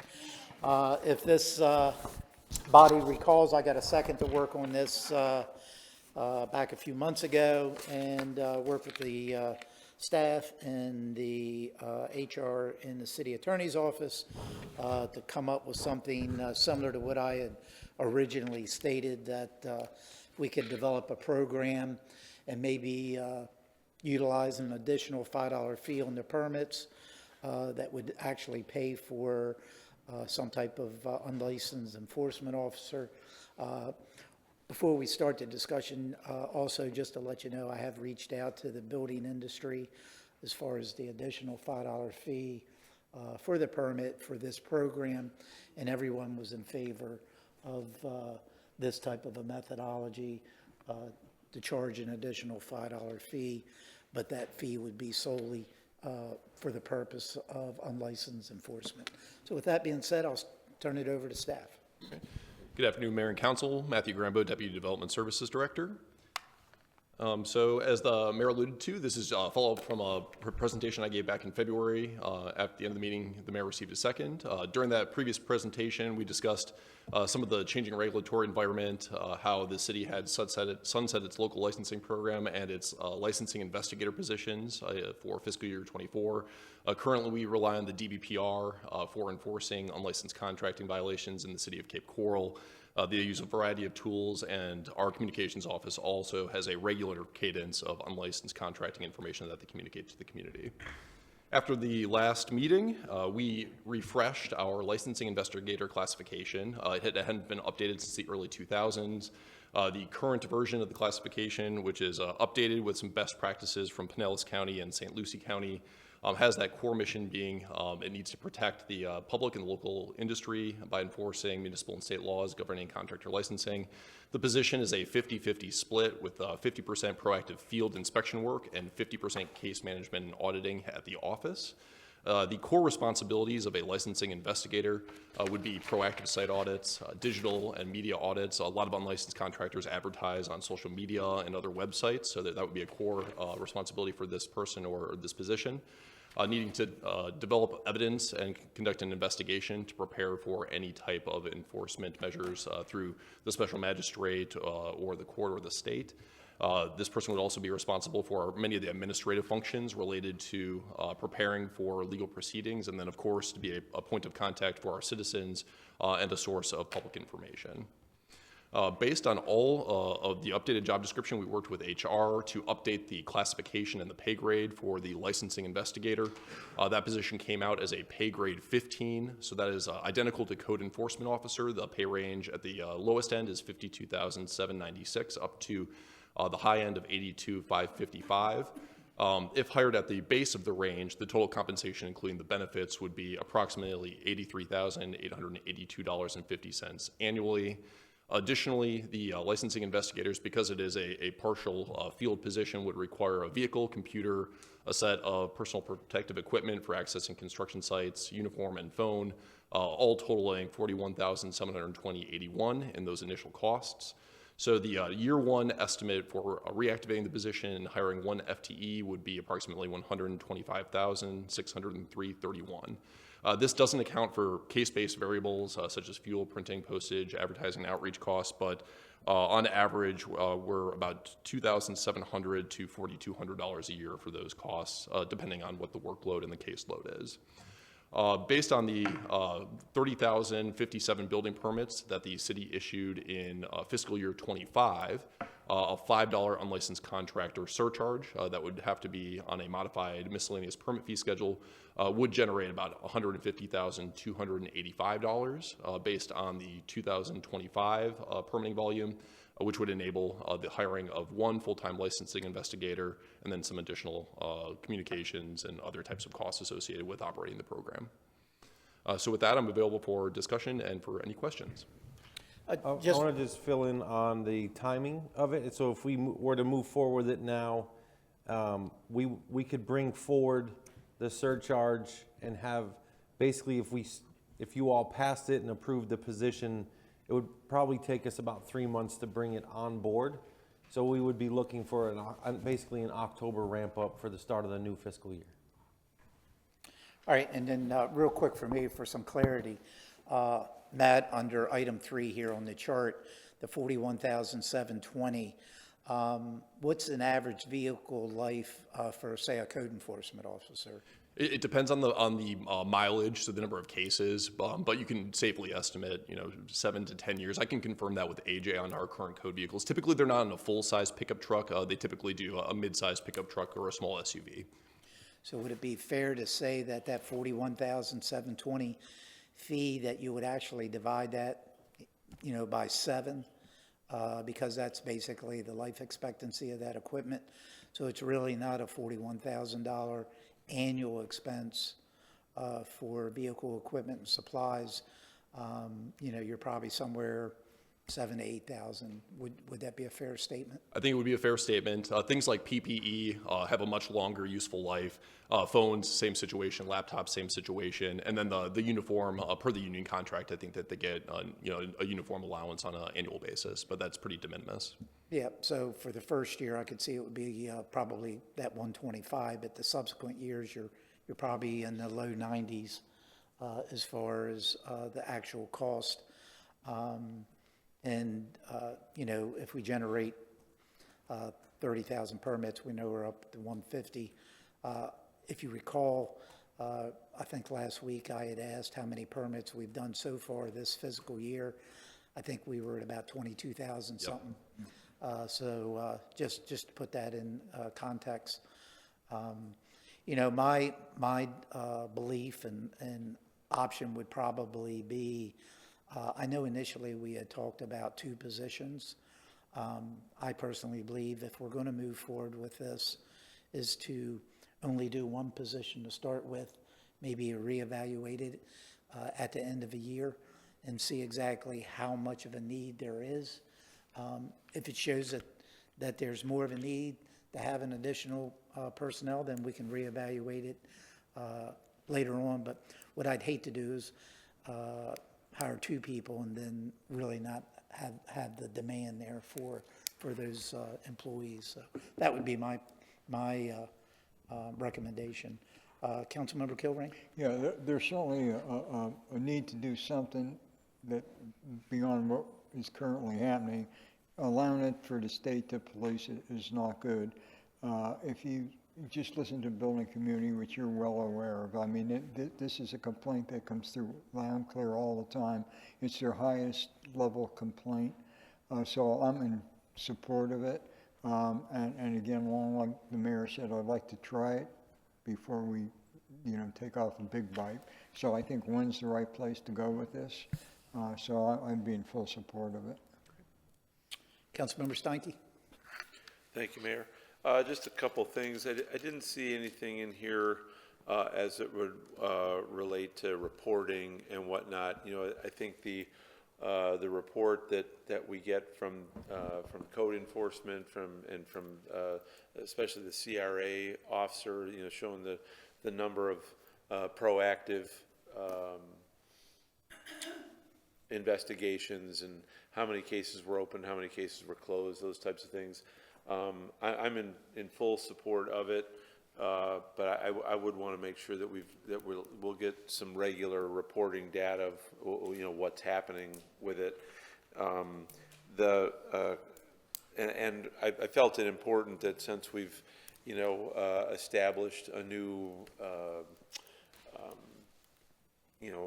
board, if you will, or committee to give us feedback and guidance and whatnot inside of the industry. During my meeting with staff, I asked, hey, have we reached out to them? What do they think about this? And a phone call was made in that meeting that I was having with staff to one of the directors, and they said, yeah, we've not heard anything bad about it, would be supportive of it. So that was important for me, that if we've established with them, before we go forward with something like this, let's make sure we get their blessing or whatever feedback they need, and that looked like that was positive. A couple of things that just certainly, if we're going to look at it, put it in place, look at it a year from now and see where we are. The only thing that a couple of things that were concerning to me was in number 4. The fact that that fuel and postage and outreach was not included. I could see where, especially, we've seen, the fuel costs go up, and this definitely, if in fact, what we're going to do is site visits and whatnot, we got a lot of territory to cover, and with City Hall being where it is, and a lot of the building that's going on up in the north end, I think we could put some pretty good miles on the vehicles and using the fuel and whatnot. So I don't know how much that would be, but to recognize it'll be more than the 125 the first year. And to the mayor's point, yes, in year 2 should be less because we've already got the vehicle then, and we're only going to depreciate it over 5 years, and then get another one, however that works. And then the other just thought was, in number 5, that 30,000 permits, if you take a look at the past few years, have you seen those numbers on the rise? Have you seen them kind of level? I know we had a massive amount after Ian, and certainly then subsequently under Milton and whatnot. But is that a good number to plan from? And before you answer, have we taken into consideration the fewer permits that we're going to get applied for because of the new legislation around permits under 7,500? Yeah, so to your first point, we have seen a decrease in permitting volume, especially over the last 2 fiscal years. Fiscal year 23 was still a very strong year, obviously, with the recovery from Hurricane Ian. From 2022 to 2023, we were over 83,000 permits. So that was a bit of an anomaly because of the strength of the hurricane. But in fiscal year 24, fiscal year 25, fiscal year 26, we've had a pretty consistent decrease in permitting activity. However, I think that right around 30,000 is a good metric to look at, especially if you look at prior to 2019, 2018. I think that that'll be a pretty consistent permitting volume to budget off of. As for the effects of the House Bill 803 $7,500 permit exemption, we think that'll have a very, very minimal effect and actually may justify the need for more of this type of enforcement activity because as you're aware, anything in the special flood hazard area, anything structural, mechanical, electrical, or plumbing, so that's the vast majority of types of work in the city, still do require a permit. So we do think that there is a risk of heightened unlicensed contractor activity with unlicensed contractors convincing our property owners here in Cape Coral that they don't need a permit. Okay. Yeah, I'm definitely supportive of it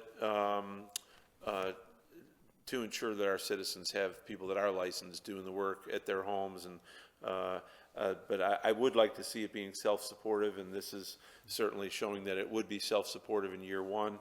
And so I would like to see that it be self-supportive as time goes on, and then be able to see what the results are and what the findings have been and what actions have been taken with those people along the way. And what we will do is in Energov, we'll configure a new case type that we can report on, just like we do with our other code cases, where you have the staff member, reactive, proactive, and results for all of the cases, and we can provide that on a regular basis to council. Great, thank you. All right, Councilmember Long. Thank you, Mayor. Yeah, appreciate your work on this. Mayor, this is something I'm happy to support. It's easy because it is self-supporting with regards to the funding. Just two things that jumped out real quickly that I think can be easily answered, and it might not even be today, just by the time we put this through. Just looking at the math, 125 up front, shave 40 off for the costs, so then you're looking at it recurring at 83. If you said 30,000 permits is a decent baseline moving forward, we're gonna have overages every year, so I'd be curious to know what we're planning on doing with that. I'd hate, it could easily be swallowed up by an additional inspector, but I'd hate to do that just to do it because we have extra funding, so I'd love to know what we were planning on doing with that money. And then the other one is, twice in here, we reference proactive inspections, and then I know this is just kind of informational, but you talk about balance enforcement, 50% proactive, 50% case management. Are we gonna be taking in cases as well as far as complaint? I know a guy that'll give you 3 years worth of casework on day one. I think I know the guy. Yeah, I think we do. So I would just want to make sure. And that's the answer to your other question.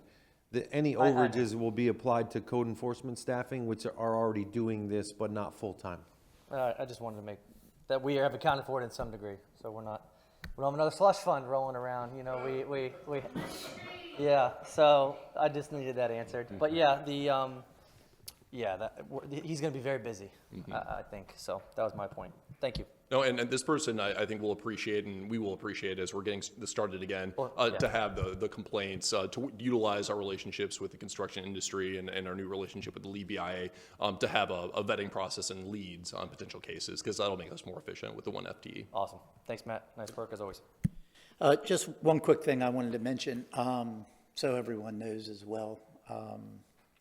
One of the things that I asked staff and the city attorney to do when the city attorney's office was drafting up a proposed ordinance, was that these monies, the $5, will go into a special fund solely for unlicensed permitting. And then any fines, because there will be fines if an individual is charged and found guilty, will actually come back to that fund as well. So I just want to make sure this will not be, hey, they can use the dollar somewhere else. I wanted to make sure, number one, it paid for itself, and number two, if we find that we have excess funds or whatever, then this body would have to approve to use those funds for any other measures. So I wanted to make sure we weren't starting a funding mechanism that wouldn't be used solely for unlicensed contractors. So awesome. I figured it was worth asking. It sounds like you got it taken care of. Thank you. Yep. Councilmember Cadid. Thank you. Yeah, I was just going to say that I don't see Mr. Mason here, but it's an enterprise fund. It already is restricted to this specific department. This specific, because it is not enforcing the Florida building code, is not actually going to be a building permit fee. It's a surcharge collected at the time of permitting. So it's not, these are unlicensed contractors, so they're not doing any work under the Florida building code. So the structural way we have to set it up is it's due at the time a permit is pulled, but it's not actually going into the building fund, correct? Yeah. So in that case, we are going to restrict the funds as council? Yeah. Yes. That'll be a discussion of council, yeah. Right. Okay. That's thank what you. my goal is. Right. Thank you. All right, seeing no other lights on, I guess we'll just go down the line, it's yes or no. You know, if we want to continue this, and we'll bring it back to a future voting member. I will say that we've got a draft ordinance in place that I've worked with the city attorney's office. If it looks like that it's something that we want to move forward with, I'd ask the city attorney to share that with the rest of council, and then we'll schedule it on a future meeting. Did you want where it gets put out for intro? Yeah, I mean, we've already got it, so why don't you go ahead and give it to, so they have a time to take a look at it, and then we'll go ahead and just schedule it on a future regular meeting, and if they have any concerns then regarding the ordinance, then we can identify it then, but I think it's pretty straightforward. Got it, understood. So Councilmember Donnell?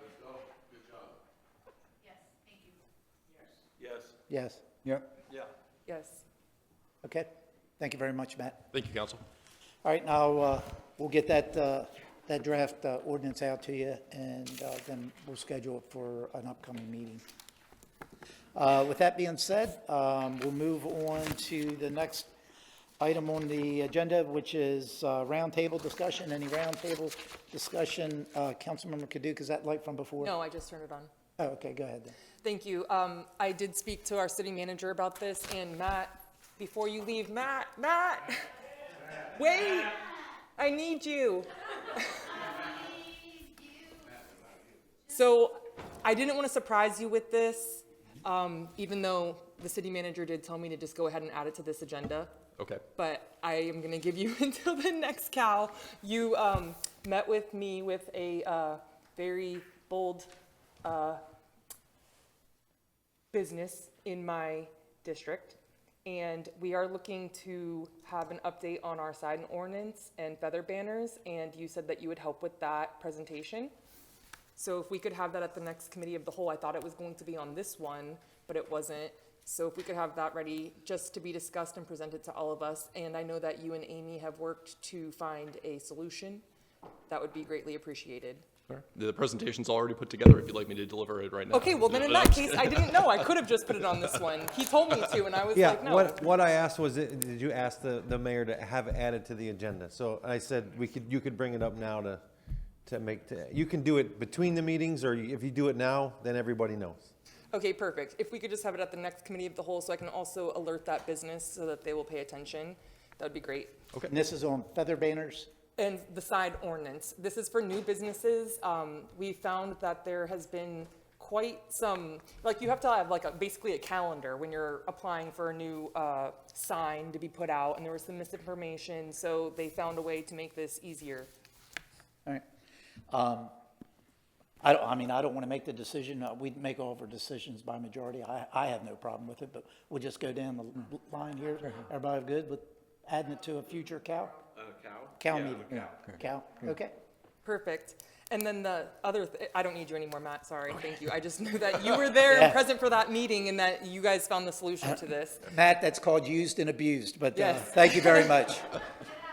My second ask was, when is the solid waste contract going to be coming before us to be discussed? Well, I mean, it needs to be implemented before the 2027 budget, so. That's Alex and city manager. I don't know where. We're kind of running out of time, that's why. If we're implementing this before 2027, which is October 1st. What I can tell you because the code of silence still is in place, is that presently there is negotiations taking place with who's identified as the top contender based upon the solicitation and review of the proposals that have been submitted. The timeline for it getting before you, that I do not have that definitively, because I didn't ask that question, I wasn't expecting that, but we should be able to have that information when we believe it will be brought before you for final. I had asked before we went on hiatus, and I was told the end of July, and it's the end of July, so I'm just looking for an update.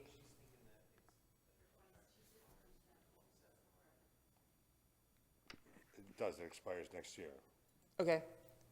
I mean, it just, the I RFP think it's ended October of months 2027. ago. Yeah. Okay, thank you. All right.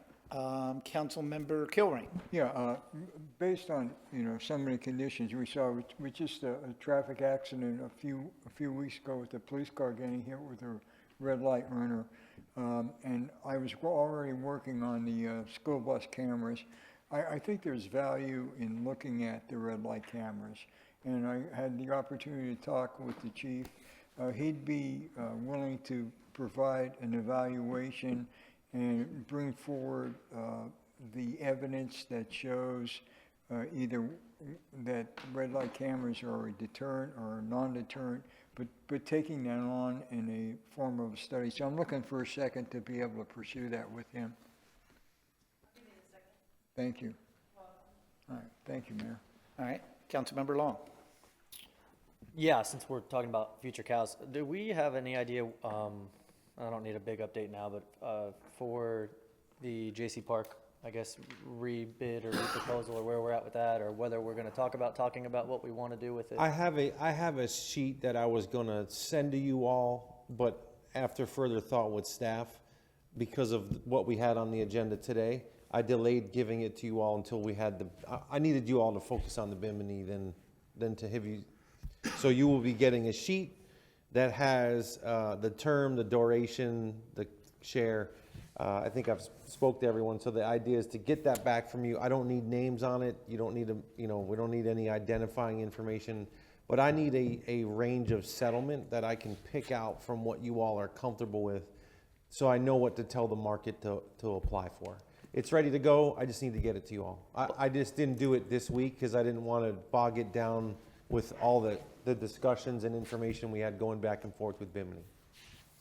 All right, yeah, I mean, we, as far as order of priority, we got to have finished park. I'd like to see finished, and even if we said go today with whatever it is that you're asking, it's months before we're at decision time again. So, I guess since we're here, where do you see as far as a timeline where that plays itself out? I mean, you give us that information. I'd be we get it back to you. hopeful to get it back get it back from you all within like 1 week. I'm thinking you all could probably turn around your own individual items immediately, but in case you wanted to talk through some of them, that would be Do you then need some sort of formalized action from us to act on that? No. I guess that's what Nope. I'm trying to get at. Then I'm gonna take that information, I'm gonna then we're gonna compile where the range of settlement is, so if, let's say 5 of you say you're acceptable of 10 years, and only 3 say you're acceptable with 20, the RFP is going out with 10 years.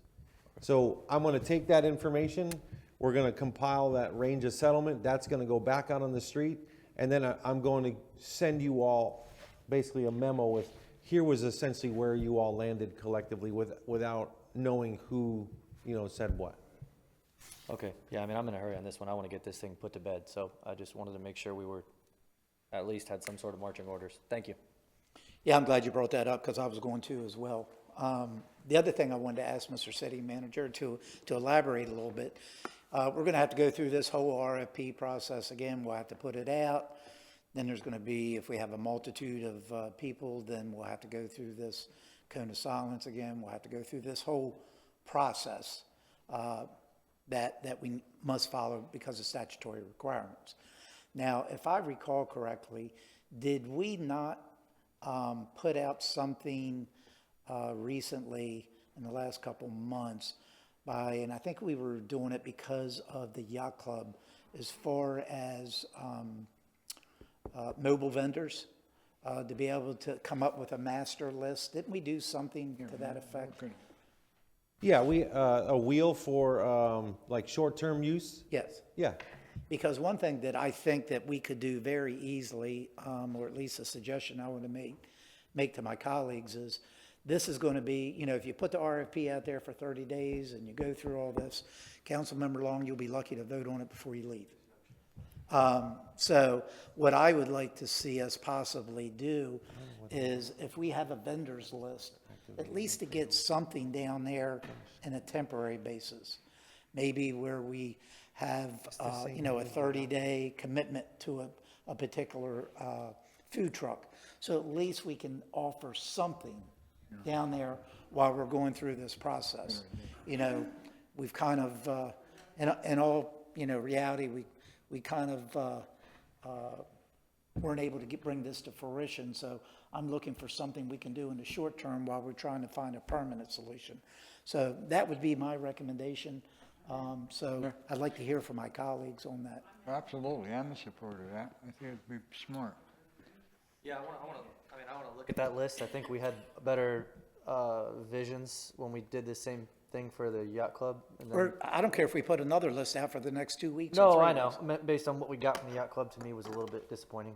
So I don't know. I don't want to take control of it, but we need to maybe put it out to the public again to make sure that we've got Updated a list. full list here, because you know, Maybe it we was- put something out for 2 weeks and see what kind of Yes. we ended up with draw like a we get. gelato Yes. and a lemonade shack or something at the yacht club, and Right. it just was not quite what I think we had envisioned. Yes. So whatever the result is, that would yield, I guess, a wider variety is something I would support. So, Mr. City Manager, would you be able to put something out maybe for a short period of time for, you know, maybe vendors that would be, they'd have maybe a 30-day commitment at that location? Yeah, and if we already have something, I can just direct staff to pull off the list. Yeah. But Just- I understand the intent. I'll figure out what the quickest way to execute is. All right, thank you very much. That's all I have on that. Anybody else have any roundtable items? Okay, seeing none, time and place of future meetings. We have a Cape Coral Budget Workshop is scheduled for Tuesday, August 4th, beginning 2 p.m. here in council chambers, and we have a regular meeting of the Cape Coral City Council is scheduled for Wednesday, August 5th, beginning at 4 p.m. And do I have a motion to adjourn? So moved. All in favor, say aye. Aye. Any opposed? Meeting adjourned.